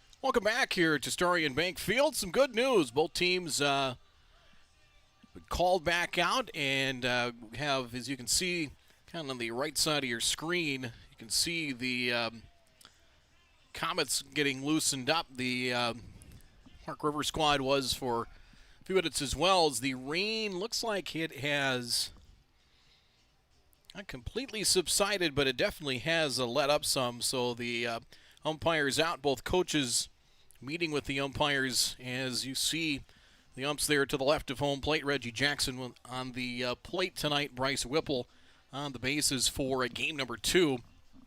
And as we'll be resuming this coming up here shortly. So, yeah, we kind of wondered the rain in the forecast, and kind of wondered at some point was going to be, I wasn't sure if there was going to be enough rain to halt things. Well, there was, and it halted things about, I want to say roughly about 8:40, 8:45. So we've been delayed here for over an hour, close to about an hour 20. As well, some folks ran for cover. We had some people up in the Jason press box down to the dungeon. When you come in there, it was pretty packed down there watching World Cup soccer. We were into extra time with New Zealand and Iran. That was 2-2, and more than likely that's going to end up in a draw. So, of course, the World Cup going on starting this past weekend. 5-0 the score in favor of Park River. We'll take a quick time out here, so we'll resume things here shortly. And when we do, it'll be a 2-ball, no-strike count to Noah Troffgruben of Park River with a runner at third. One clarification as well from Game 1. You go back early in the game, there was a runner we thought was thrown out of the plate that Tucker Cozen had thrown out, and indeed the batter was called out to start, but base umpire Reggie Jackson had called interference, catcher's interference, as the Comets returning to the field here as you see them coming out. So, but that took away an out on that play. I believe that was in the 4th inning, and that led to we'll have a new pitcher as well here for the Comets. But the batter, or the base runner, was called out, but runner interference, you have to give the runner a lane. Catcher Jackson Molden did not do that, so interference was called, and Park River was given the run on that. So that was that led to that second run back in the 4th inning. So new pitcher on here for the Bulls 400 Comets. So Smith will be done, as in to pitch now for the Comets will be number 8, Reese Evenson. Evenson on to pitch now, and he will take over with a 2-ball and no-strike count to Troffgruben with a runner at third. And 2 out. We'll come back with the resumption of this game in just a moment. Hungry? Get to Vic's for Hamburger Happy Hour. Monday through Friday from 4 to 7 p.m. Get a delicious burger and fries for just $6.50. The kitchen is always cooking at Vic's. We serve up breakfast every day from 9 a.m. to noon, and we're open 365 days a year from 9 a.m. all the way until 2 a.m. Plus, catch regular happy hour every Thursday from 9 a.m. to 7 p.m. and join us for bingo 5 days a week. Come hungry to Vic's, located at 1608 Main Avenue Southeast in Moorhead.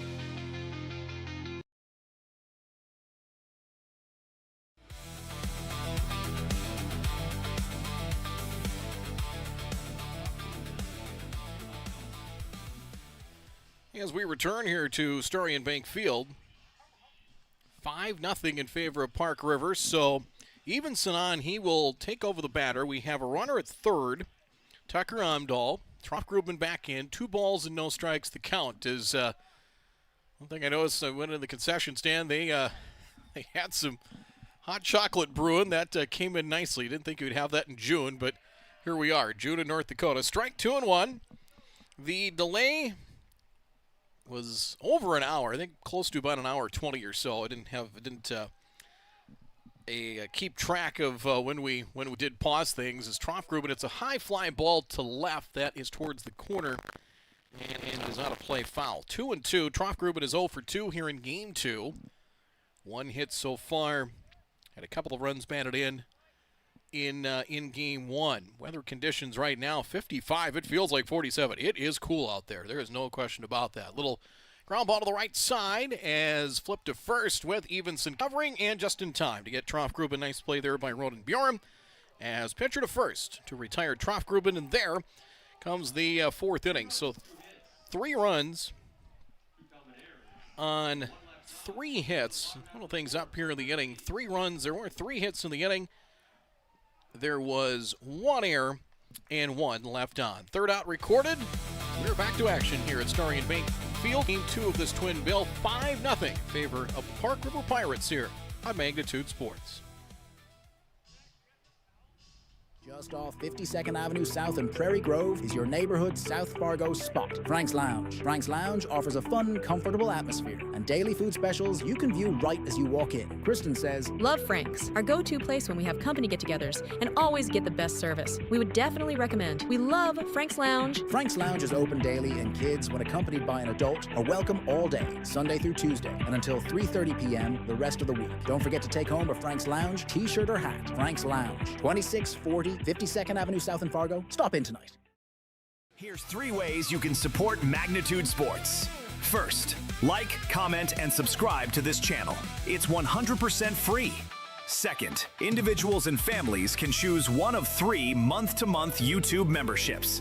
Finally, businesses can choose one of 2 online YouTube sponsorships or contact us for more options. To learn more, click the Join button or give us a call at the number on your screen. Thanks for watching Magnitude Sports.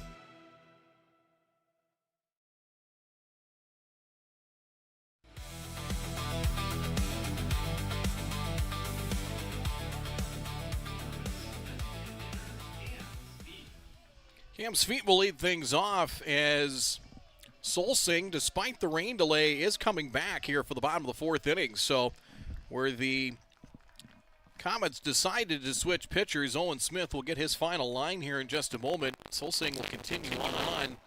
And ball 1 to Cam's feet, who flying to right in his first at bat about a couple of hours ago. It'll be Sweet, Bjorum, and Barch. Swung on and missed. It is 1-1 the count. So late night here at Starion Bank Field as majority of the rain has passed. A little bit of light rain on the radar, but pretty insignificant at this point. Swung on and missed. And it is 1-2 the count. So we will get the line on Smith. Wind has not let up a whole lot. Wind still whipping from the west. 2-2 the count. It's not the first time in recent memory that Solsing had to pitch through a rain delay. Same thing happened in the State Class B High School Championship in Jamestown back a little over 2 weeks ago. Full count now, 3-2. Where he had to wait through a rain delay. Wasn't as long as the one tonight. That rain delay was around 45 minutes or so, but he did come back and really got stronger as the game went along. Strikeout here is blows one by Cam's feet, and there's one away here in the bottom of the 4th inning. Here's Ronan Bjorum, fly to right. He had his first at bat. Nice foul ball catch by Berg. Line for Smith, 3 2/3 innings. 6 hits, 5 runs, 3 earned, 2 walks, 2 strikeouts. In ball 1.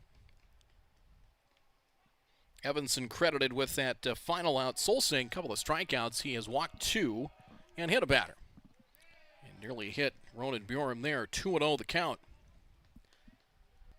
Park River with a 5-0 lead. They've outscored the Comets 14-0 so far in this doubleheader as we're into the 11th inning of the twin bill. It's now 3-0. Solsing, strike to ball ratio hasn't been really all that great. 58 pitches, just 29 strikes. And a 4-pitch walk here.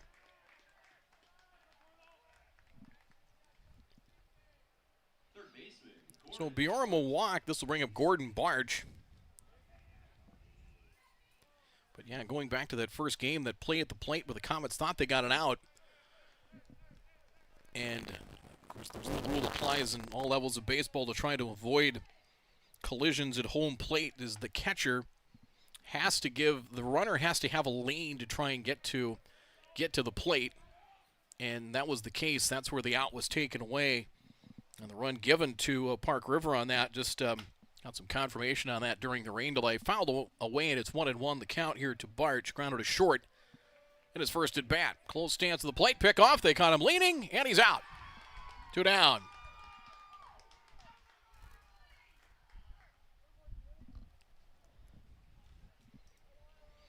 Well, they caught Ronan Bjorm leaning the wrong way and 2 down. So Comets lose a base runner in the base paths. They hit into a double play earlier. Sharp breaking pitch over for a strike, and it's 1-2. And going back to that state high school championship, even though he had to wait through the delay, he seemed to get stronger as the game went along against Kindred a couple of weeks ago. 2-2, that one just off the plate, low and away. Knowing he's got some wiggle room here at 5-0. 2-2. But you would probably not see that in a lot of levels of baseball, in the higher levels, where you probably wouldn't see a pitcher kind of get through that. If it's a long rain delay, he'd be done for the night. 2-2. Full count. Two-way, nobody on here in the bottom of the 4th inning. Comets have just 1 hit so far off Solsing. There's ball 4. They're going to get a base runner again with 2 down. There's Barch with a walk. 4th walk. The lone base hit. A single from Hirschkorn. Start things in the 3rd. Foul off the front foot of the batter, Braden Donner, and it's 0-1. Donner walked in the 2nd. Got a leadoff walk to Madden Dorr in the 1st. No damage done there. 2-out walk to Donner in the 2nd. No damage done. Hirschkorn leadoff single in the 3rd. The pitch bounces up to the plate. Runner breaks for 2nd. Throw to 2nd, not in time. Pretty good throw. Gravelin able to dig that out, work his way around the batter. And the throw on 1 hop, not in time. Wild pitch gets Barch to 2nd. A good read there by Barch. 1-1 the count.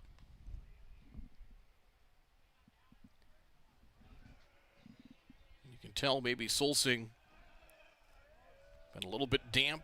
Had to wait through the delay. Comes back with a fastball there, and it's now 1 ball, 2 strikes.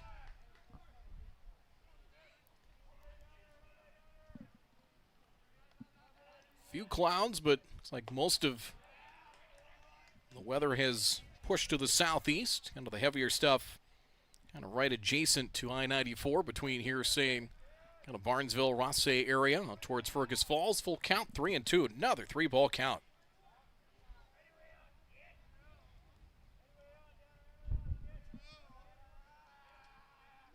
Payoff pitch, another walk, 3rd of the inning. A walk to Donner and 2 on and 1 out. How big does that pickoff look now? They got Ronan Bjorm. Caught him off of first base. I'm going to bring up Ben Peterson. Out in a line drive to 3rd, back in the 2nd. And the delivery. That's pulled to left, hit well, but a loud foul and strike 1.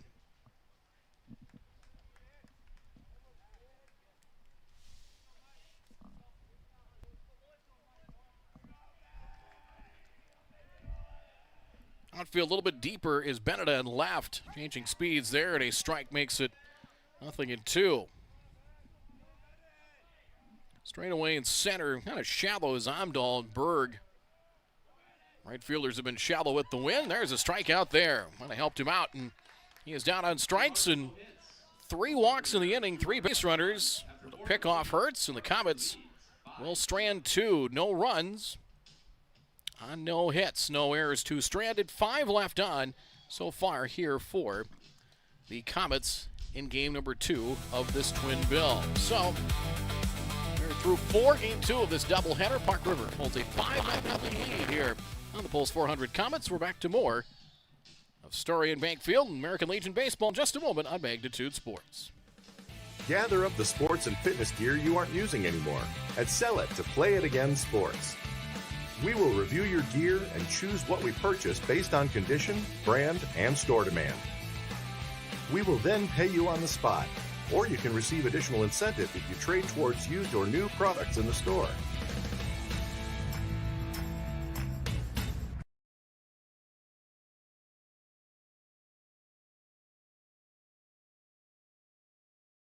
Fargo Post 400 would like to thank these additional sponsors for supporting our Legion baseball program. Bell Bank, member FDIC. Valley Service of Fargo. Legacy Plumbing. Shields. And Buffalo Wild Wings.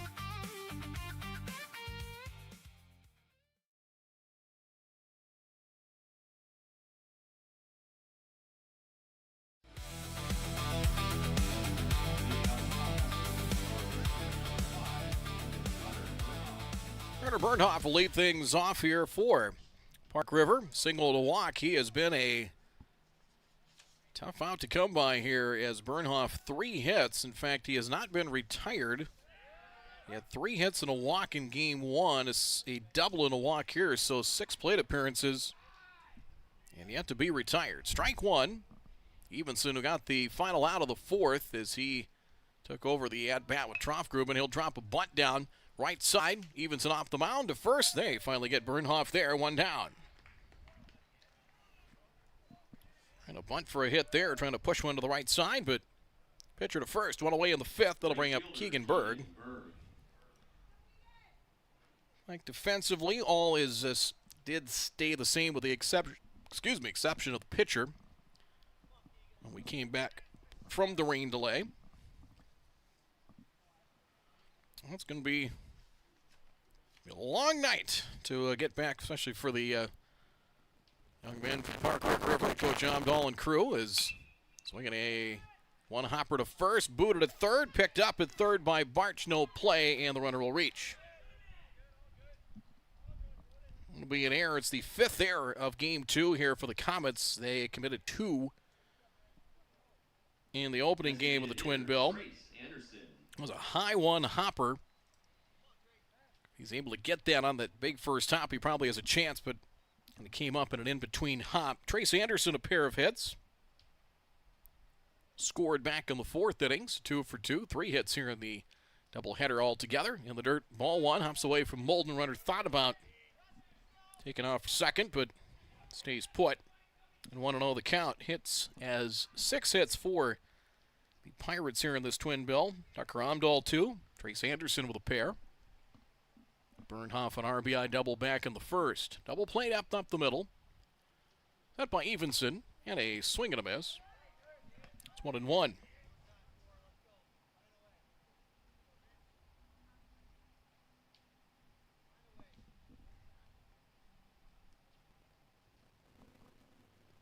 One pitch. At the plate but low. 2-1 the count.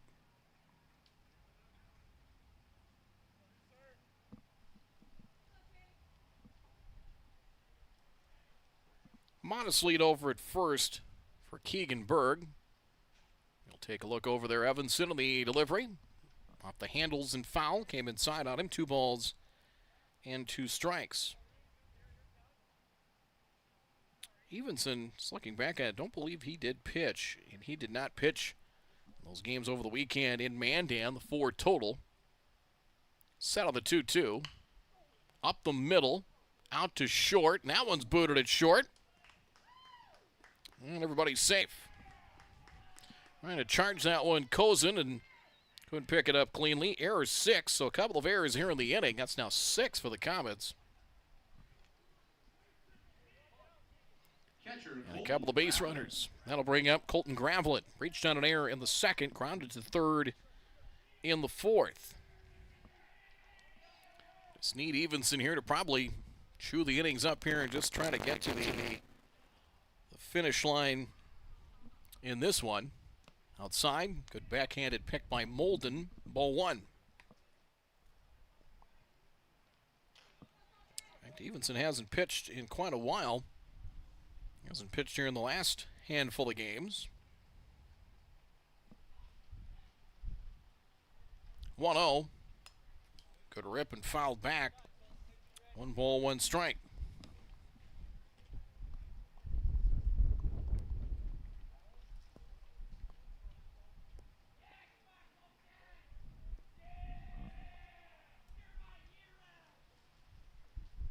1-1. Popped up here. See if the infield fly rule is called, and it catches made to make it official and out number 2. It waited for a moment, then Reggie Jackson, home plate umpire, signaled infield fly rule, so the batter automatically out, and catch was made. And that situation of the infield fly, which can take place with runners at first and second, or the bases loaded, less than 2 out. Kind of the judgment of the umpire. Batters automatically out, runners can go at their own disposal. Little jam shot up the first base line. It's going to take a right turn and go foul off the bat of Bonetta, and strike 1. Torrin Bonetta reached out an air in the second, hit by a pitch, scored in the 4th. 9-batter here. Pirates completing their 3rd turn through the batting order as they hit here in the 5th. Couple of errors. Evenson trying to work out of it here and keep it at 5-0 in the 5th. Outside off the mitt of Molden, and runners will get an extra base. They'll get a free 90 feet. Pass ball is the call, and that makes it a 1-ball-1-strike count with 2 out. So you might be able to see there's, if they had long sleeves packed and they weren't wearing them, they are now. Like I said, it does. The calendar says June 15th. The weather would lead you to believe otherwise. It feels more like April 15th or October 15th. Low 2-1. Just a wet, windy, raw night here in the Red River Valley. 2-1 the count. You'd be done with this this is weather you expect in the spring. 2 balls, 1 strike. Not in June, but here we are. 3-1 the count. If Bonetta would reach, back to the top of the order in Jackson Amdahl. Park River 12 hits in game 1. They have 18 total in the twin bill. Ball 4, that'll fill first, and Bonetta is on. And Bonetta reaches on the walk. Base is full for Jackson Amdahl. Line to center in the 1st. Walked in the 2nd. RBI single, scored in the 4th. You look at those really first 3 to 4 hitters. I would even say Burnoff too. Say top 5. They are tough outs. They make good contact, don't get themselves out. Ball 1 here to Amdahl. So far, not a hit here in the 5th. 2 errors and a walk. As Jackson Molden came out, I think wanted a new baseball. We'll throw that one out. Give Evenson a fresh one here. Is in the outfield, deep in left and center, a little deeper in left and center with Donner and Dorr. Peterson shallow and off the line and right.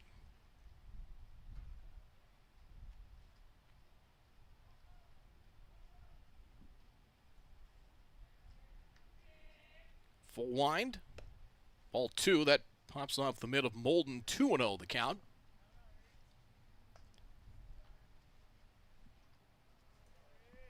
Right now in the Class A East region, a little bit early, and you've got some teams that are playing outside. I know Wapaton's down, I believe, in Omaha as well, outside, and now 3-0. And no place to put them here with 2 out. Kindred's 5-1. The split with Park River went the West Fargo Aces at 4-2. Park River with the win tonight, 2-1 in region play. And ball 4. It forces home a run to make it 6-0. Second run batted into the night for Amdahl, at least here in game 2. Berg scores. Everybody else gets 90. Anderson to 3rd. Bonetta to 2nd. Here's Solsing trying to help his own cause. Strike 1. West Fargo Vets are 2-2. Fargo Jets 1-1. They split with Castleton last Thursday. Devils Lake has not played a East Region game as of yet. 1. Popped up. Might be playable as out into shallow right field. The call drifting out, and Hirschkorn makes the catch. And the side is retired, so they get 1 1 run on no hits. There were a pair of errors. Should be an unearned run, and they leave the maximum. 3 left on as Park River adds to the lead. Pirates lead 6-0. Pulse 400 Comets here at Starion Bank Field. We're back with more American Legion baseball in just a moment here from Magnitude Sports. The Midwest elements are relentless. Is your home ready? At J. Deeds Construction, we've been serving the FM community since 2003. As a proud member of the Building Industry Association, formerly known as Home Builders Association, we specialize in roofing, siding, custom decks, and seamless gutters built for maximum durability.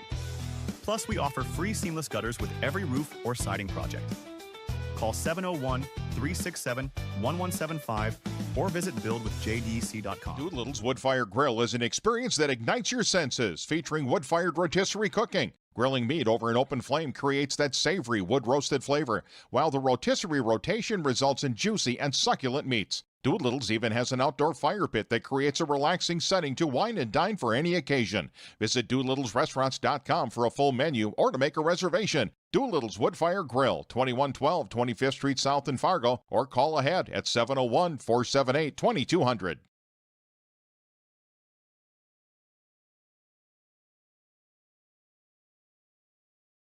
Looking for the ultimate destination for fun? Welcome to Kingpins. From interactive hyperbowling on our 14 lanes to adrenaline-pumping laser tag and immersive escape rooms, the adventure never stops. Smash high scores in our massive arcade, then refuel at Barron's with our made-from-scratch menu. Whether it's a birthday, a company gathering, or just a night out, make your next event unforgettable. Book your lanes online. Call 701-532-BOWL. Or stop in and visit us at 3485 Jacks Way South in Fargo.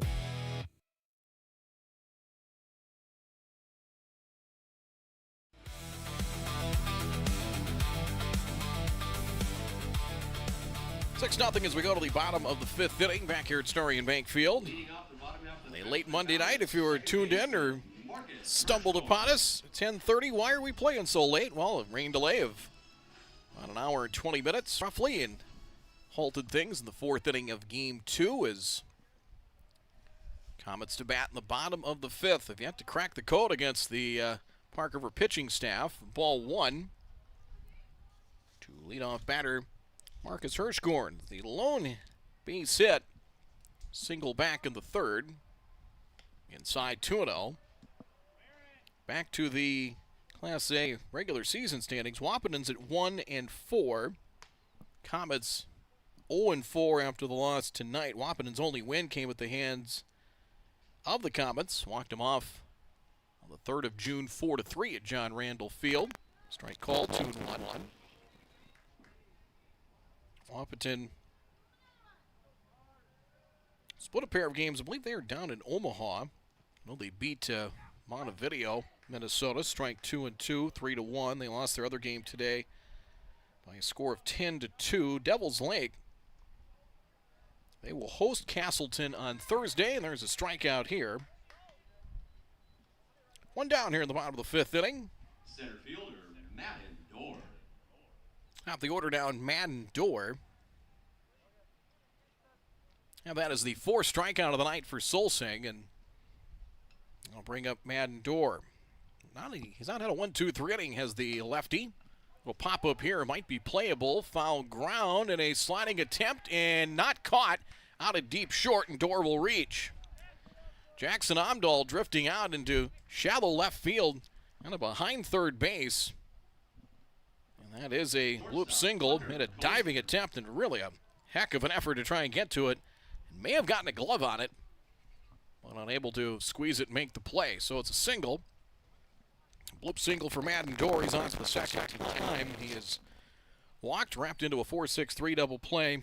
And now that bloop single here with one out of the 5th for Tucker Kozin. Struck out, hit by a pitch, go to first, and the runner back. Solsing picked off Ronan Bjorm. He worked around with 3 walks last inning, but with that pickoff, no run scored. Kozin trying to bunt, and he pops one up. It ends up hit the top of the, or kind of the edge of the grandstand. Covered on the first base side, dropped down below, 1 strike the count. Definitely trying to bunt for a hit there as he didn't square up right away. Good lead at first by Dorr. That will cost him with the swing, and it's 2 strikes. Solsing's kind of been wildly effective, if that term makes any sense. Is the fact that he's really, command really hasn't, as a whole, been there, but when he's needed to get outs, he's gotten them. 0-2, flipped foul out of play. Still 2 strikes here to Kozin. Valley City, of course, in the West again this year, won the West Region title a year ago. Went 1-2 at the state tournament in Castleton. Good fastball there and a strikeout. And 2 away in the 5th. Was Catcher Jackson Molden. a little something extra on that fastball, able to hump up on one and blow it by him. 2 away for Jackson Molden. Molden 0 for 2, grounded to third in his last at bat. Hitless so far here in the Twin Bill. Up and in, ball 1.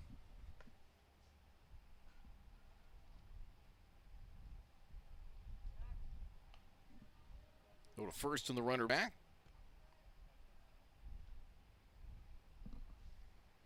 So Solsing, as he's come back here, does have 4 strikeouts. 5 outs as he has recorded. Throw to first and close play at first. And the runner gets back. It's now a 2-0 count. Snap throw nearly caught Madden Dorr too far off the bag. 2-0 the count. Cam's feet is on deck. No, 3.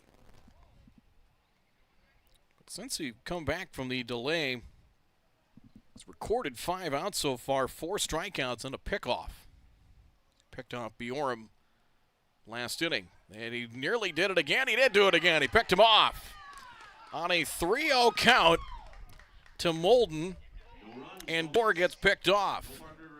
Pitcher to first, his second pickoff of the game, and Molden will start fresh in the bottom of the 6th inning. No runs on a hit, and nobody left on for the Comets in the 5th. Through 5, you see the score. It is 6-0 in favor of Park River. We'll come back with more in just a moment. It's American Legion Baseball, Pulse 400 and Park River on Magnitude Sports.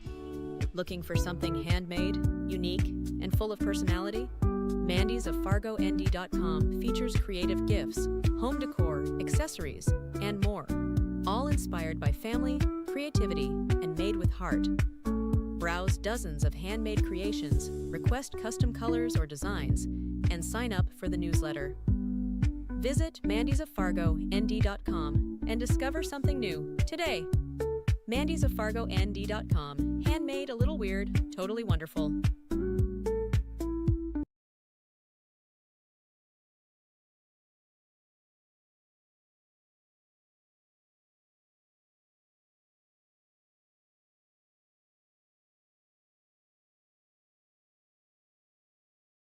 Post 400 Baseball is back, and we have all the dominant performances. Rounding third is Oliver Luck. He will come in, and the throw won't be in time, and Easton Rarick with a 2-run single to right, and it's 10-4. And all the big moments. Back inside, ground ball to second.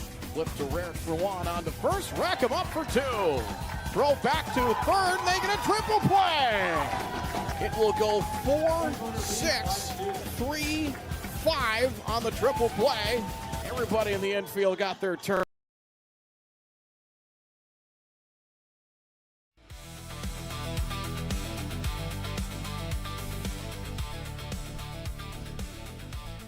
Nothing your score. Welcome back to Starion Bank Field. Just looking back at that promo and some of the highlights from years past, and it's kind of fun to look back, at least in the Pulse 400 side, how far they've come from the early days playing way south Fargo down by Davies, and all the struggles and how they've really taken this facility and made it their own, and it's really become a active point of baseball here in this community as we get to the top of the 6th inning. Is something loose out there or what? There we go. Now we're ready to go in the top of the 6th inning, as it will be for the Pirates. So we got a pop up here. Up Off the bat of Tucker Amdahl. A play, diving after it, Molden, and unable to get to it. And it is strike one. Good effort there by Molden to try and get after that pop-up. One strike the count. Now playing shortstop for the Comets, number 5, Landon Freeze. Freeze is now at shortstop in for Kozin for the Comets. One strike. And low and away, 1-1. Tucker Amdahl. Single home run scored in the first, struck out looking in the third, singled home another run in the fourth inning. Troff-Gruben and Bernhoft will follow here for Park River. Talk about this this program from the high school level to the Legion level has been, numbers are good, talent-wise, and again, don't let the fact that they moved up, they play in Class B, don't let that fool you. They can play at this level. And that has been on display. They will be right in the thick of things in Class A. Good fastball there from Evenson, 2-2 now. As he is on an inning and a third, gave up a run. It was an unearned run allowed the fifth without the benefit of a hit. Full count. But they will do just fine. They've got great facilities up there. They've got turf infield up in Park River, and they've really, it was a good facility, and they've continued to upgrade that. And that's kind of a hidden gem, northeastern North Dakota. There's leadoff walk to start the sixth. So Amdahl reaching base for the third time here in Game 2. Noah Troff-Gruben, 0 for 3 out on a ground ball to first in his last at-bat. His at-bat was halted by the rain about 8:45 as he resumed out. First baseman of the pitcher covering in ball one here.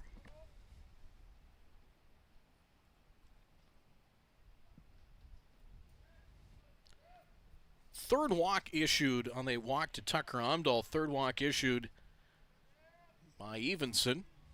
And the 1-0. That pops off the mid of Molden. Runner breaks for second. And Amdahl will reach on the pass ball. It's now 2-0 the count. Again, I like the way they really attack on the bases. If there's, doesn't even have to be a full-fledged error. In that case, ball didn't get that far from Molden, but they read and attack. Chop foul, 2-1. If there's a chance to get an extra 90 feet, they just pounce. And that's just kind of one reason how they've been so good, not just at the high school level, but at the Legion level. 2-1. That's into left center, and that will drop into left center for a base hit. Ball gets booted out in left center. That'll get Amdahl home as Troff-Gruben delivers in an RBI single to make it now a 7-0 game. We'll have a pinch runner at first as Troff-Gruben delivers an RBI single, his third RBI of the doubleheader. And I think there will be an error. Maddox Jorgensen's going to run for Troff-Gruben at first base. Bernhoft the batter. So a single and should be an error attached to that as well. So Dorr charged with an error. It's the 7th error of the game now for the Comets tonight. So a single, we'll see if they give Troff-Gruben an RBI on that. They actually will not. We'll see the run scored on the error because it looked like the runner Amdahl was going to check into third once the ball got past Dorr. Then he came around to score. So ball one. Here to Bernhoft. Finally retired him in a bunt attempt. He was out pitcher to first in the 5th. 3 hits and a walk in game 1. A double and a walk before the ground out and before the rain delay. 2-0 the count here to Bernhoft. So Park River adds on here with a run in the 6th and probably thinking more. Called strike. And 2-1.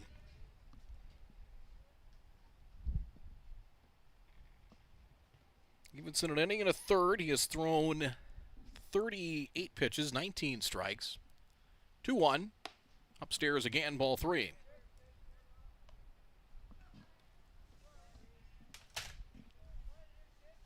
Seven hits, but 7 errors in the field. Not all of them have resulted in scoring, but a good chunk of them have. Nice job there. Base hit into right field. We'll watch the base runner. He will head towards third. Jorgensen will get there without a throw. So base hit there. And again, Bernhoft to the opposite field.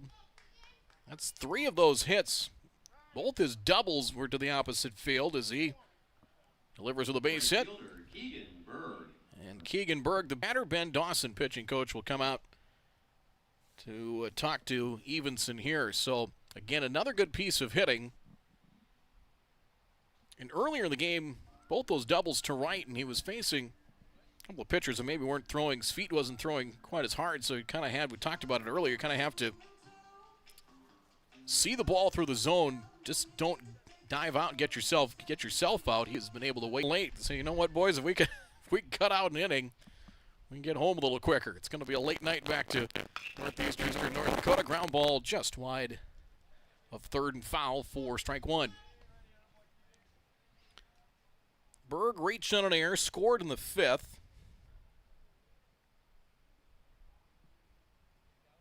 Popped to the catcher in the first inning. And an RBI chance here. First and third, nobody out. In the air, center field, shallow center, a late break by Madden Dorr. He misplays it in center field. A run will score. It's coming across to make it an 8-0 game is Jorgensen. And that will be credited as a base hit. Designated hitter, Trace Anderson. So a single for Berg. That scores. Second run of the inning. That scores Jorgensen, who came in to run for Troffgruben. Other runners kind of had to freeze to make sure that ball did indeed drop. Fouled away, and strike 1 here by Trace Anderson. Anderson, pair of singles, has reached on an air. He's 2 for 3. Still nobody out here in the 6th.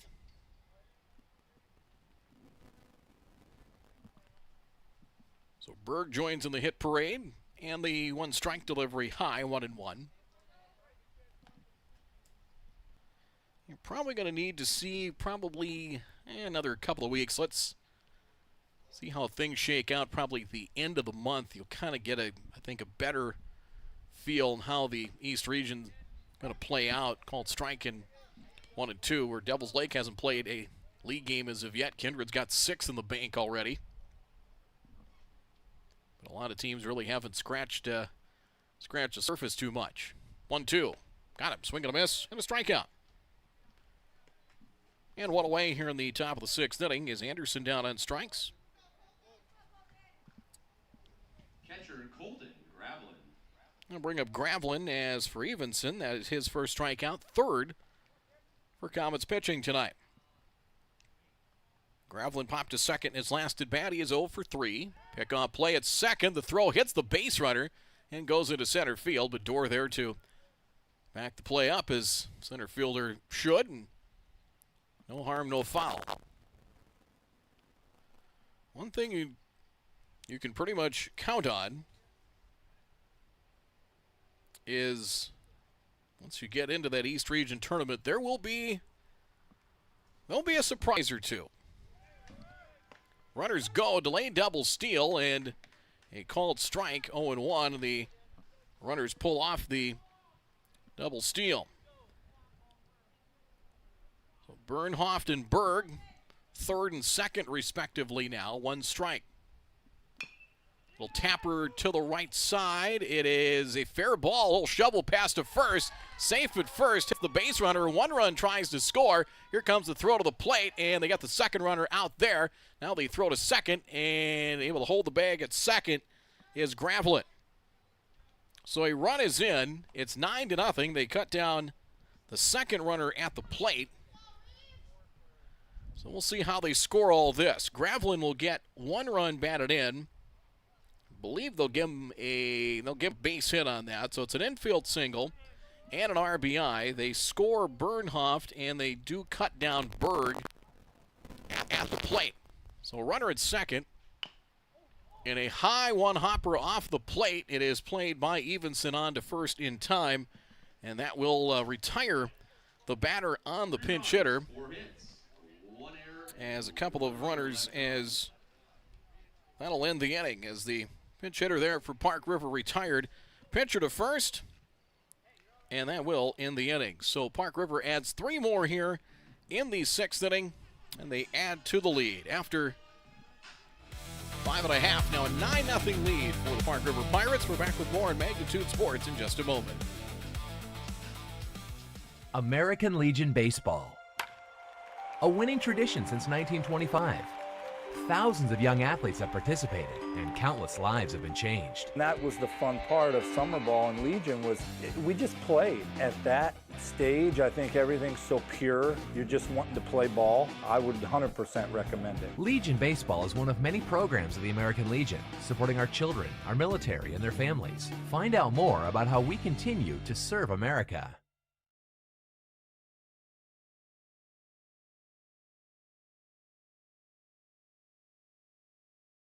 When it's time for an oil change, you want service that's fast and trustworthy.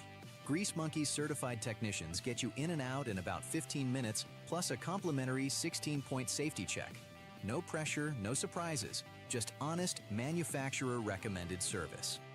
While we work, step out of the heat and relax in our air-conditioned lobby with a cold refreshment. Visit your local Grease Monkey for a quick, professional oil change you can feel good about.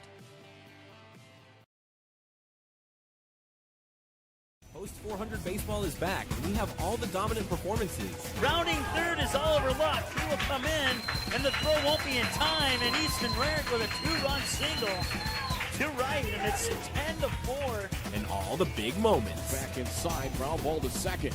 Flip to Rarick for 1, on to first, rack him up for 2. Throw back to third, they get a triple play. It will go 4, 6, 3, 5 on the triple play. Everybody in the infield got their turn.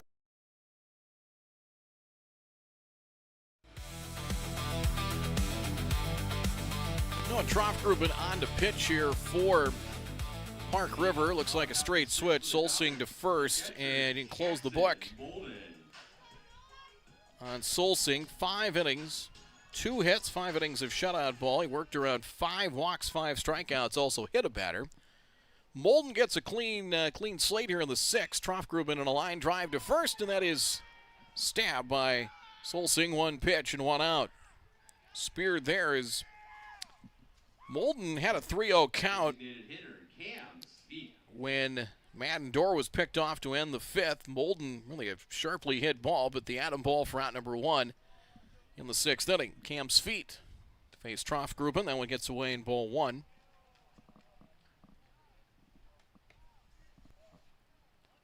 Speed 0 for 2, struck out against Solsing in the 4th. Solsing unofficially 88 pitches, 45 strikes with a 9-0 lead.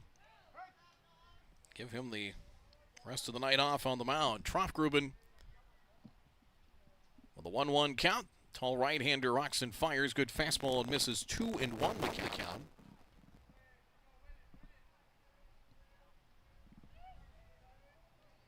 Go back to that doubleheader against Kindred on the 5th. Foul back to the netting. It's now 2-2.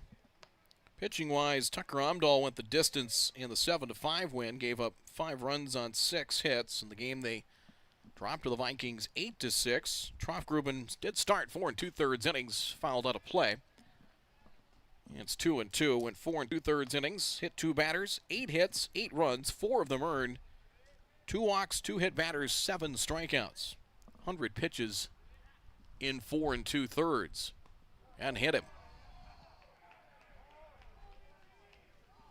Speed has to wear one there as he heads to first. Second hit batter of game 2 here for Park River, and that will bring up Ronan Bjorum.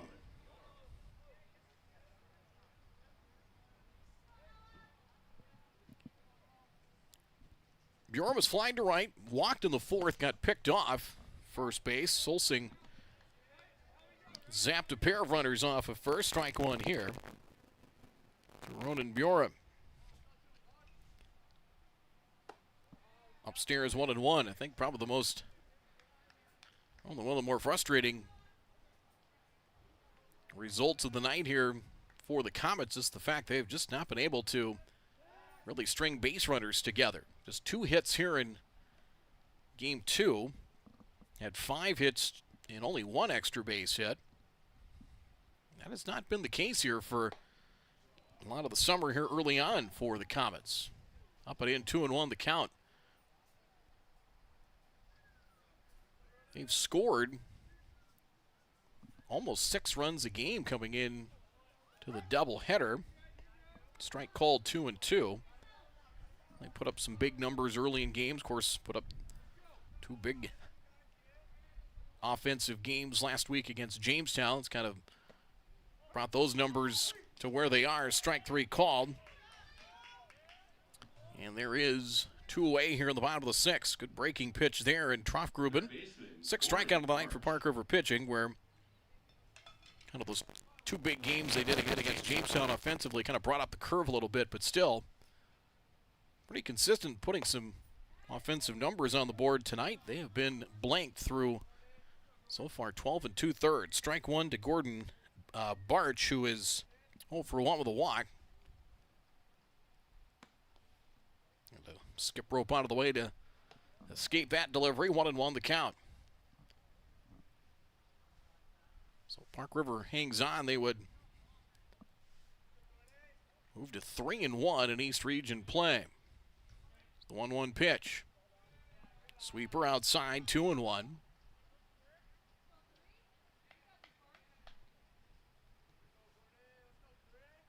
So far, 18 runs for Park River, 22 hits. Out of the 9 runs, 4 of them earned. Outside corner, and now 2-2.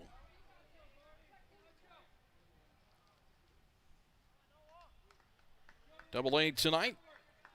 Post 2 swept Grand Forks, won 3-0 in game 2. Just missed low and away, full count. Traveling time now for Ham's feet with 2 out.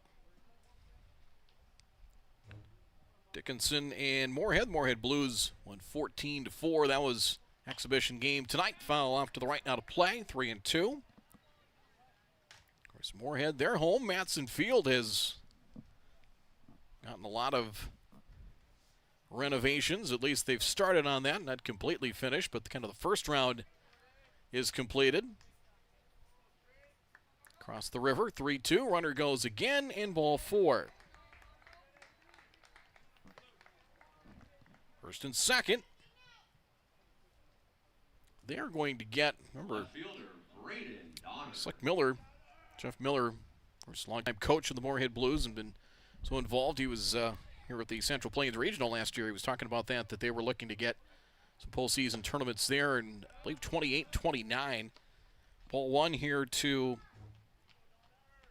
Braden Donner. Donner has walked twice. Trofgruben deals, fastball, strike, 1-1. Talked a lot about the Amdals and Solsing, but like what we've seen from Trofgruben. Good fastball. Good over-the-top delivery. 2-1 the count. Comets trying to crack the code here. 2 on, 2 out, down 9-0 here in the bottom of the 6th inning at Starion. It's now 3-1. Ben Peterson is on deck, but 2 down here in the 6th. As we approach the 11 o'clock hour Central Time, ball 4, and they're loaded up.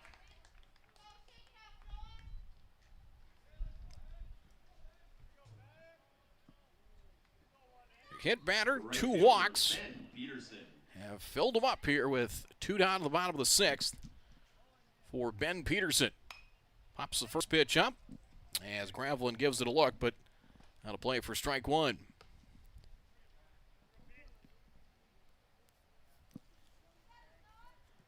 Comets had been outscored 22-10 in their 4 losses in region play, including 9-0 earlier. Strike called, 0-2. And again, really coming up until tonight, One-run losses, especially within East Region play. The first 3 losses were by a combined 3 runs. Breaking pitch fouled away. Peterson hanging tough at 2 strikes. Tonight has been a different story. It has been pretty much all Pirates from the start. Solid pitching. 0-2. Up and in 1-2. And that's, you look at, in a tournament format, again, 9-team regional, and you're taking 4. You might play 3, maybe 4 games. Here's the 1-2. Got him on a strikeout, and that will end the inning. No runs, no hits, no errors, and the Comets strand 3. They have stranded by my numbers 8 through 6 innings of batting. Park River gets on to bases loaded trouble. The 6th, they lead 9-0 as we head to the 7th here from Starion Bank Field in Fargo on Magnitude Sports. When it's time for an oil change, you want service that's fast and trustworthy. Grease Monkey's certified technicians get you in and out in about 15 minutes, plus a complimentary 16-point safety check. No pressure, no surprises, just honest, manufacturer-recommended service. While we work, step out of the heat and relax in our air-conditioned lobby with a cold refreshment. Visit your local Grease Monkey for a quick, professional oil change you can feel good about. Century Builders' integrity isn't just a word, it's how we do business. Built on a foundation of hard work, accountability, and small-town values, we've earned our reputation by delivering quality construction projects across the Northern Plains. From commercial steel and post-frame buildings to innovative data center facilities, our experienced team combines craftsmanship, innovation, and attention to detail in every project. At Century Builders, we're committed to making your building experience seamless from start to finish. Century Builders, building with integrity, delivering excellence.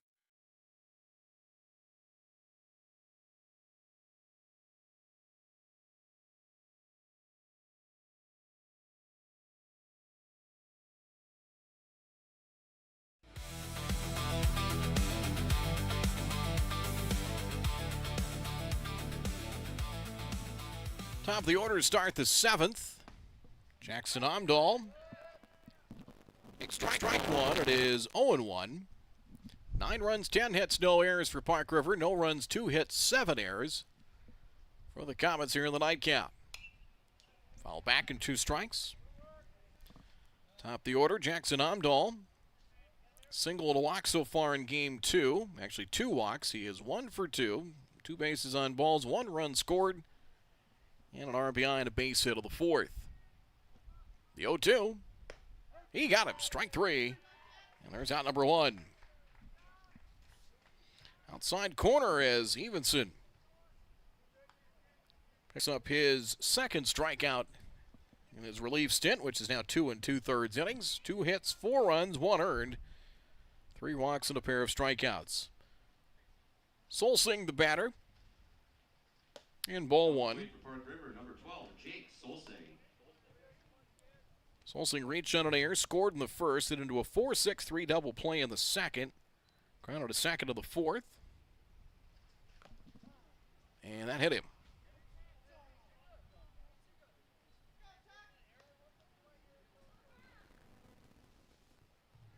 So Solsing hit by the pitch, 1 out base runner here for Park River. Pirates 2 in the 1st, 3 in the 4th. 1 in the 5th, 3 in the 6th. Tucker Omdahl walked and scored in the 6th in his last plate appearance. Outside corner in strike 1. Tucker Omdahl 2 for 3. 2 RBIs, 2 runs scored. Again, pretty good contributions up and down the lineup in game 1. 10 hits tonight in the 2nd game. Bernhoff with a couple. Anderson with 2. Omdahl 2 to lead the way. Low and away, 1-2.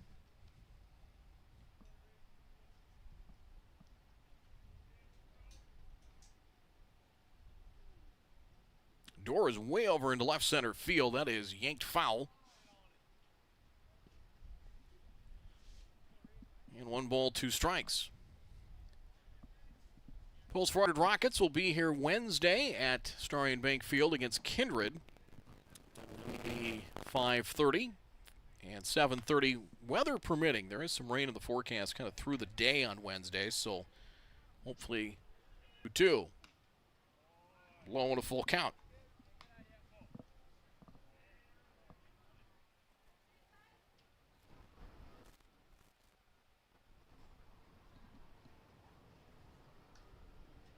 Runner goes. Sharply hit, knocked down by Evenson. He'll retrieve it. Actually, will roll out to short. That'll be an infield hit. Sharp comebacker. Got a glove on it, then went back behind the mound to try and retrieve it. Amdahl is his 3rd hit. The pitcher, Noah Troffgruben. That keeps Solsing, or gets Solsing to second. Here's Troffgruben.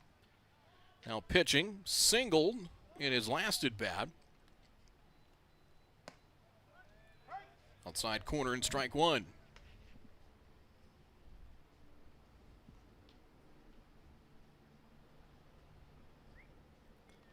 Comets have turned 1 double play tonight. That was in the 2nd. That is hit to left. Hit well, deep towards the corner. That's got a chance. That ball's long gone.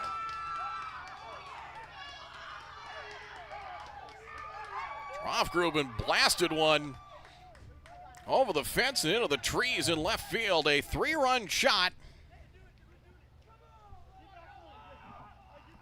Put the finishing touches here in the evening. 12-0 Pirates.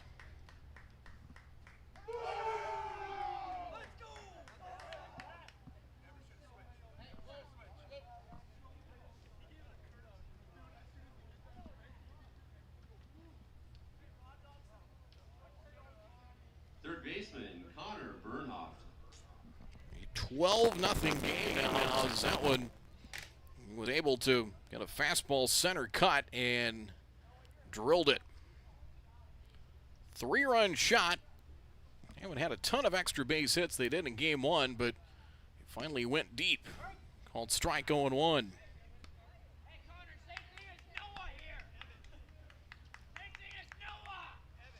Solsing and Amdahl on board for the 3-run home run. 0-1 to Bernhoft, and it's 1-1. Boys, he had himself a night. 4 hits, 3 runs batted in. Also, a couple of walks he's drawn. Here's the 1-1. Foul head off the mask of Molden, 1-2. Singled back in the 6th. He has 5 hits here in the doubleheader. He's been retired just once combined in the 2 games.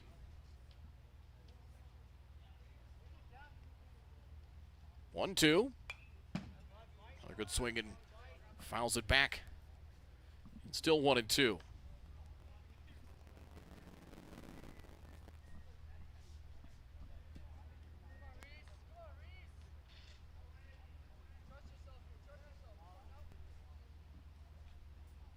And the 1-2.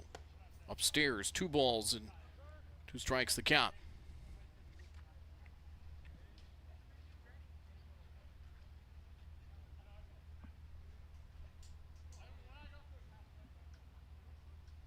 Two pitch. Strike 3, got him looking. On the outside corner, Bernhoft retired. Couple of strikeouts here in the inning for Evenson and 2 away.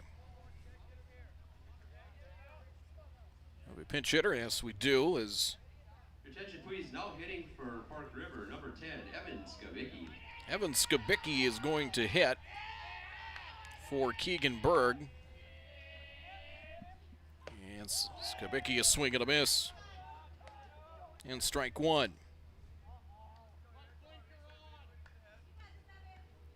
Berg ends up with a single on the games as Skabicki getting it at bat here in the 7th. Outside, and it's 1-1. So Berg will leave the game 1 for 4. Swing and a miss. 1-2 the count.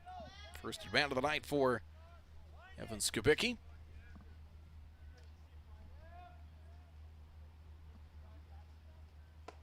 Upstairs 2-2 the count.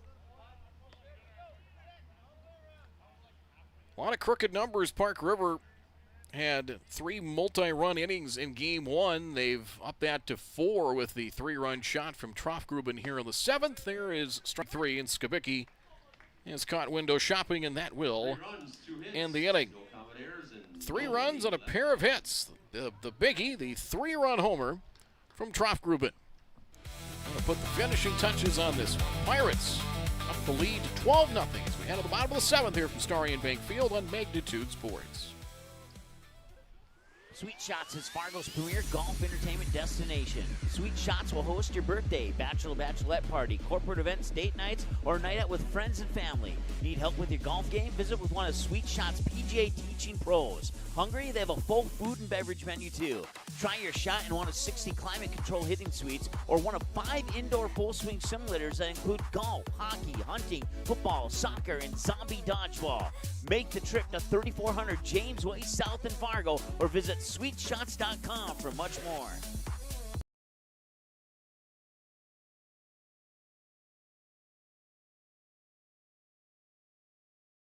Doolittle's Wood-Fired Grill is an experience that ignites your senses, featuring wood-fired rotisserie cooking. Grilling meat over an open flame creates that savory wood-roasted flavor, while the rotisserie rotation results in juicy and succulent meats. Doolittle's even has an outdoor fire pit that creates a relaxing setting to wine and dine for any occasion. Visit doolittlesrestaurants.com for a full menu or to make a reservation. Doolittle's Wood-Fired Grill, 2112 25th Street South in Fargo, or call ahead at 701-478-2200.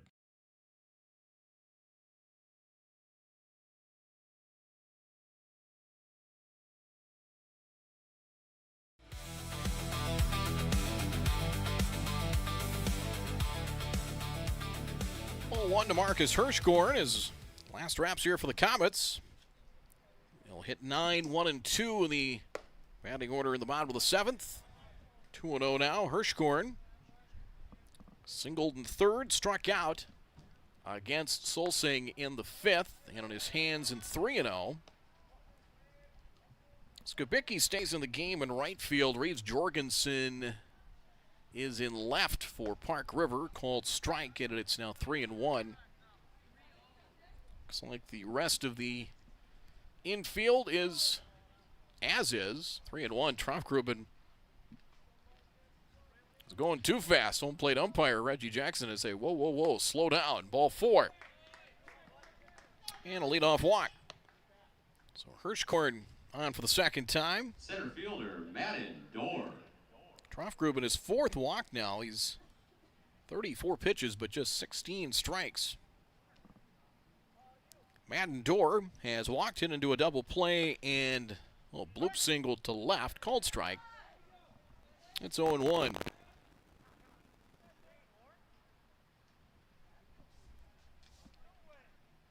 See the runner off of first, and the throw to first gets away. That goes down the right field line as getting to second is Hirschgorn on the air.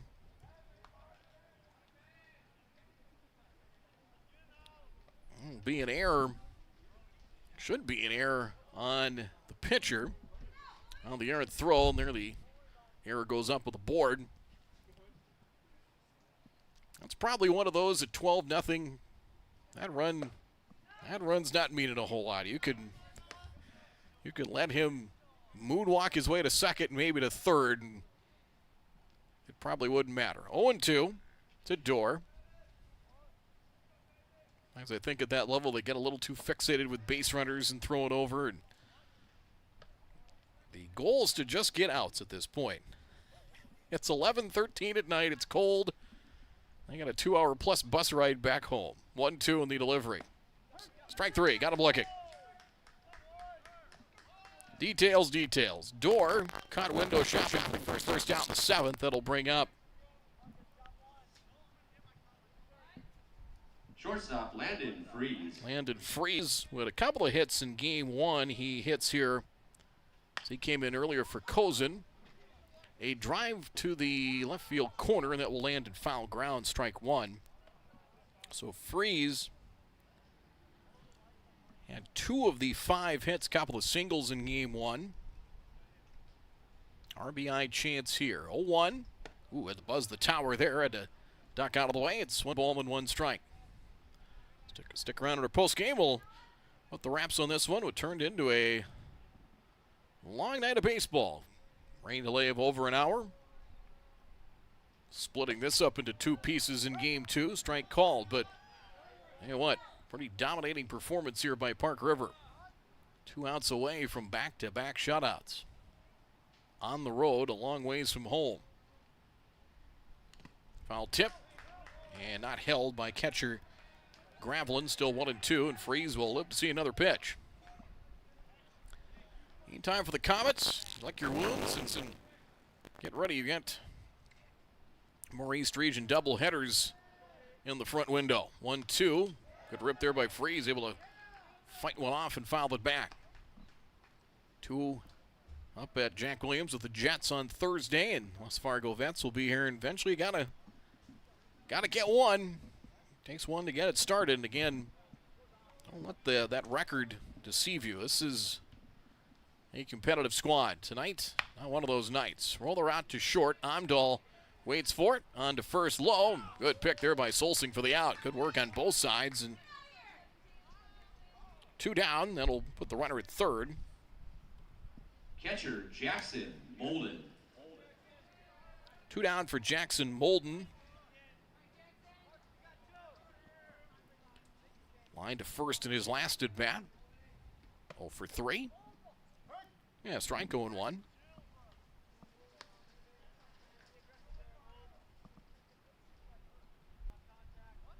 Talking with one of the Park River coaches, they said they've never been here. I didn't recall. Here's Molden with a drive to left towards the corner. Diving, can't get it. That's going to land for a base hit. As played in the corner, Molden is digging for second. The throw goes wide as chasing it down was the second baseman, Brown, out to shallow center field. There's a hit and a run. There the Comets break the ice at 11-16 on a Monday. It's 12-1. Designated hitter Cam Speed. Molden RBI double just out of the reach of Jorgensen, diving after it in left field. Run batted in. Running at second base, number 2, Michael Essex. Michael Essex will run as the courtesy runner for Molden at second. Pitch ducking out of the way was Cam's feet in ball 1. 0 for 2, hit by a pitch against Troff-Gruben in the 6th. The 1-0. And low, 2-0 the count. Just the 3rd hit for the Comets here in game 2. First one since Madden Doors bloop single. Pop-up should do the trick here. Troff-Gruben off the mound, puts it away, and this one is over. So a run and a hit, no errors. 1 left on as the Comets strand 9 on base here in the nightcap.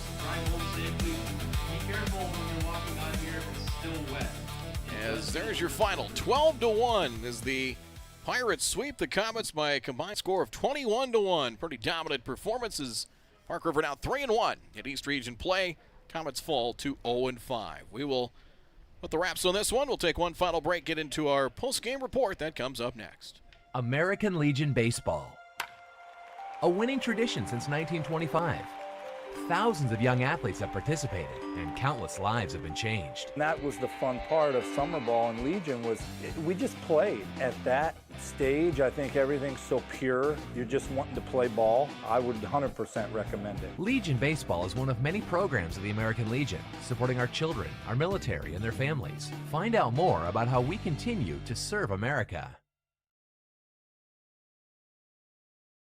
When your truck is down, your business is down. That's why drivers across North Dakota and Minnesota trust Hogue Diesel Service in West Fargo. DOT certified in both states. From oil changes to full overhauls, Hogue Diesel Service handles complete truck and trailer repair on all makes and models, heavy and medium duty. Need on-site repair, computer diagnostics, pickup and delivery, 24-hour service? They do that too. Call Hogue Diesel Service today at 701-532-0203. That's 701-532-0203. Hogue Diesel Service LLC, 907 2nd Avenue West in West Fargo.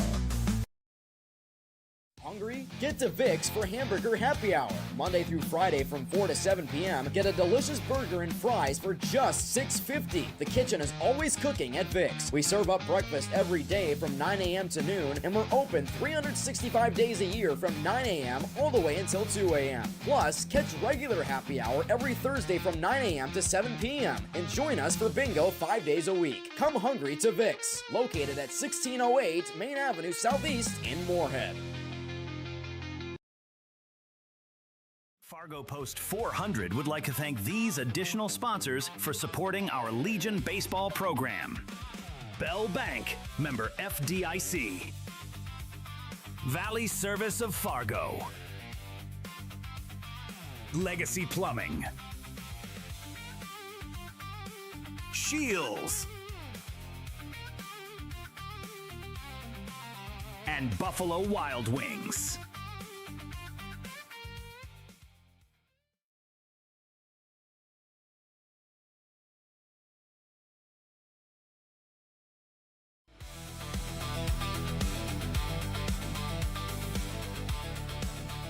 The final totals on this one, a 12-1 Park River victory. Pretty dominating pitching performance against Solsing and Trofgruben.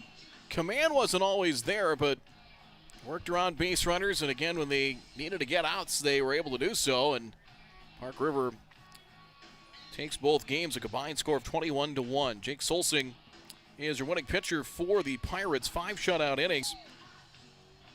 Gave up 2 hits, worked around 5 walks, struck out 5 as he picks up the win. Noah Trofgruben, 2 innings, 3 walks, hit a batter. Gave up 1 hit, that RBI single to Molden for lone run on the bottom of the 7th inning. As he gave up that 1 hit, 3 walks, and 3 strikeouts. Owen Smith, 3 2/3 innings, takes the loss for the Comets here in Game 2 as he was taken out after the rain delay. As the rain delay halted things with 2 out in the top of the 4th inning. And Smith went 3 2/3, 6 hits, 3 earned runs, 2 walks, 2 strikeouts. I'm sure some of that thinking might have been with Jack Junker and his assistants, Ben Dawson and Jack Gould, that you've got doubleheader coming up here in a couple of days. You might turn around and maybe use Owen Smith maybe on Thursday, if not Friday. You got 2 league games against the Jets, and you got to see if you can try and at least swipe one up north. And I wouldn't be surprised if we maybe see Smith come back and maybe come back and throw perhaps. See what his pitch count was tonight. 64 pitches, so probably see if he would come back on Thursday, if not maybe on Friday. But you might see him again later in the week. As Evenson came in, went 3 1/3 innings in relief. As Reese Evenson gave up 6 hits, 6 earned runs, 3 walks, and 4 strikeouts. As Park River, pair of runs in the first, RBI single for Tucker Amdahl, and then a RBI double from Connor Bernhoft, make it 2-0. Added 3 more in the 4th. RBI single from Amdahl, throwing error, got another run across, and Tucker Amdahl, an RBI single, made it a 5-0 game. Added a run in the 5th. Make it 6-0. 3 more in the 6th as that made it 9-0. Trofgruben, a 3-run home run in the 7th to straightaway left. That made it 12-0. Jackson Bolden, that RBI double, got the Comets on the board late to make it a 12-1 game. Tucker Amdahl in Game 2, 3 for 4, 2 runs batted in, 3 runs scored. Trofgruben knocked in 4, including that 3-run bomb off Evenson of the 7th. Bernhoft 2 hits. He had 5 hits total in the doubleheader, knocking in a total of 4 runs. Tucker Amdahl, as we mentioned, 3 hits, 2 runs batted in. Keegan Berg, an RBI single.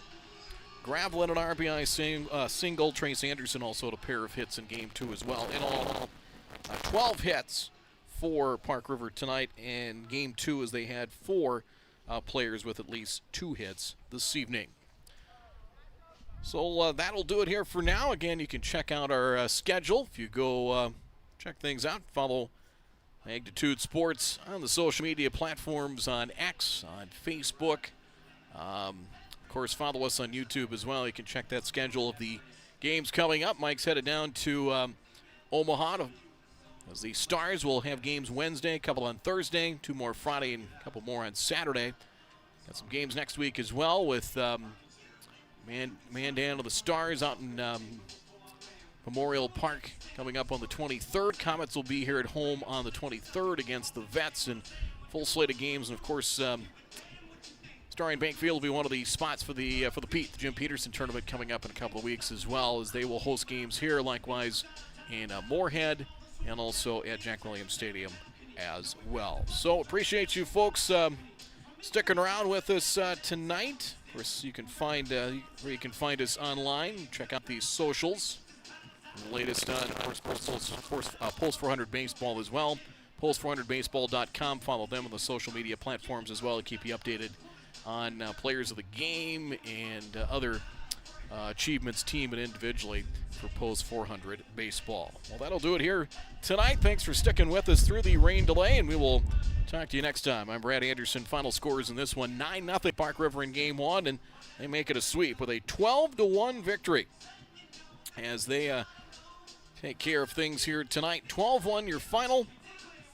And for everybody here at Starion Bank Field, have a great night. We'll talk to you next time. So long. The preceding has been a presentation of Magnitude Sports. Follow Magnitude Sports online by searching Magnitude TV Plus on X, Facebook, Instagram, and YouTube for broadcast updates, schedule changes, sports highlights, and much more. Thanks for watching Magnitude Sports. To support this channel, simply like, comment, and subscribe. That's how you serve, stand, and score.